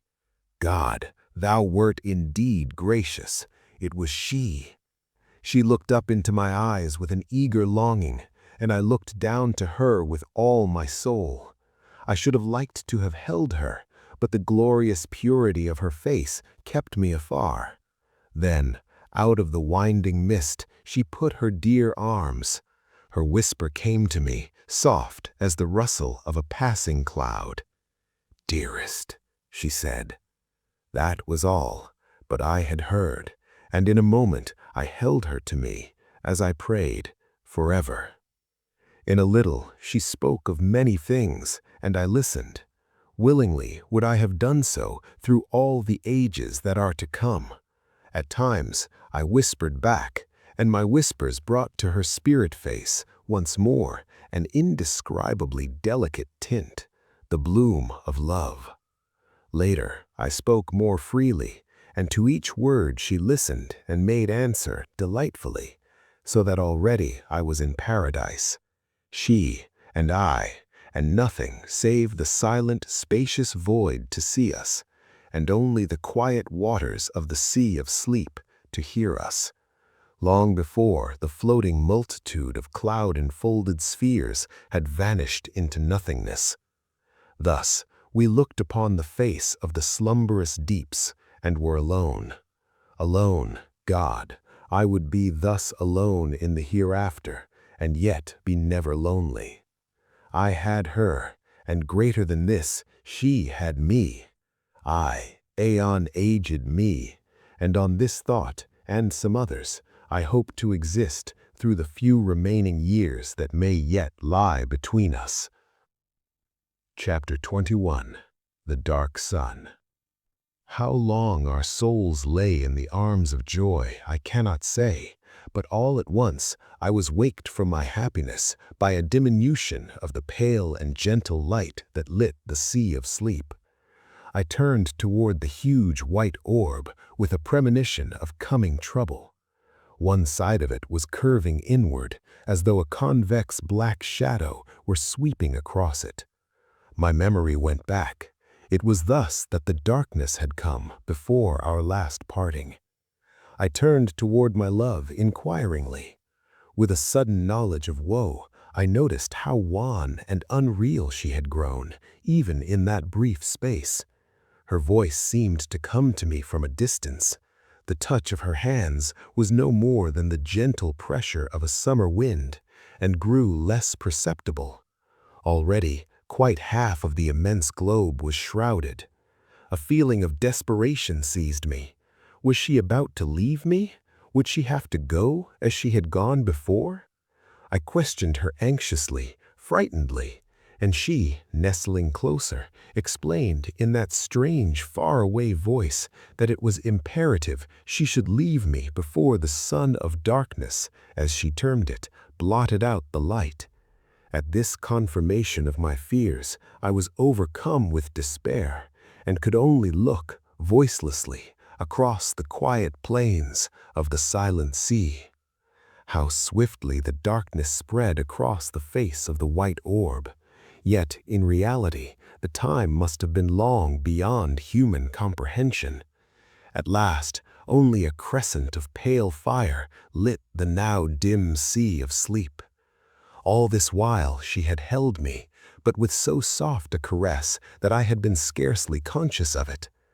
We waited there together, she and I, speechless for very sorrow. In the dimming light, her face showed shadowy, blending into the dusky mistiness that encircled us.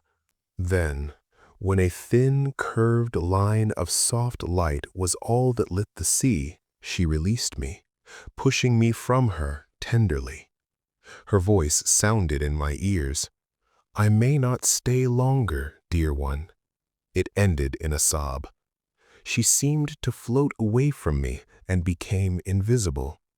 Her voice came to me out of the shadows, faintly, apparently from a great distance. "A little while." It died away remotely. In a breath, the sea of sleep darkened into night. Far to my left, I seemed to see for a brief instant a soft glow.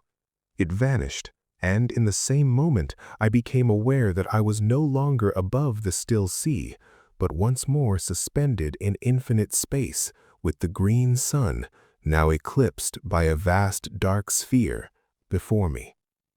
Utterly bewildered, I stared almost unseeingly at the ring of green flames leaping above the dark edge. Even in the chaos of my thoughts, I wondered dully at their extraordinary shapes. A multitude of questions assailed me. I thought more of her I had so lately seen than of the sight before me. My grief and thoughts of the future filled me. Was I doomed to be separated from her, always? Even in the old earth days, she had been mine only for a little while. Then she had left me, as I thought, forever.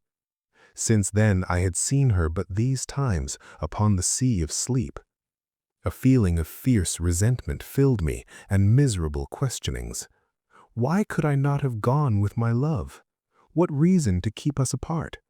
Why had I to wait alone while she slumbered through the years on the still bosom of the sea of sleep? The sea of sleep. My thoughts turned, inconsequently, out of their channel of bitterness to fresh, desperate questionings. Where was it? Where was it? I seemed to have just parted from my love upon its quiet surface, and it had gone utterly. It could not be far away. And the white orb which I had seen hidden in the shadow of the sun of darkness. My sight dwelt upon the green sun, eclipsed. What had eclipsed it? Was there a vast dead star circling it?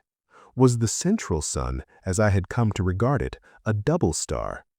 The thought had come almost unbidden, yet why should it not be so? My thoughts went back to the white orb. Strange that it should have been. I stopped, An idea had come suddenly. The white orb and the green sun.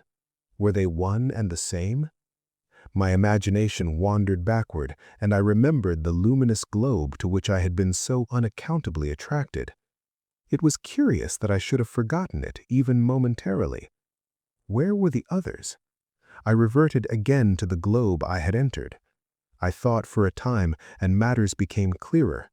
I conceived that by entering that impalpable globule, I had passed at once into some further and until then invisible dimension.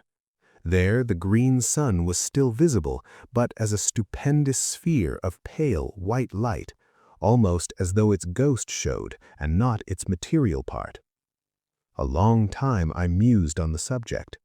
I remembered how, on entering the sphere, I had immediately lost all sight of the others.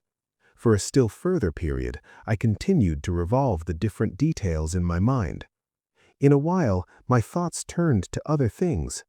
I came more into the present and began to look about me, seeingly. For the first time, I perceived that innumerable rays of a subtle violet hue pierced the strange semi-darkness in all directions. They radiated from the fiery rim of the green sun. They seemed to grow upon my vision, so that in a little I saw that they were countless. The night was filled with them, spreading outward from the green sun, fan-wise. I concluded that I was enabled to see them by reason of the sun's glory being cut off by the eclipse. They reached right out into space and vanished. Gradually, as I looked, I became aware that fine points of intensely brilliant light traversed the rays. Many of them seemed to travel from the green sun into distance. Others came out of the void toward the sun, but one and all, each kept strictly to the ray in which they traveled. Their speed was inconceivably great, and it was only when they neared the green sun or as they left it that I could see them as separate specks of light. Further from the sun, they became thin lines of vivid fire within the violet. The discovery of these rays and the moving sparks interested me extraordinarily. To where did they lead in such countless profusion? I thought of the worlds in space, and those sparks, messengers. Possibly the idea was fantastic, but I was not conscious of it being so. Messengers. Messengers from the central sun. An idea evolved itself slowly. Was the green sun the abode of some vast intelligence? The thought was bewildering. Visions of the unnameable rose vaguely. Had I indeed come upon the dwelling place of the eternal? For a time I repelled the thought dumbly. It was too stupendous. Yet, huge vague thoughts had birth within me. I felt suddenly terribly naked, and an awful nearness shook me. And heaven? Was that an illusion? My thoughts came and went erratically. The sea of sleep, and she, heaven. I came back with a bound to the present. Somewhere out of the void behind me, there rushed an immense dark body, huge and silent. It was a dead star hurling onward to the burying place of the stars. It drove between me and the central suns, blotting them out from my vision and plunging me into an impenetrable night. An age, and I saw again the violet rays. A great while later, eons it must have been, a circular glow grew in the sky ahead, and I saw the edge of the receding star show darkly against it night. Thus I knew that it was nearing the central suns. Presently I saw the bright ring of the green sun show plainly against the night. The star had passed into the shadow of the dead sun. After that, I just waited. The strange years went slowly, and ever I watched intently. The thing I had expected came at last, suddenly, awfully. A vast flare of dazzling light, a streaming burst of white flame across the dark void. For an indefinite while it soared outward, a gigantic mushroom of fire.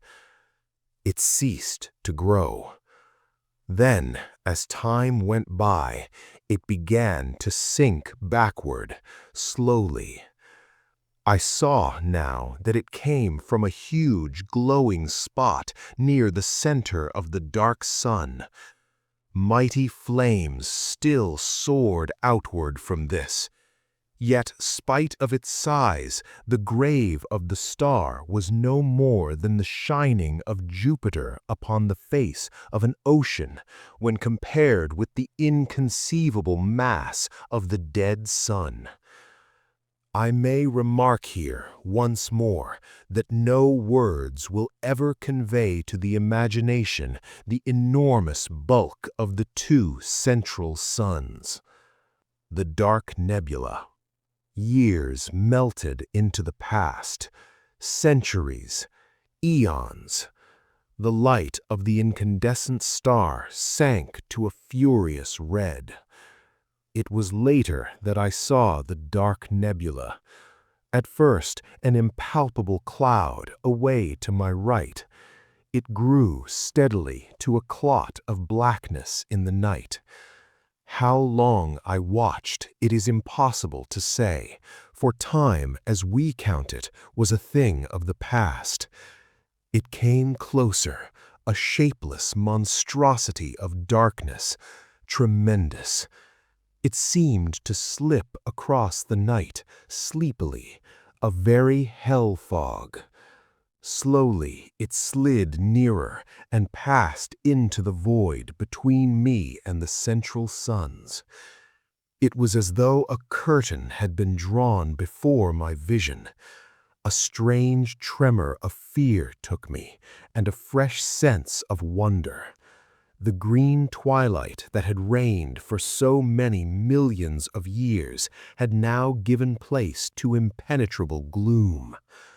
Motionless, I peered about me.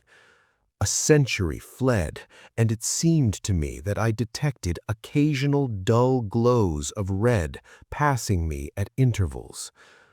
Earnestly I gazed, and presently seemed to see circular masses that showed muddily red within the clouded blackness. They appeared to be growing out of the nebulous murk. A while, and they became plainer to my accustomed vision. I could see them now with a fair amount of distinctness, ruddy tinged spheres, similar in size to the luminous globes that I had seen so long previously. They floated past me continually. Gradually, a peculiar uneasiness seized me. I became aware of a growing feeling of repugnance and dread. It was directed against those passing orbs, and seemed born of intuitive knowledge rather than of any real cause or reason. Some of the passing orbs were brighter than others, and it was from one of these that a face looked suddenly. A face, human in its outline, but so tortured with woe that I stared aghast. I had not thought there was such sorrow as I saw there. I was conscious of an added sense of pain on perceiving that the eyes which glared so wildly were sightless. A while longer I saw it, then it had passed on into the surrounding gloom. After this I saw others, all wearing that look of hopeless sorrow, and blind. A long time went by, and I became aware that I was nearer to the orbs than I had been. At this I grew uneasy, though I was less in fear of those strange globules than I had been before seeing their sorrowful inhabitants, for sympathy had tempered my fear. Later, there was no doubt but that I was being carried closer to the red spheres, and presently I floated among them. In a while, I perceived one bearing down upon me. I was helpless to move from its path. In a minute, it seemed, it was upon me, and I was submerged in a deep red mist. This cleared, and I stared confusedly across the immense breadth of the plain of silence. It appeared just as I had first seen it. I was moving forward steadily across its surface. Away ahead shone the vast blood-red ring that lit the place. All around was spread the extraordinary desolation of stillness that had so impressed me during my previous wanderings across its starkness. Presently, I saw rising up into the ruddy gloom the distant peaks of the mighty amphitheater of mountains, where, untold ages before, I had been shown my first glimpse of the terrors that underlie many things, and where, vast and silent, watched by 1,000 mute gods, stands the replica of this house of mysteries, this house that I had seen swallowed up in that hellfire ere the earth had kissed the sun and vanished forever. Though I could see the crests of the mountain amphitheater, yet it was a great while before their lower portions became visible.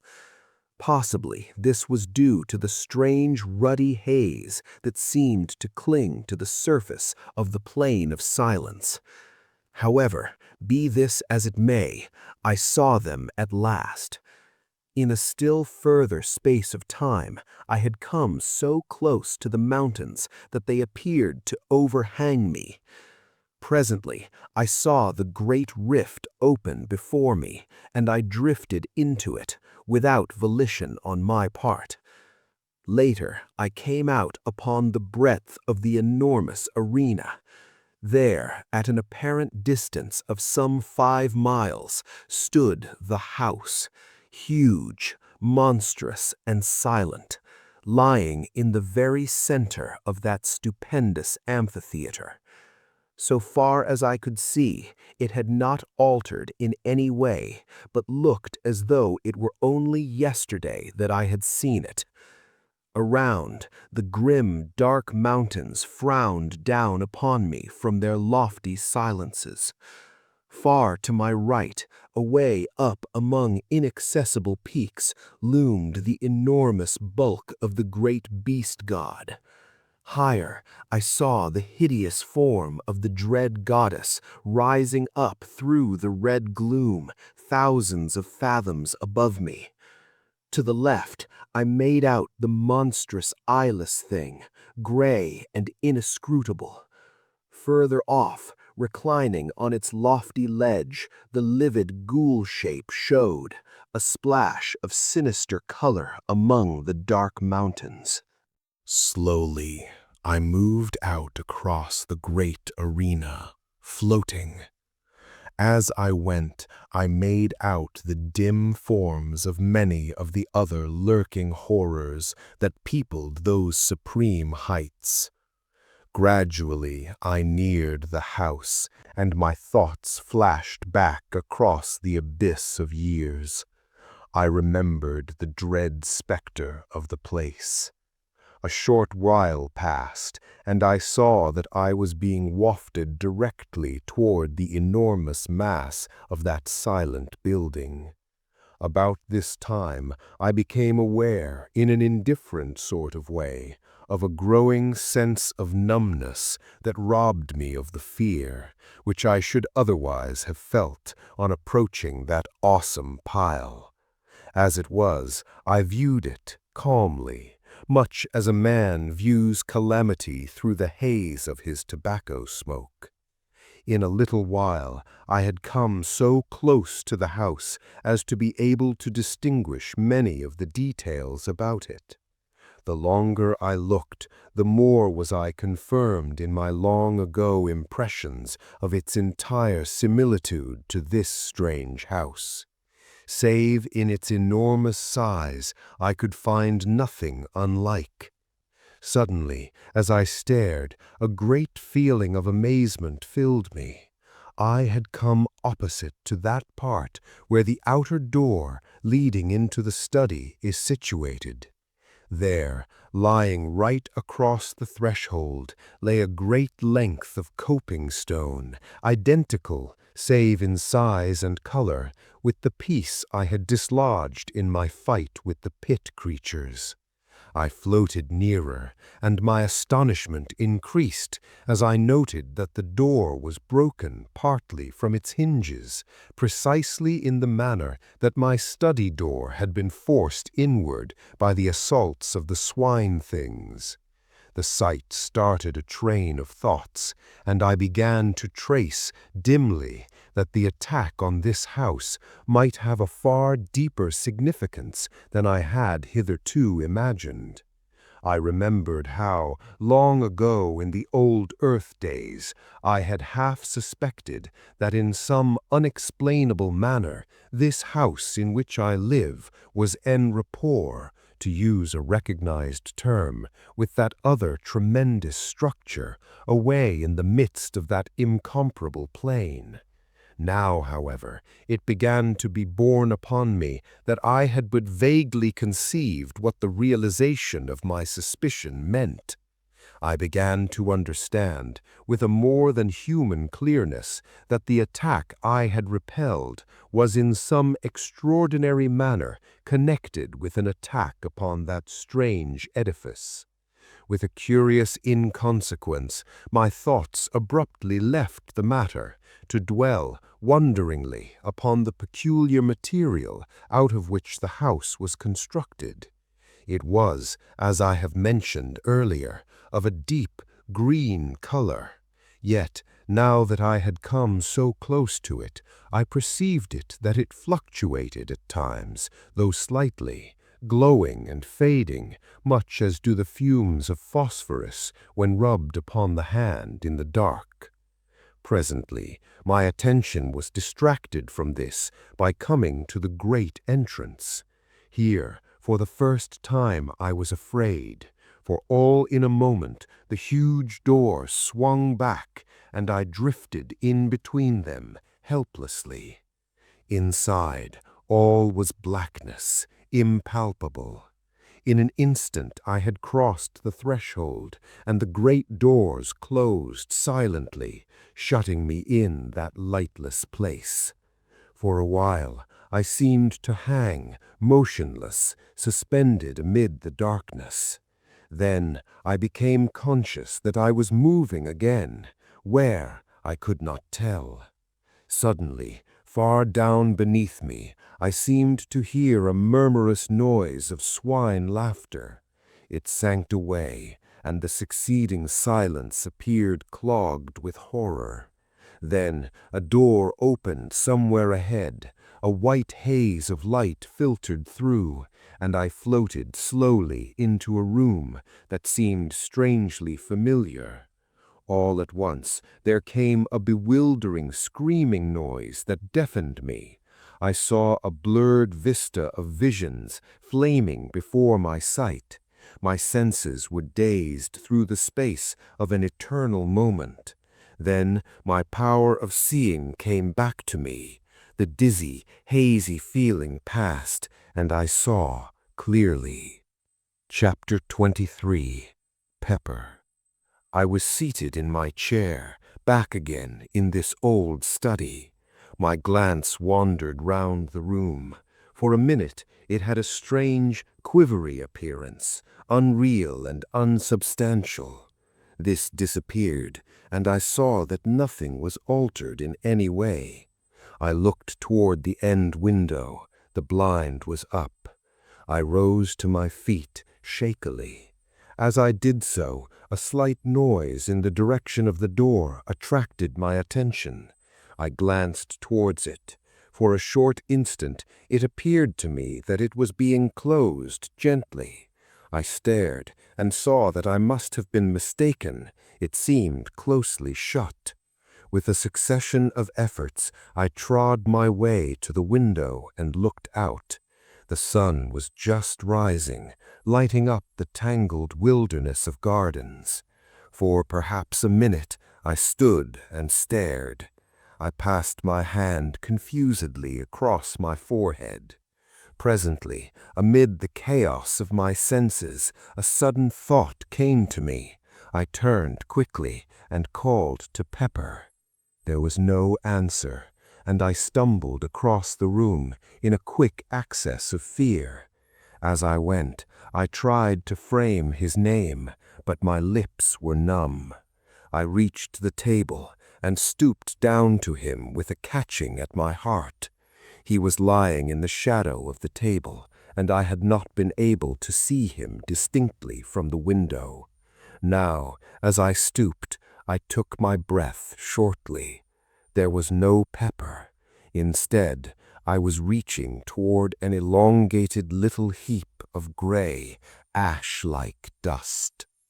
I must have remained in that half-stooped position for some minutes. I was dazed, stunned. Pepper had really passed into the land of shadows. Chapter 24. The Footsteps in the Garden. Pepper is dead. Even now, at times, I seem scarcely able to realize that this is so. It is many weeks since I came back from that strange and terrible journey through space and time. Sometimes in my sleep, I dream about it and go through in imagination the whole of that fearsome happening. When I wake, my thoughts dwell upon it.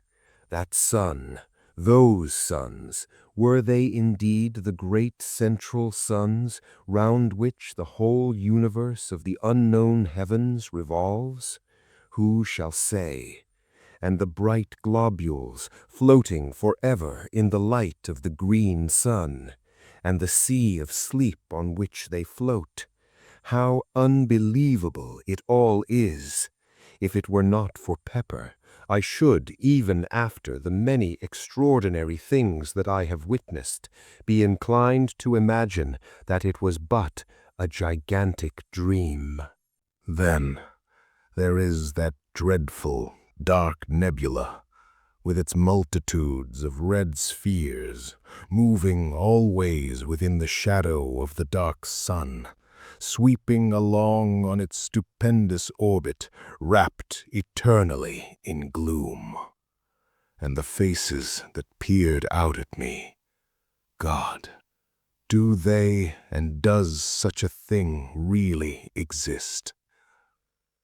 There is still that little heap of gray ash on my study floor. I will not have it touched. At times, when I am calmer, I have wondered what became of the outer planets of the solar system. It has occurred to me that they may have broken loose from the sun's attraction and whirled away into space. This is, of course, only a surmise. There are so many things about which I wonder. Now that I am writing, let me record that I am certain there is something horrible about to happen.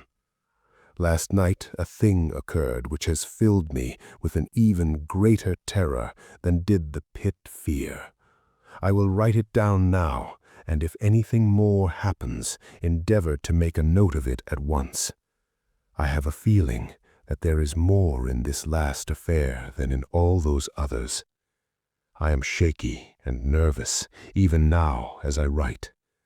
Somehow, I think death is not very far away. Not that I fear death, as death is understood, yet there is that in the air which bids me fear, an intangible, cold horror. I felt it last night. It was thus. Last night I was sitting here in my study writing. The door leading into the garden was half open. At times the metallic rattle of a dog's chain sounded faintly. It belongs to the dog I have bought since Pepper's death. I will not have him in the house, not after Pepper. Still, I have felt it better to have a dog about the place. They are wonderful creatures. I was much engrossed in my work, and the time passed quickly. Suddenly, I heard a soft noise on the path outside in the garden. Pad, pad, pad it went, with a stealthy, curious sound. I sat upright with a quick movement and looked out through the open door. Again the noise came. Pad, pad, pad. It appeared to be approaching. With a slight feeling of nervousness, I stared into the gardens, but the night hid everything. Then the dog gave a long howl, and I started. For a minute, perhaps, I peered intently, but could hear nothing. After a little, I picked up the pen which I had lain down and recommenced my work. The nervous feeling had gone, for I imagined that the sound I had heard was nothing more than the dog walking round his kennel at the length of his chain. A quarter of an hour may have passed. Then all at once the dog howled again, and with such a plaintively sorrowful note that I jumped to my feet, dropping my pen and inking the page on which I was at work. "Curse that dog," I muttered, noting what I had done. Then, even as I said the words, there sounded again that queer pad, pad, pad. It was horribly close, almost by the door, I thought. I knew now that it could not be the dog. His chain would not allow him to come so near. The dog's growl came again, and I noted subconsciously the taint of fear in it. Outside, on the window-sill, I could see Tip, my sister's pet cat. As I looked, it sprang to its feet, its tail swelling visibly. For an instant it stood thus, seeming to stare fixedly at something in the direction of the door. Then, quickly, it began to back along the sill, until, reaching the wall at the end, it could go no further. There it stood, rigid, as though frozen in an extraordinary attitude of terror. Frightened and puzzled, I seized a stick from the corner and went toward the door silently, taking one of the candles with me. I had come to within a few paces of it, when suddenly a peculiar sense of fear thrilled through me, a fear palpitant and real, whence I knew not, nor why. So great was the feeling of terror that I wasted no time, but retreated straightway, walking backward and keeping my gaze fearfully on the door.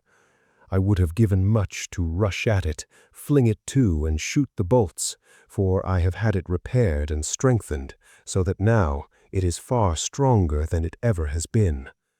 Like Tip, I continued my almost unconscious progress backward until the wall brought me up.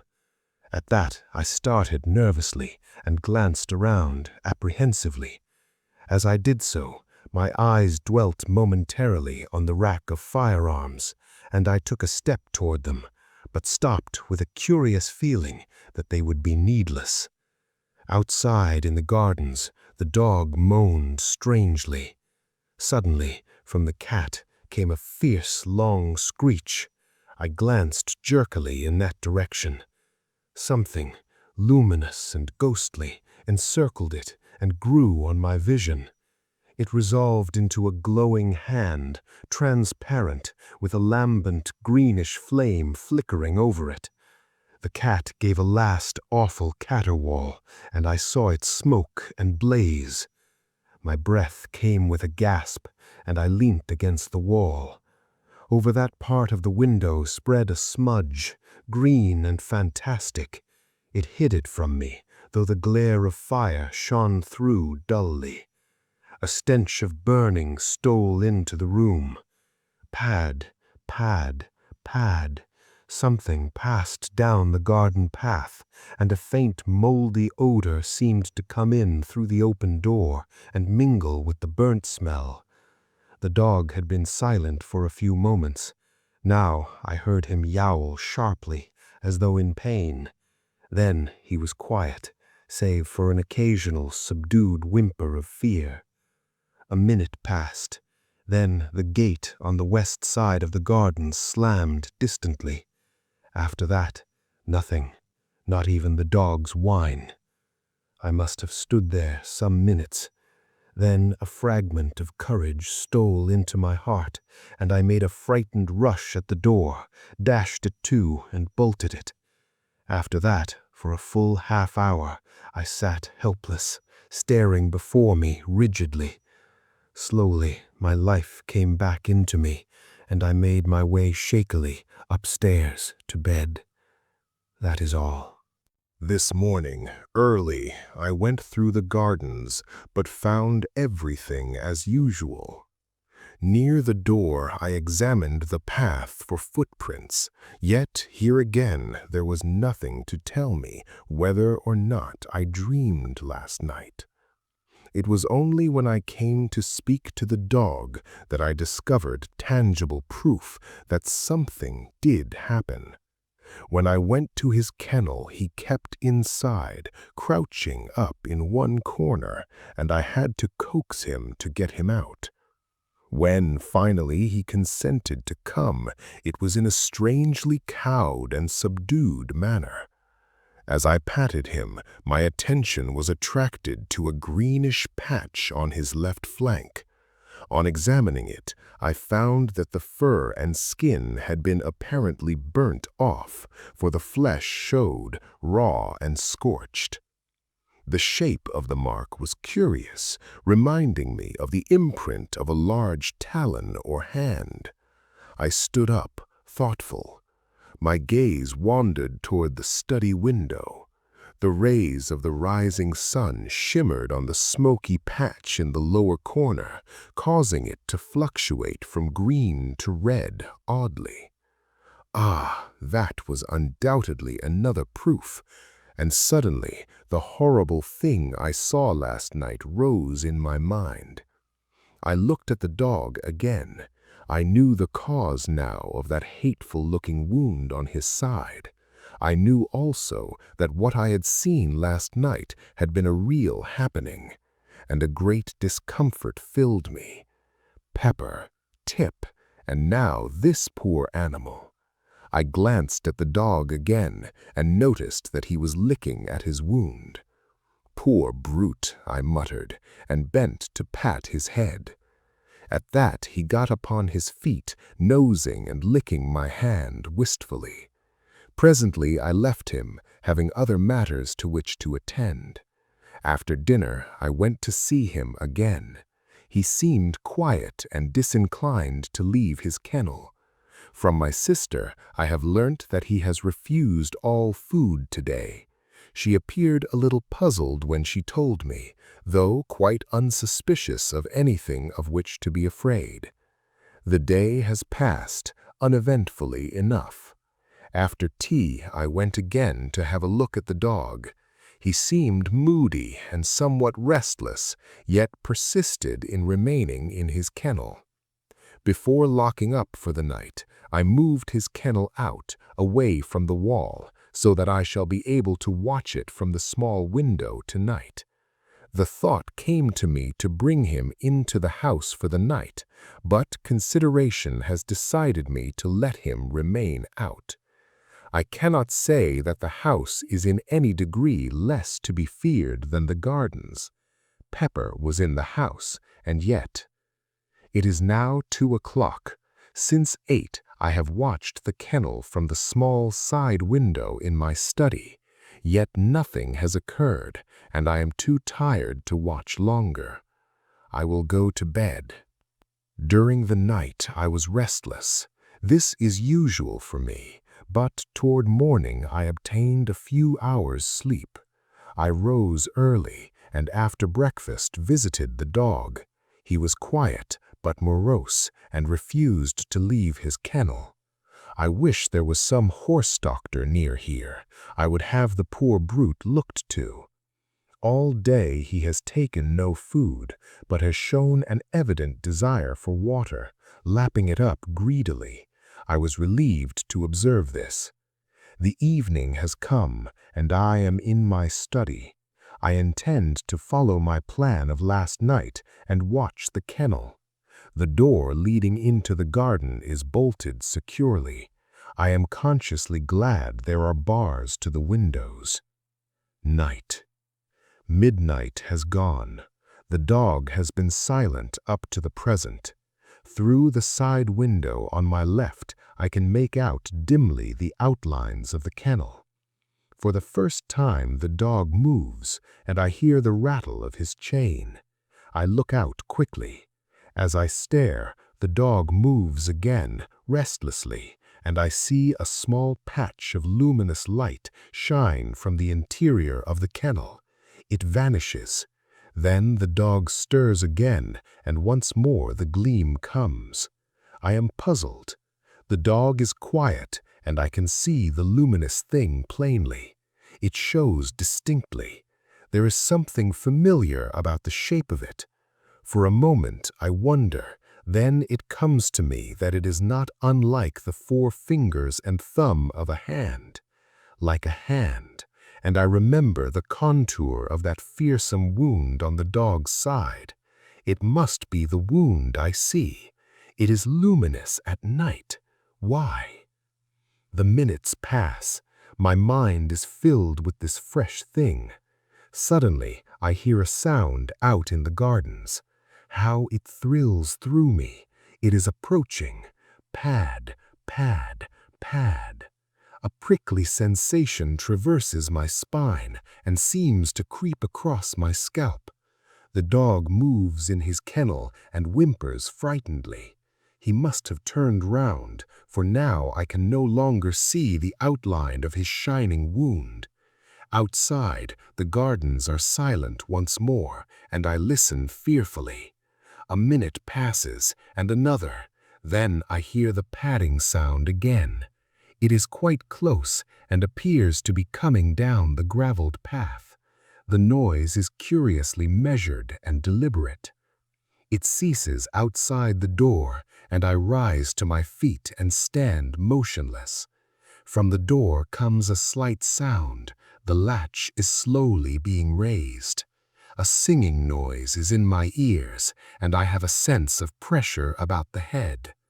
The latch drops with a sharp click into the catch. The noise jars me afresh, jarring horribly on my tense nerves. After that, I stand for a long while amid an ever-growing quietness. All at once, my knees begin to tremble, and I have to sit quickly. An uncertain period of time passes, and gradually I begin to shake off the feeling of terror that has possessed me. Yet still I sit.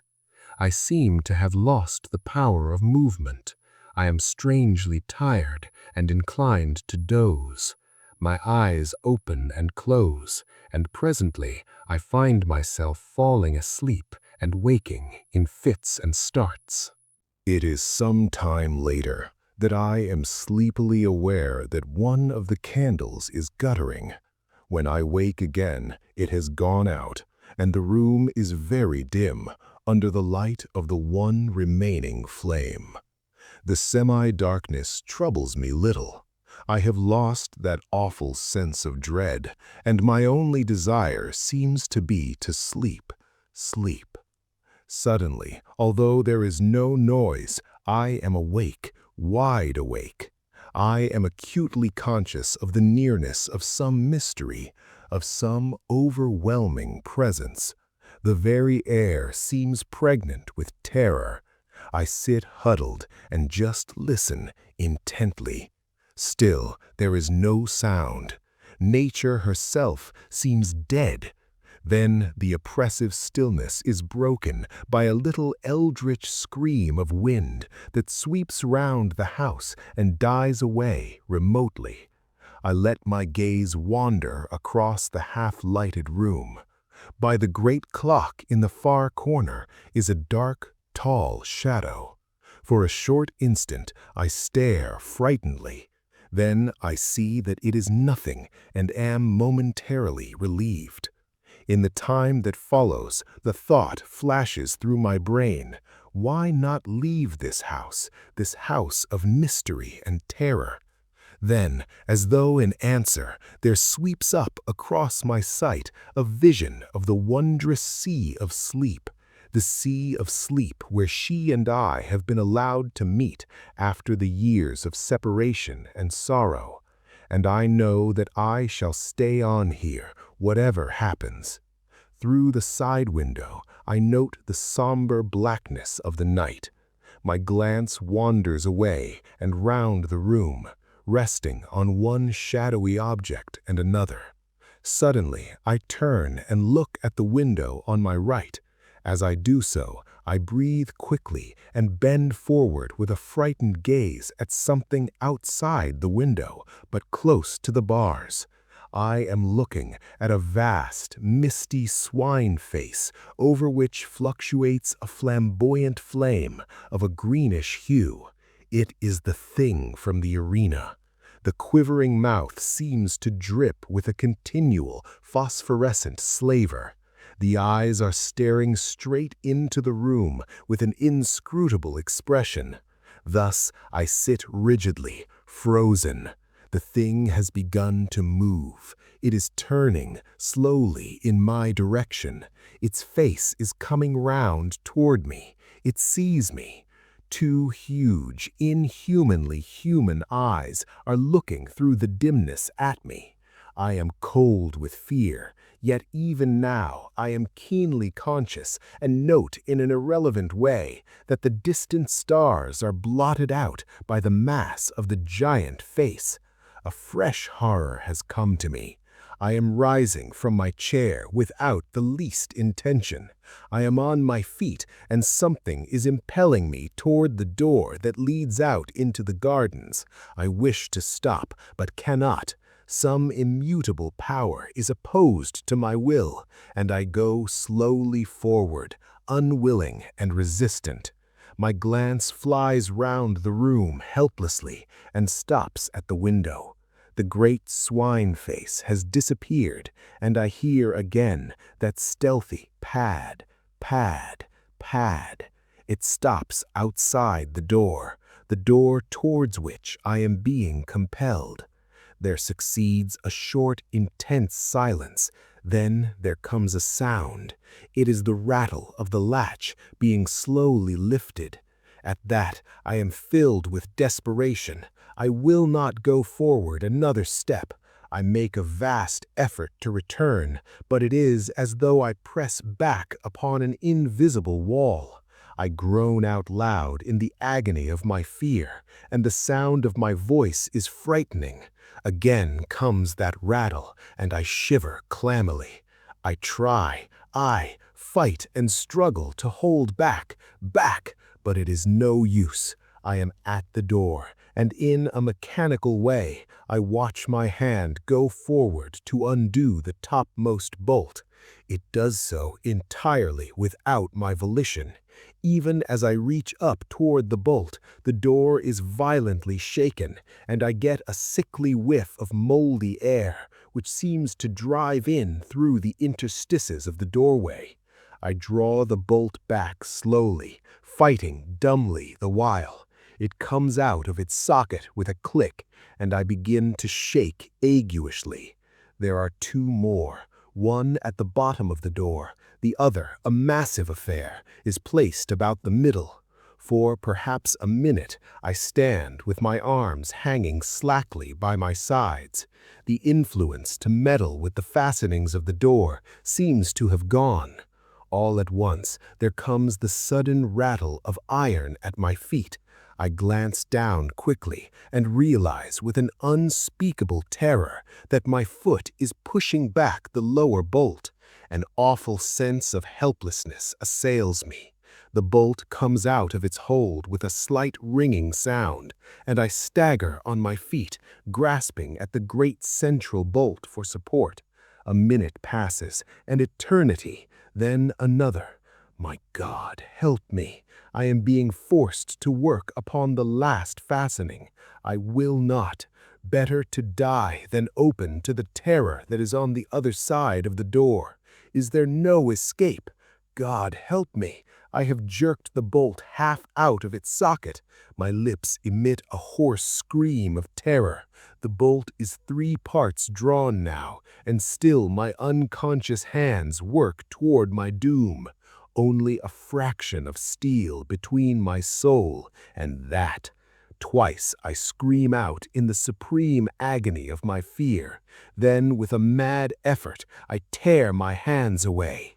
My eyes seem blinded. A great blackness is falling upon me. Nature has come to my rescue. I feel my knees giving. There is a loud, quick thudding upon the door, and I am falling, falling. I must have lain there at least a couple of hours. As I recover, I am aware that the other candle has burnt out, and the room is in an almost total darkness. I cannot rise to my feet, for I am cold and filled with a terrible cramp. Yet my brain is clear, and there is no longer the strain of that unholy influence. Cautiously, I get upon my knees and feel for the central bolt. I find it and push it securely back into its socket, then the one at the bottom of the door. By this time, I am able to rise to my feet and so manage to secure the fastening at the top. After that, I go down upon my knees again and creep away among the furniture in the direction of the stairs.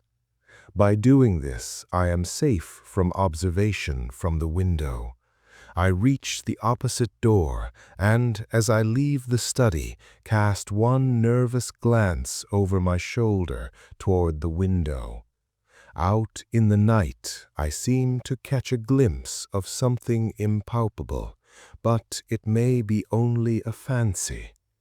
Then I am in the passage and on the stairs. Reaching my bedroom, I clamber into bed, all clothed as I am, and pull the bedclothes over me. There, after a while, I begin to regain a little confidence. It is impossible to sleep, but I am grateful for the added warmth of the bedclothes. Presently, I try to think over the happenings of the past night, but though I cannot sleep, I find that it is useless to attempt consecutive thought. My brain seems curiously blank. Toward morning, I begin to toss uneasily. I cannot rest, and after a while, I get out of bed and pace the floor. The wintry dawn is beginning to creep through the windows and shows the bare discomfort of the old room. Strange that through all these years it has never occurred to me how dismal the place really is. And so a time passes. From somewhere downstairs a sound comes up to me. I go to the bedroom door and listen. It is Mary, bustling about the great old kitchen, getting the breakfast ready. I feel little interest. I am not hungry. My thoughts, however, continue to dwell upon her. How little the weird happenings in this house seem to trouble her. Except in the incident of the pit creatures, she has seemed unconscious of anything unusual occurring. She is old, like myself, yet how little we have to do with one another. Is it because we have nothing in common, or only that, being old, we care less for society than quietness? These and other matters pass through my mind as I meditate and help to distract my attention for a while from the oppressive thoughts of the night. After a time, I go to the window and, opening it, look out. The sun is now above the horizon, and the air, though cold, is sweet and crisp. Gradually, my brain clears, and the sense of security, for the time being, comes to me. Somewhat happier, I go downstairs and out into the garden to have a look at the dog. As I approach the kennel, I am greeted by the same moldy stench that assailed me at the door last night. Shaking off a momentary sense of fear, I call to the dog, but he takes no heed, and after calling once more, I throw a small stone into the kennel. At this, he moves uneasily, and I shout his name again, but do not go closer. Presently, my sister comes out and joins me in trying to coax him from the kennel.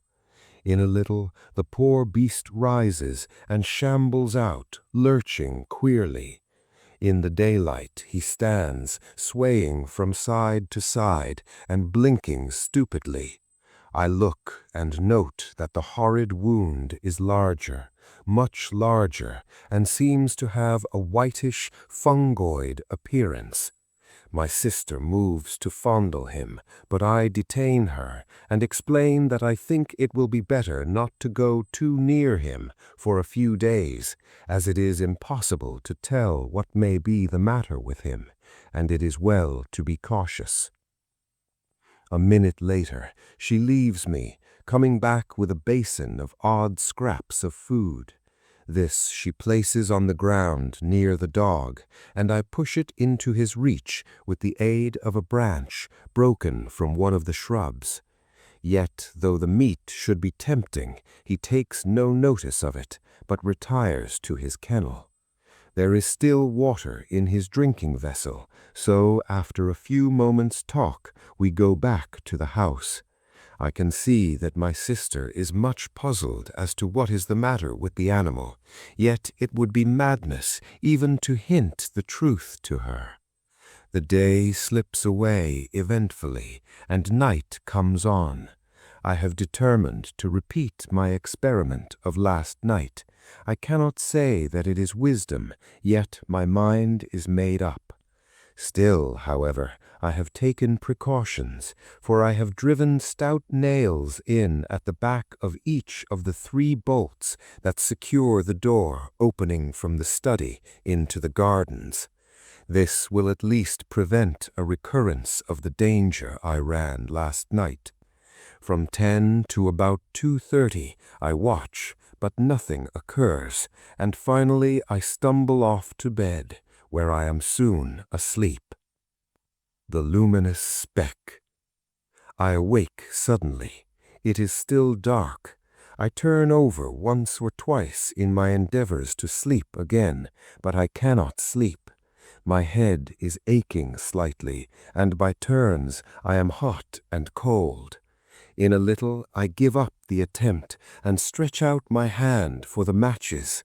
I will light my candle and read a while. Perhaps I shall be able to sleep after a time. For a few moments I grope, then my hand touches the box, but as I open it, I am startled to see a phosphorescent speck of fire shining amid the darkness. I put out my other hand and touch it. It is on my wrist. With a feeling of vague alarm, I strike a light hurriedly and look, but can see nothing save a tiny scratch. Fancy, I mutter with a half sigh of relief. Then the match burns my finger, and I drop it quickly. As I fumble for another, the thing shines out again.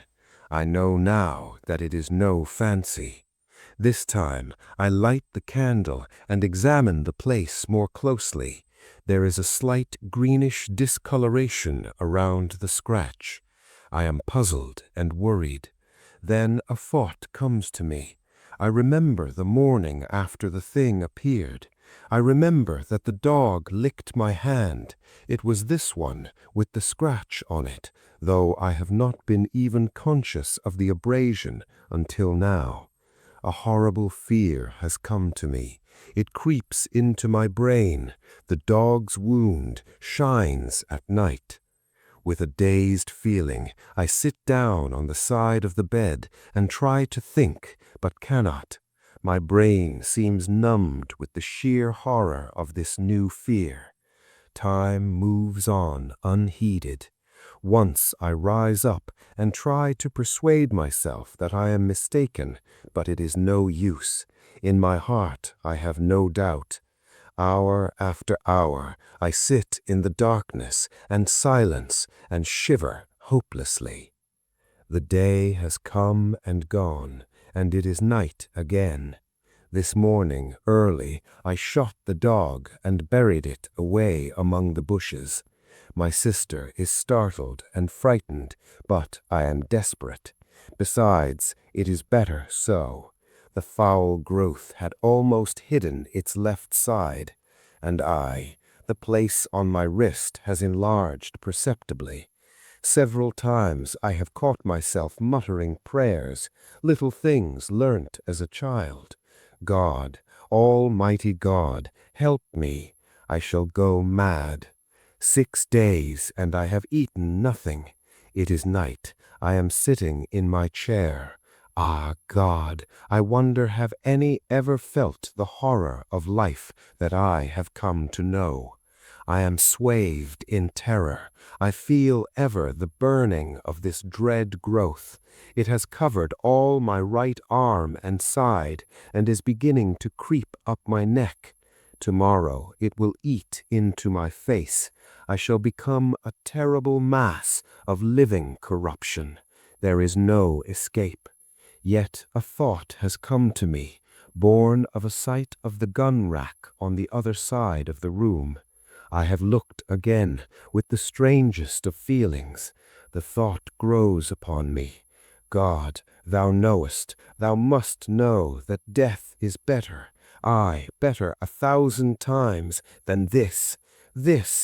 Jesus, forgive me, but I cannot live, cannot. I dare not. I am beyond all help. There is nothing else left. It will at least spare me that final horror. I think I must have been dozing.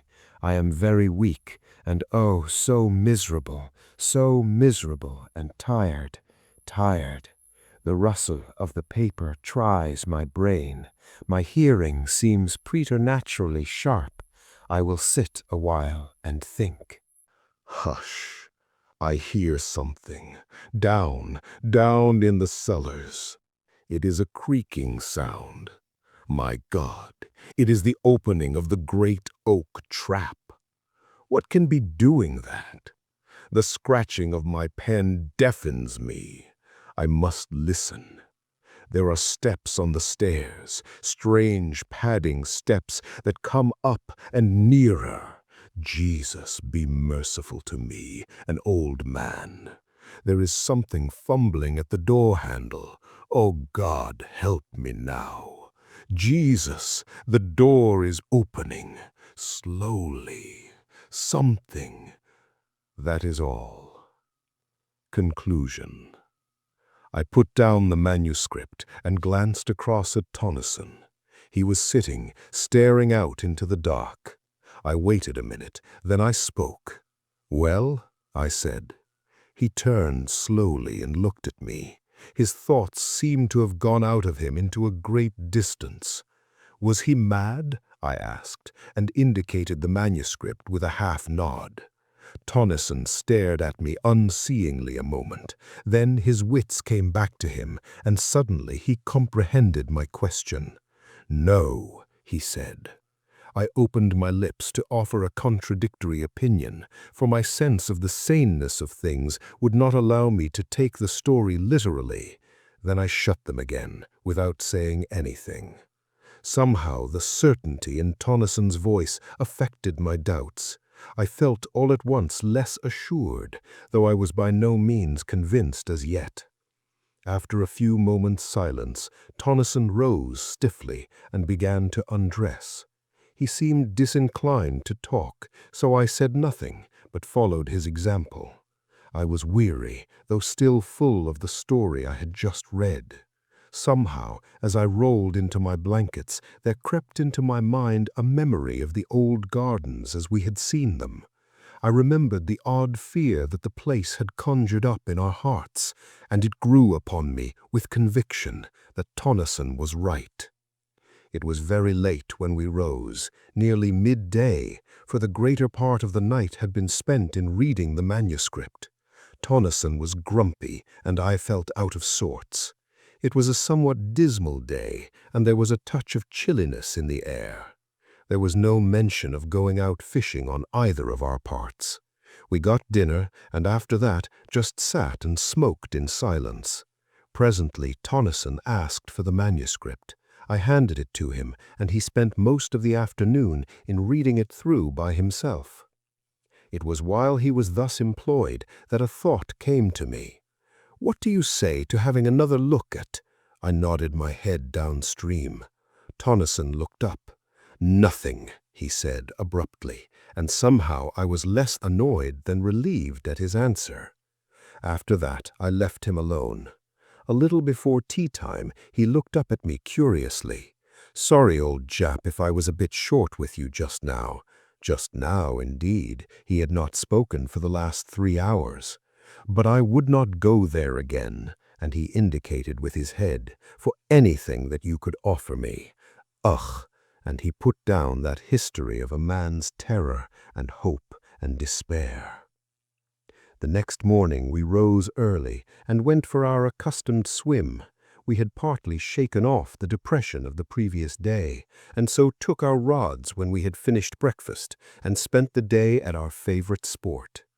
After that day, we enjoyed our holiday to the utmost, though both of us looked forward to the time when our driver should come, for we were tremendously anxious to inquire of him and through him among the people of the tiny hamlet, whether any of them could give us information about that strange garden lying away by itself in the heart of an almost unknown tract of country.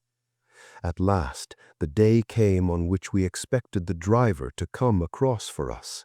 He arrived early, while we were still abed, and the first thing we knew, he was at the opening of the tent, inquiring whether we had had good sport. We replied in the affirmative, and then, both together, almost in the same breath, we asked the question that was uppermost in our minds.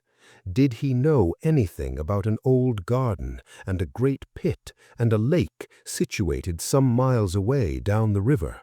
Also, had he ever heard of a great house thereabouts?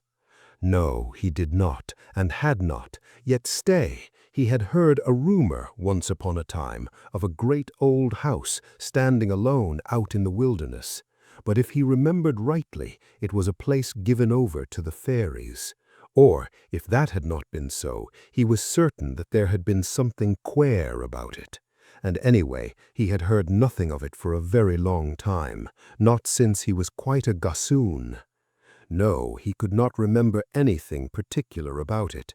Indeed, he didn't know he remembered anything at all until we questioned him.